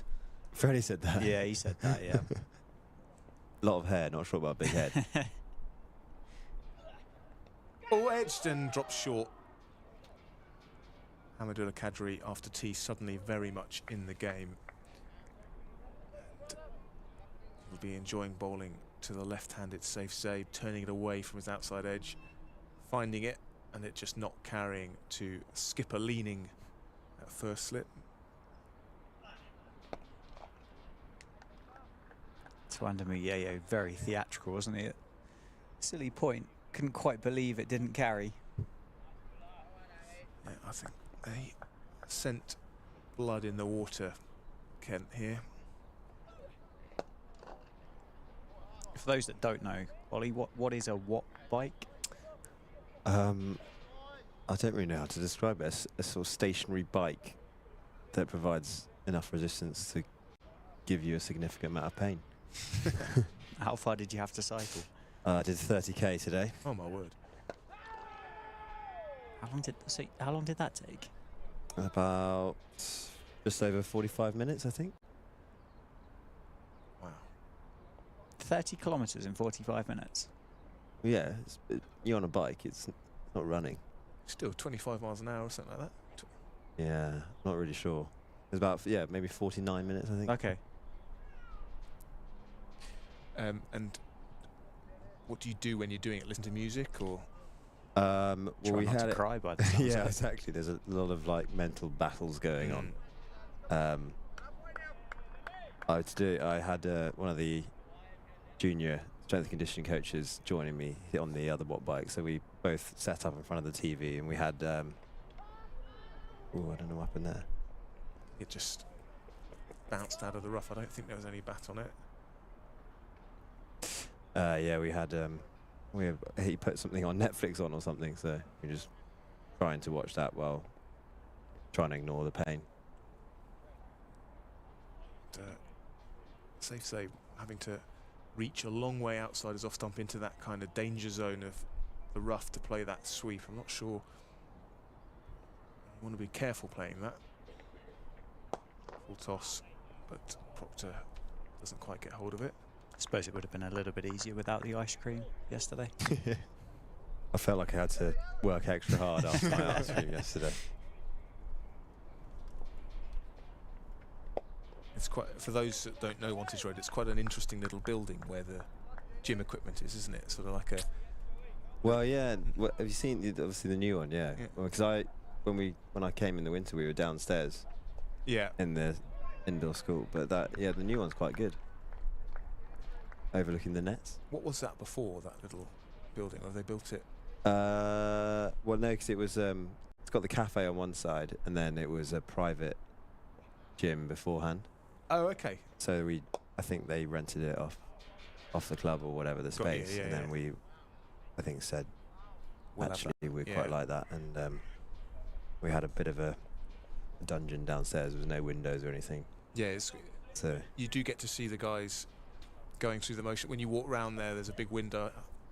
Yeah. People in various... And you can see the nets, the cage there just as well, so... Something to look at whilst you're going through into the pain cave. Yeah, exactly. Just opens the face. Luke Proctor picks up one. They think about two, but Jack leading by example and chasing that one down with gusto. That's the end of the over. Absolutely right. And as you just saw on stream, there is that man in the cable net jumper, Sam. How do you rate it? Look at that. He looks like a sort of Tudor courtier, doesn't he, with those big sleeves? Quite rate it. Yeah, it's a retro look, yeah. 90s baggy look we were It's back in fashion these days. That's what we were saying. With the white trousers on as well. White shirt underneath, just in case. Sounds like a young Sam Keir turning up to the first class cricket in full whites. Exactly right. I reckon he looks like he could be in like the Happy Mondays or something like that. Maybe it is Bez having a day at Wantage Road. Could be. Hamidullah Kadri continues. Full toss to Luke Proctor, who tucks that one into the leg side. He's going to add another couple to his score as Arshdeep plays the game, and Luke Proctor has a bit of a cursory glance at a three. Sam's question of the day, Ollie. And tucks into the leg side again. It's going to be a single this time. Is funny enough about jumpers, hence why the chap at the Cube van came into conversation. Is cable knit or the more modern look when it comes to a cricket outerwear? Would that be the right way to describe it, Sam? Always a contentious topic, isn't it, amongst cricket fanatics? Where are you going? I have to admit, I do like a cable knit. But I mean, it doesn't really make much difference, I guess. As long as it keeps you warm when it's cold in March. And September. Yeah.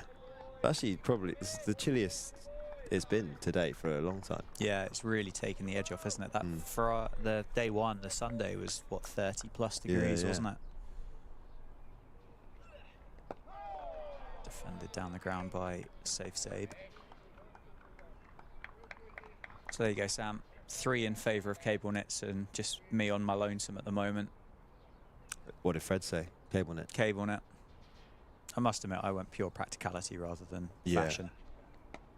I mean, they aren't practical at all. No, cut away by Safe. That is just about going to reach the boundary. He picks up 4 and moves to double figures. No, I was being a bit boring and practical and thinking about shrinking the cable net in the washing machine, and Oh, yeah, you can't wash them. that's what I mean, and that's what I would end up doing. And then I'd end up needing another cable net, and whoever's in charge of club kit. I actually think they're comparatively quite expensive. Oh, okay. I don't There know we if go. that's Yeah. true. That I might have plucked that out of nowhere, but So 2.5 to 1.5 then. No, you got we see the to make arguments your for mind both. up, Ollie. Which one? I'll commit to a cable net. Okay, 3. I'm a Everyone. traditionalist. Yeah. like that. On my own. Anybody fancies trying to join me in the modern day look, then please feel free to do so. What have you got on your... Oh, I just saw a lovely tweet from Tammy Beaumont, who, in reply to Kent's tweet about Daniel Bell Drummond making only the fourth score of 300 or more for Kent in first-class cricket, she's put a tweet up saying, "Yes, Deebs, we've come a long way from Kent under-11s," and then a very sweet picture of her playing a forward defensive as a 10-year-old, and Daniel Bell Drummond in a team photo at the same age. They both look very sweet, don't they? Absolutely. They've got on to great things, a pair of them. 200 for Tammy Beaumont in the week, and Daniel Bell Drummond 300 a few days later. Yeah, what a ridiculous test match that was at Trent Bridge. Unfortunately for England, coming out on the wrong side of it, but to have one cricketer in there to score a double hundred and another one to take 10 for in the match and still lose is just highlights how good of a test match it was. Spin into Safe Sabe, and he pushes that one into the offside and picks up a single. So 2 left-handers at the crease now for Northamptonshire. Those footholes outside the off stump is exactly where Joe Denley is targeting at the moment. Yeah, there's something particularly special about an innings like Bell Drummond's when it's a guy that, you know, has come through the age groups, been a one-club man and etched his name firmly into the history of the club. You see how much it meant to him when he got to the 300 as well. Yeah, But hell lads- of an achievement. The lads are saying there's one Kent fan that's in the ground somewhere that every run he scored would say Daniel Bell Drummond's on 280, like as a chant, and he kept going the Oh my whole word. way from 200 to 300. A mantra. Yeah. I'll imagine He must have been more exhausted than Daniel Bell Drummond. Yeah. the Northamptonshire lads must have loved that up on the I back. don't know, they were just like, what?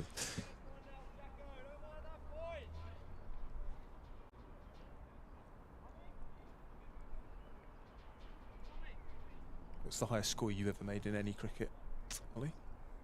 My highest score actually came in an under 13 match. 159 not out. Oh, wow. Cut away. It'd be 2 more to Safe Sabe.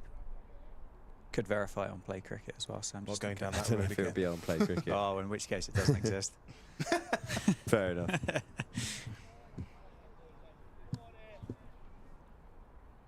Last ball of Joe Denley's 24th over.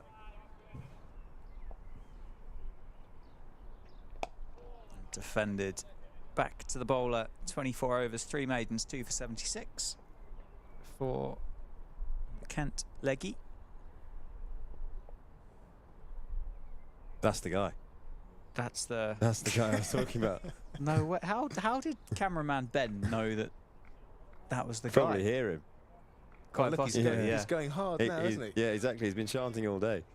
Oh, you gotta give some credit. Does that come on skip? Was it? Thought we could just hear the chant through the effects mic. Oh, we should get him up for some Kent comms. Might look. Not sure you get a word in, to be honest. Hamadullah Kadri from the David Capel and Luke Proctor on strike.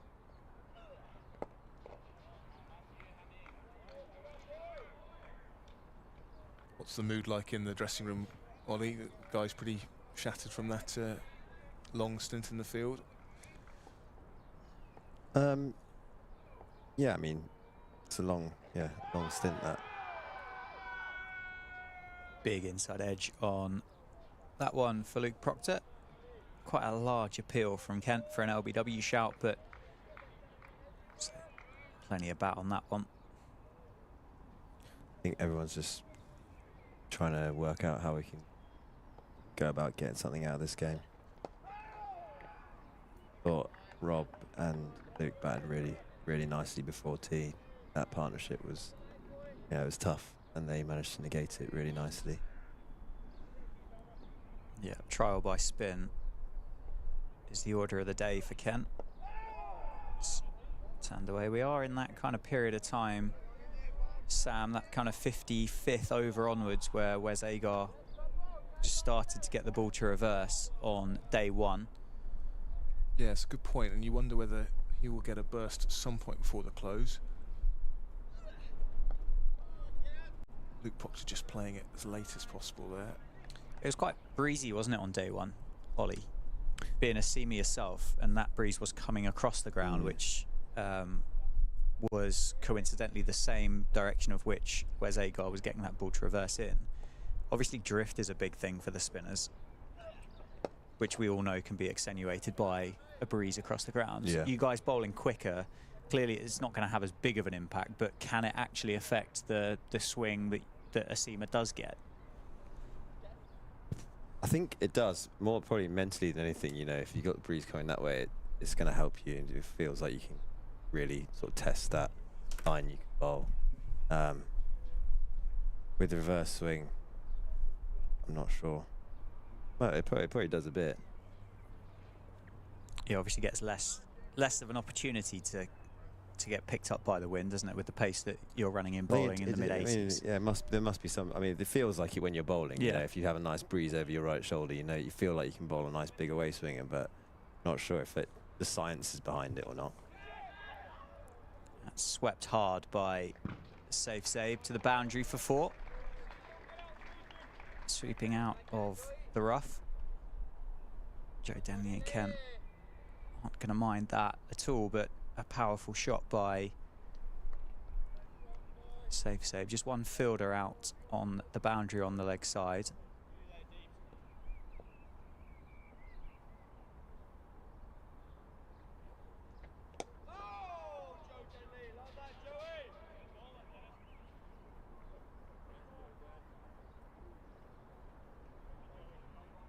Oh, Sam, brilliant news.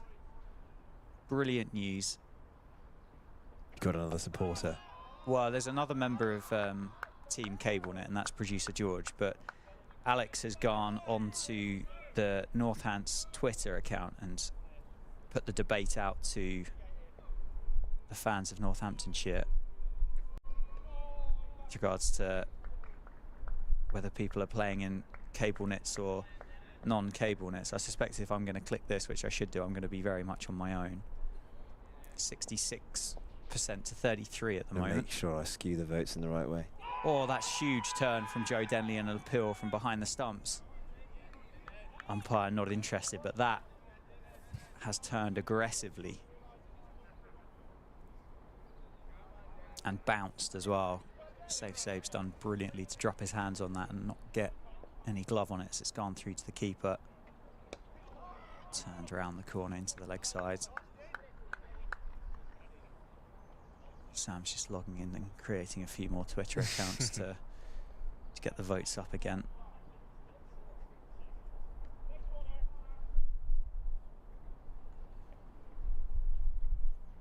Sounds like they might have a look at Seema. Did I hear that right? It looks like Hamidullah Kadri's going to keep No, bowling. I thought I heard. Who's the skipper? On the Jack Leaning is the Yeah, I thought I heard him skipper. say next one Arsh, but So Arshdeep Singh's been... don't know if that was me hearing things.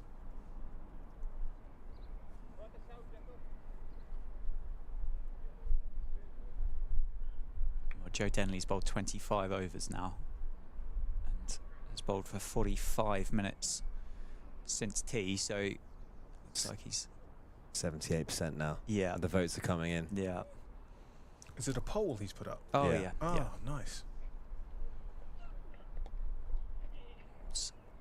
One more to Luke Proctor.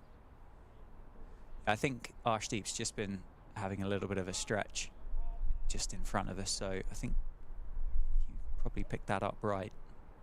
It's quite nice that it's not such a blustery day, that we can actually turn the effects mic up. We can kind of hear what's going on out in the middle, and it's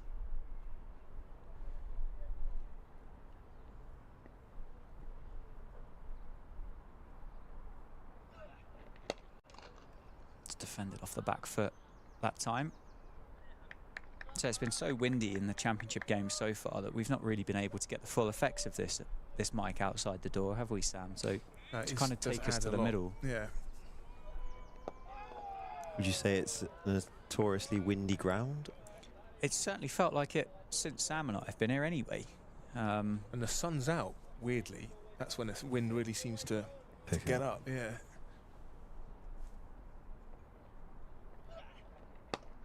Turn and powerfully struck down the ground by Saif Saib. It's going to be 4 more to the score. This is 185 for 4 now, and that deficit for Northamptonshire has just crept under 200 to 199.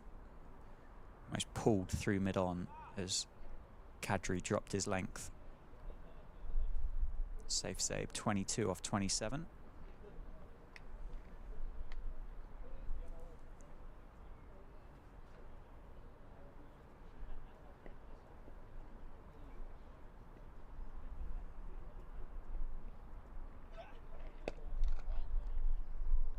To the offside, and Saif Saib gets off strike. Yeah, the poll is out on the Northamptonshire Twitter account. I suspect I'm going to be very much on my own with regards to cable knit jumpers or non-cable knit jumpers. 76.5 to 23.5%, so I might be the last time I bother looking at that one.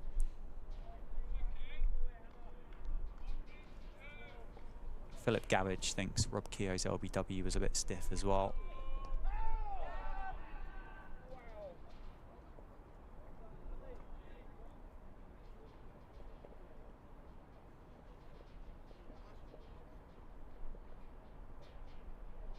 Right.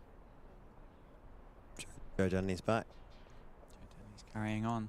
Well, the seamers have operated almost exclusively from the David Capel end throughout this entire match, other than that kind of opening salvo with the new ball where Wes Agar today bowled from the Lynn Wilson centre end, didn't he, and Arshdeep on day one, but pretty much all the other seamers, well, hence the footholes that you can see on the pitch, have pretty much coming from the David Capel end for the entirety of the match. See both Arshdeep and Wes Agar having a good shine of that ball. They're clearly trying to get it prepped for some reverse swing. I think they're just waiting for the right time. Yeah. So Arshdeep's just having a few more looseners. That's driven down towards the Indian seamer. The chance that Safe whacking it last over to the boundary might have just scuffed up that shiny side something, so they're just waiting to shine it up again. I suppose that's kind of a conscious thing, is it, for the batters at the point where you kind of think, got to be positive, got to try and kind of make it as difficult for the bowlers as possible.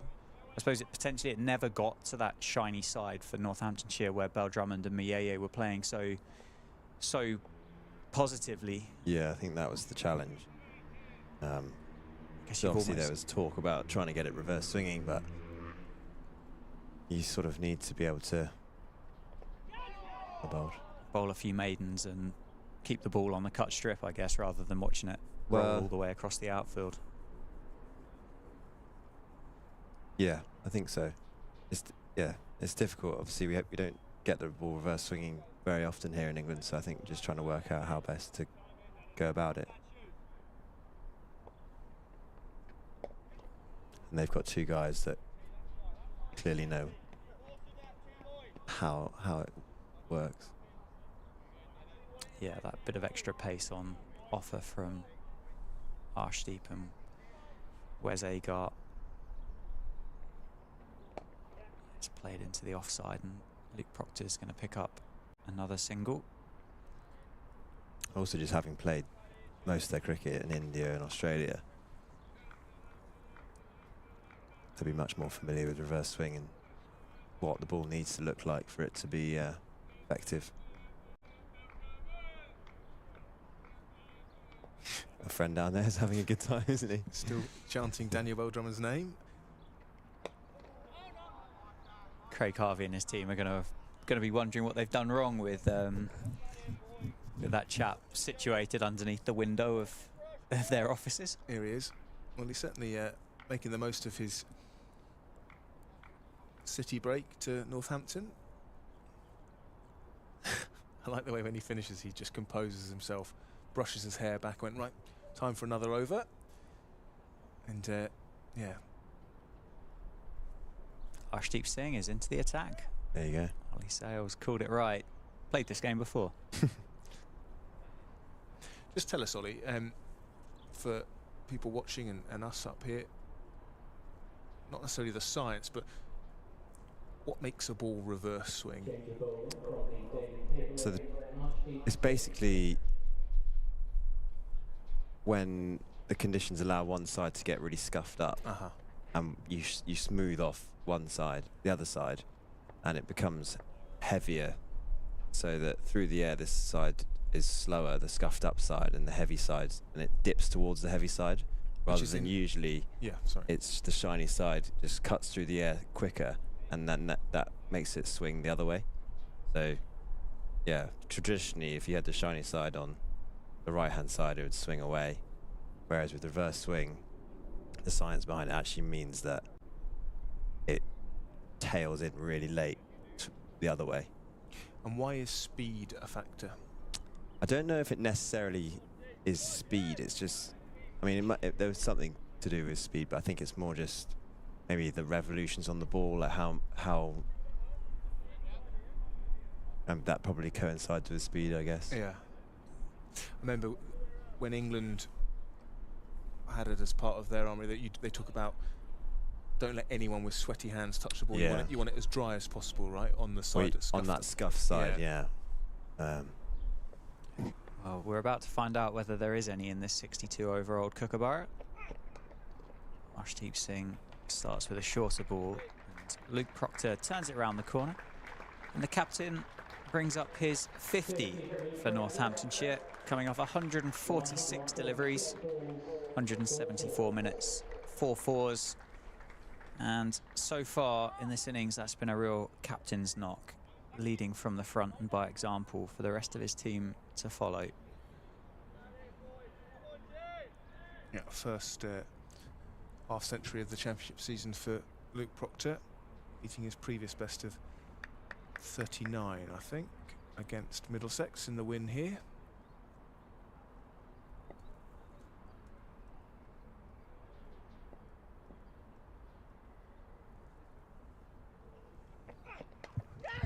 Outside edge and through the cordon off Saif Saib's bat. He picks up 4 more at that added pace. It's just brought about a full shot from Saif, and it dissects the 2 Kent fielders in the slip cordon there. I know it's not great news for Northamptonshire, but there is something quite exciting in county cricket to see reverse swing in the game. You don't see it usually, do you? And I saw your interview with Sads last night, and actually he was saying for what the ECB wanted was to see extra pace, reverse swing and spin coming into the game, and we've actually seen that, so fair play. because all the talk has been about bringing spinners into the game, but actually this has been as big a factor. You know, we saw how quickly, once the ball starts reversing, wickets can start to tumble. You know, that Wes Agar blew Northampton's lower order away, didn't he? As well as getting Rob Keogh when that ball started reversing. And it's just how late it goes, right? You've got no chance, really. Tough. Yeah, it's tough to face when it's properly going. Those dips in that late, don't really.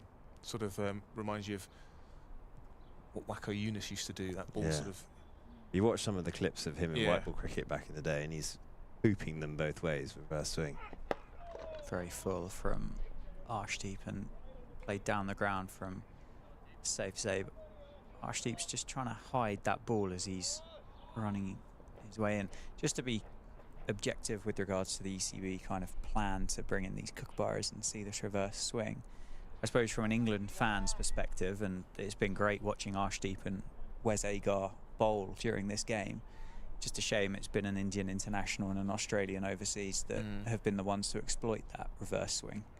But also for the Kent bowlers and county cricket as a whole, they can tell, they can share the knowledge. The knowledge. And for guys, you know, batting against it, that's an opportunity to test yourself. That's what it's going to be like.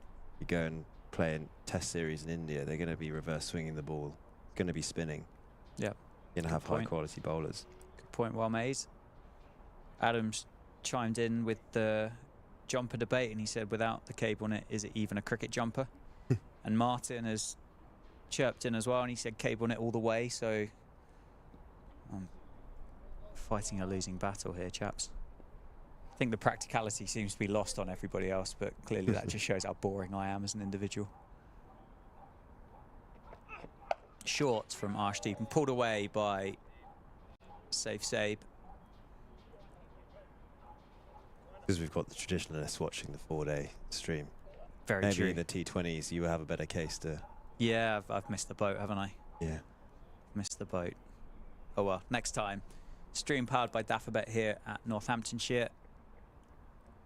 Northamptonshire find themselves 193 for 4 in reply to Kent's 621. We're joined by fast bowler Ollie Sale in the commentary box for however long Ollie Sale wants to stick around for, really. That puts pressure on me to stick around. No, not really. I mean, I just I'm off. We're not in any position of power to kick you out, Ollie, that's all.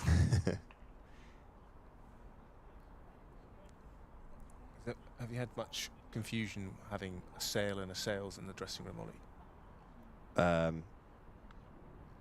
Not really. Been all right. Oh, my hope for an anecdote there. No, it's yeah, that's been. I suppose it's more confusing. Different first names. It's more, it's more confusing for fans, and sometimes my mum gets a text saying, "Oh, I see Ollie's been playing," and then she's like, "No, he's definitely not been playing."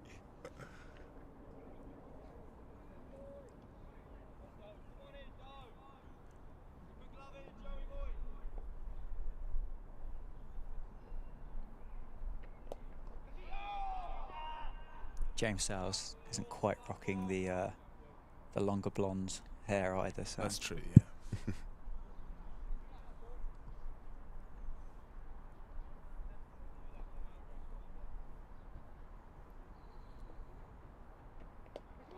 I also just rarely hear him getting called Sales or Salesy. It's more Jumby or something. Okay. Jimbo.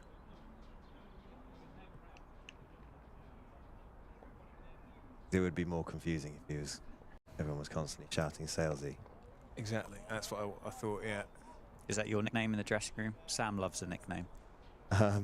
Or is there a nickname that doesn't make it on air?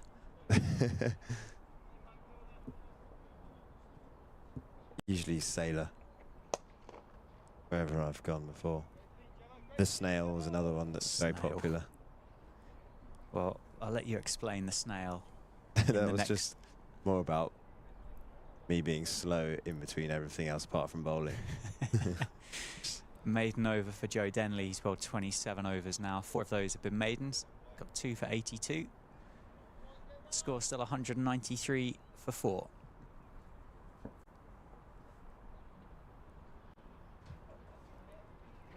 Did you? We had this. No one gave us an answer, and the media manager at Kent just said no comment. ... But on Cricinfo, Joe Denley's nickname is down as No Pants. Any ideas? No comment. Okay. ... Dot. Tell us off air. Weird that Cricinfo have put that on. Yeah, I don't know how Cricinfo's got hold of that. There's a mole.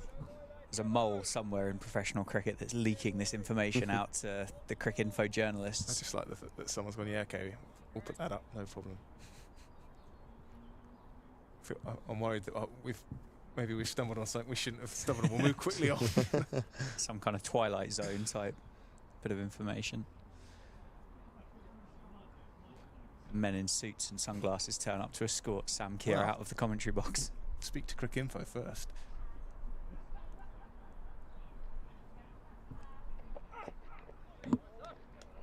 Seen a bit more of that in this second innings. Arshdeep Singh just unleashes the occasional surprise bouncer. He's got a man down at deep backward square, sort of, well, somewhere between deep backward square and long leg, as well as Twanda Mayeye just round the corner at a leg gully for one that might pop up off a glove or a top edge. You were laughing at something, Kurt? No, I've had 2 texts from the change rooms from different people saying, what about King Faff or King Procrastinator? Which is probably in line with the snail chat, but yeah. I think during the winter, it was always a competition between me, Mr. Cobb and Mr. Sanderson as to who could take the longest in the gym for our gym sessions. lot of just rubbish chat going on. That's because you did the extra reps on the weight bench, Definitely, right? yeah. Yeah. Definitely, a lot of extra reps, a lot of hard yards. Yeah, those 30Ks on the watt bikes, they don't cycle themselves. Exactly. Two of the Northants youngsters, I think, pathway players down doing a bit of ball boy duty on the boundary. Maybe Northants batters will go, you don't need to throw it back too quickly. Take all the time out of the game as possible, as safe say, having cut one through point for 4 this time. Flicks one through the gap between leg slip and the keeper to bring up Northamptonshire's 200, and they trail now by 183.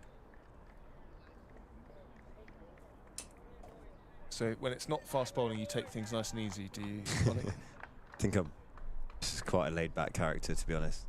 That's a good way to be. Yeah. What did you study at Newcastle University? Business management.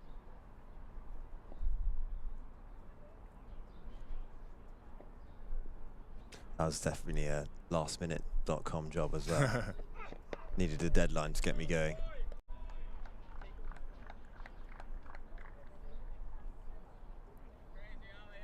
Not advised for all the listeners out there at university. Yeah, well, I think plenty of students will sympathise with you. All-nighters. Yeah. Worst thing I used to find is when the book you need, and there's only 3 copies in the library, you've left it to the last moment. Yeah. And then what do you do? Try and get an extension. I've been working really hard. I've been doing 3 days a week in the shop. The old sob story.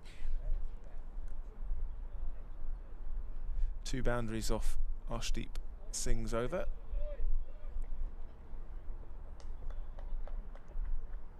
He's persisting with this short ball, not really giving the ball a chance to swing. I think maybe now we're going to see Joe Denley continue. I wonder if the plan, Ollie, is Arshdeep Singh bangs it in for a few overs just to maybe cross seam or whatever, just to rough up. I think it looks like he's just trying to use that short ball to mess with Safe's feet. Because he's sort of alternating, using 2 and over, and then the other ones he's trying to look to hit him on the pad. did see it. I didn't know if there was much reversing there. Sort of tiny bit that one maybe clipped down the leg side. Definitely doesn't seem like it was as prolific as when day one. Yeah, and it was Agar who was getting that, wasn't it? Yeah, so... Yeah, maybe that is the plan.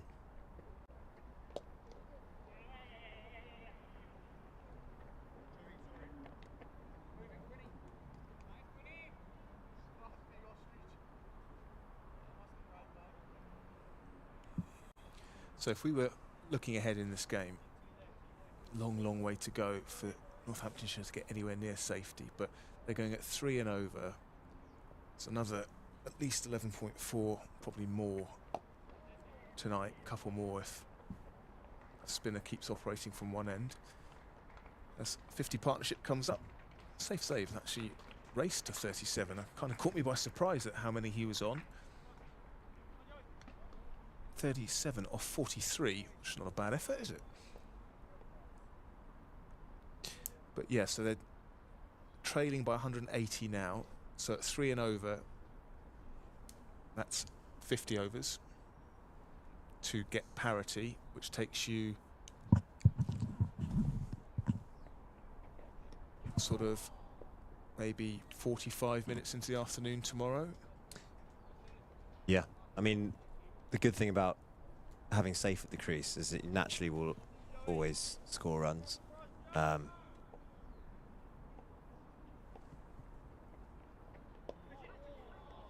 You got the rock at the other end. Yeah, the limpet. Is that what they call him, the rock? No, just playing a captain's innings, isn't he? Yeah. He's settled in. Yeah, 51 off 156 balls, doing exactly what his team needed. And actually, he's not looked troubled at all, has he, Dan Proctor? He's still on strike, Sam, so Yeah, I was gonna say, careful. I'm not prepared to take the bait. But thanks for trying to stitch me up No, there. not... God, the last thing for this game to be a contest you want to see is Proctor go, but... But he's batted very well, hasn't he? Mm. He's batted very nicely for that 52. And as I said, when he brought that milestone up, he's certainly led by example for his team today.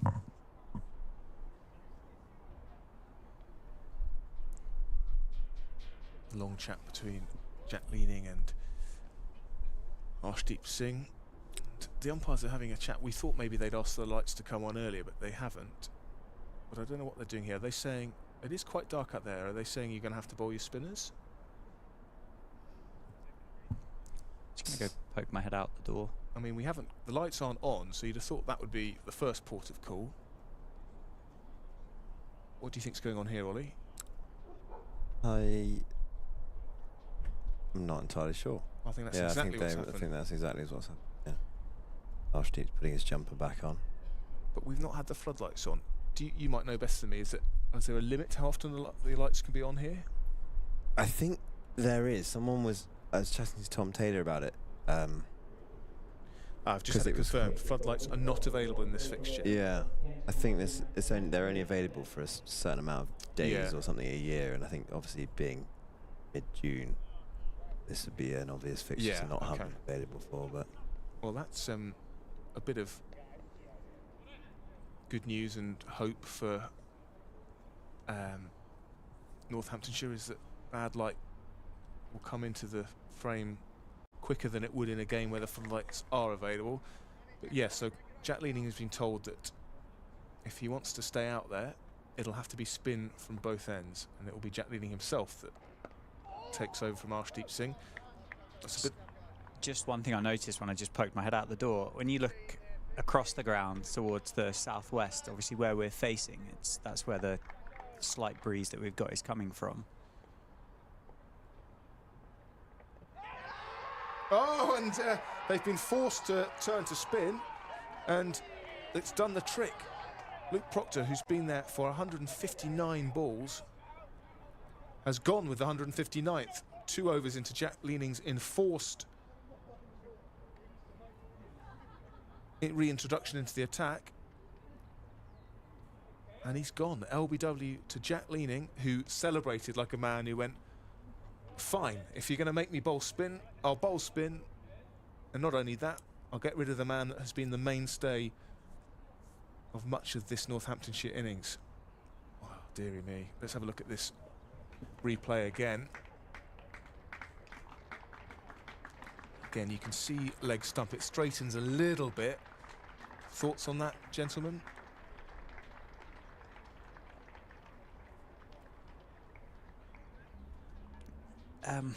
My first thoughts was that I thought it might have been sliding past, but hard to. It's difficult to tell, isn't Hard it? to say. The sight of leg stump was, I think, probably what gave it away, and I didn't think it straightens hugely, but yeah, isn't it funny how cricket works sometimes, that change of plan and that change of bowling enforced by the umpires has been rewarded straight away by a wicket for the very part-time Jack Leaning. What I was saying about the light, if you look back over to the north east, it's quite bright, quite considerably brighter actually. If you look over behind us, obviously I think with the speed of which these clouds are kind of passing over us, we've probably not really noticed the fact that it's got so much darker. Yeah. Well, the wind is coming from the southwest, and as you can see on the camera there, which doesn't always give a totally accurate representation, but it is certainly as grey and as dark as it has been all game. Well, that prompted the removal of Arshdeep Singh from the attack. The umpires inadvertently have done Kent a big favour with that edict. Lewis McManus, the new man, and Kent are very excited about proceedings now. Well, we've still got 10.3 overs left today. Northamptonshire have 5 wickets in their second innings to play with. They still trail by 180. So, Ollie, all that talk about at what point they would kind of get to parity, this looks a long way away, doesn't it?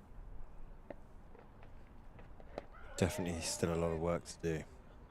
I think this partnership is going to be fairly crucial to building back towards level par. You can hear in your voice, Ollie, that you're crestfallen by that latest wicket. Luke Proctor was going to be a really crucial man, and Jack Leaning's celebration not only reflecting the fact that he'd been forced to bring himself on, but also that he'd got such a huge wicket in the context of this game. Wicket maiden for Jack Leaning.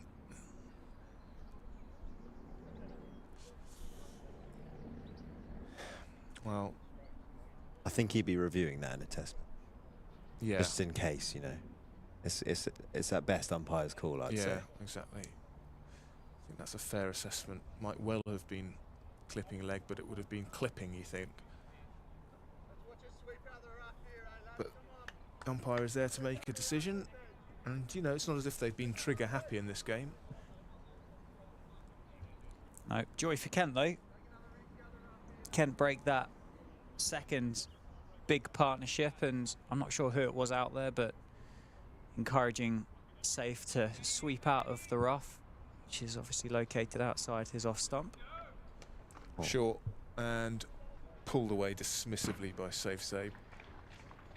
And the two ball boys getting a bit of a run out. They run past the vocal Kent supporter, who will be cock at hoop. You can just see him out of his chair and strolling around like he owns the place.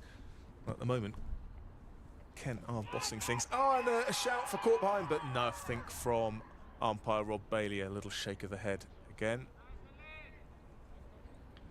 Certainly some pad involved. It's whether there was bat as well. No, just off the back pad. It's well kept by Jordan Cox.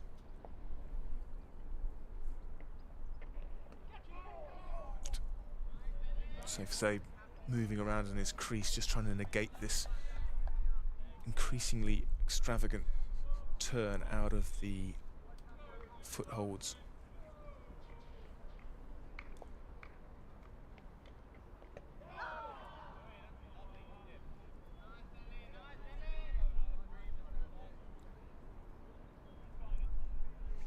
something that your archive, Sam, might have access to, but I'd be curious to know as to how many other innings might have ranked above this one with numbers of overs bowled for Joe Denley. So I looked it up earlier. I appreciate it's quite a specific stat, but I felt like you might be the man for the job. I was going to ask Ollie, but he hasn't brought his laptop with him. Otherwise, he would have had it. I'm going to say, you guys well equipped with all your screens. Well, we'd be in big trouble if we didn't have the internet. Although a little knowledge can be, or access to a little knowledge can be a dangerous thing when you start plucking numbers out of the air, as I found out on a few occasions.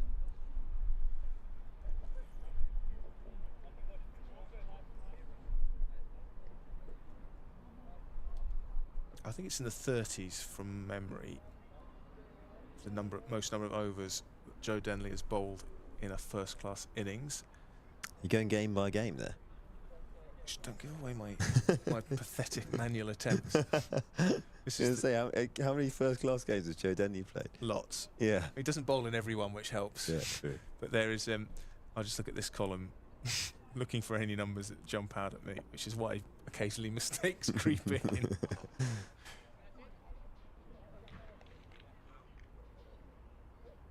.34 he bowled against Gloucestershire in June 2018. That was a drawn match. Kent 582 for 9 declared. Gloucestershire 240 all out. Denley bowling 11.4 overs. Gloucestershire 322 following on. And Joe Denley taking 2 for 79 in 34 overs. Economical. And are you sure you've scrolled through all 232 of Joe Denley's first-class appearances, just to make sure? How many? 232. Oh my word. I'm pretty sure that that is correct. Yes. But I'm sure someone could correct me. I think it's 34. But you'd have thought he'll be smashing that this game. Already bowled 29.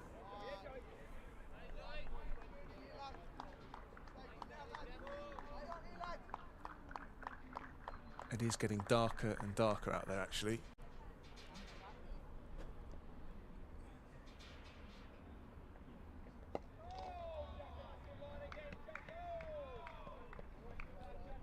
I might be putting you on the spot here, Ollie, but in terms of when the umpires was go, okay, that's too dark, full stop, how do they make that decision? I think you'll have to ask them, to be honest. They have a light meter. I think, I don't know, I guess it's just a conversation between the two of them. I know for a fact that once they decide it's too dark, they take a light reading, and actually that's then the gauge for the rest of the game. But as to when it becomes too dark, I don't know if that's down to the light meter or down to them. So obviously with the seamers, it's, oh, we deem this dangerous. Yeah. For the batters, I guess maybe it's, well, once it gets to the point where it's dangerous almost for the fielders because they could get a ball. Or just unfair advantage. Yeah. They obviously deem it to be okay at the moment, don't they? There's only 8 overs left in the day's play. Yeah, Joe Denley will bowl what I think is his 30th over an innings for just the second time in his lengthy first-class career. The leading edge there from Lewis McManus, who has come in at a tricky time with the light fading, the ball turning, Kent all over Northamptonshire. Well, that'll settle the nerves a little bit. Loopy full toss from Joe Denley, which Hamadullah Kadri chases down, but well run by Zabe and McManus, 2 of the best runners in this team, would you say, Ollie? Yeah.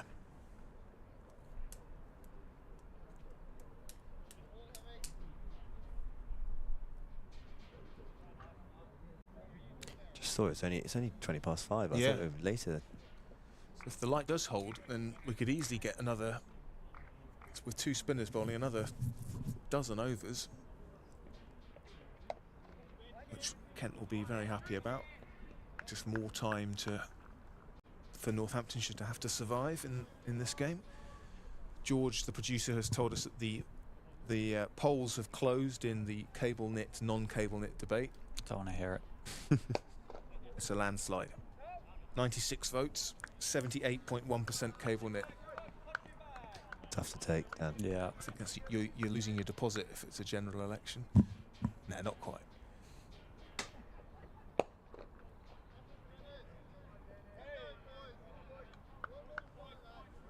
Oh well, I'll get over that pretty quick. Anyway, you know, it's good to have diverse opinions. Someone had to fight the case for. Yeah. Ooh, I tell you what, that is absolutely clobbered. I think it's Ben Compton at short leg. Yeah. Look at this again. Ooh, and that's on the underside of the helmet in that area where batters certainly have those extra bits of protection now after the tragic death of Phil Hughes, but I'm not sure whether Ben Compton has those. Anyway, it seems okay, but we'll definitely get a stoppage here whilst the Kent physio comes and has a look and checks, or does all the concussion protocols, etc. But Ben Compton almost made the sort of cardinal mistake of turning his back and jumping up. Easier said than done to avoid doing that when someone's unfurling the sweep shot. Yeah, he's such a strong shot for safe as well, isn't it? Yeah. To be stood so close when I guess it must get so much more. You must anticipate it when you see a batter kind of load up for that kind of shot, because it's a premeditated shot, isn't it? And you must be stood there or crouched there thinking, oh my word, this is going to be flying if he middles it. Honestly, I don't think anything can prepare you for going in there. When I've only done it once before and I got hit straight on the head by a drag down, but it's just it feels so close. Yeah. So obviously you spend your whole life fielding in the ring and you go straight in there, and it honestly feels like you're just possibly close. And then you get some guys that are so good at it. Yeah, there's not a bowler that I've ever played cricket with that I would trust to go under the lid for them, that's for sure. Well, Ben Compton has been given the all clear. I think, thankfully, it wasn't a full-blooded impact on him, but more the helmet. And actually, could be going off for light here. Well, that is a little bit of respite for I wonder if they Northamptonshire. take a reading here. I think they will, and I think that might be in response to the date or that particular incident, mightn't it? Ben Compton being struck on the sweep. Well, it might have certainly added to their thoughts about it, although I think even if it had been glaring sunshine, as when you're, like you say, Ollie, when you're that close, you sort of, I don't know what's Jack leaning to. I'm not sure, but I don't know about you chaps, but looking out the window and with what is the time with regards to cut-off wise? Is it 6 p.m. or is it, do we play later than that? Would it be 6:30? I think scheduled close is 6. 6. Yeah. So you have to be back on by 6. Is that right, Ollie? Putting you on the spot. Again, I think that's one for the umpires. But Possibly. to be honest, I can't see this getting going on. Well, that might well be a close. We'll obviously come back if it isn't. But if it is, the story of the day, well, day that belongs well and truly to Daniel Bell Drummond, with 300 not out, just the third man and just the fourth time that 300 has been scored for Kent, just the third man to do it. Northamptonshire have made a better fist of their second innings than their first. They are 214 for 5, and add that to their 237 in the first innings. Take that total away from Kent's 621 and you get 170. That is the deficit. And if it is the close, a huge thanks to Dan for joining me once again all day, and to Ollie for coming back for a second visit to the commentary box in this game. Really appreciate your time, Ollie. All right, thank you very much for having me. If we do see you later, we'll see you later. If we don't, we'll see you tomorrow just before 11 a.m.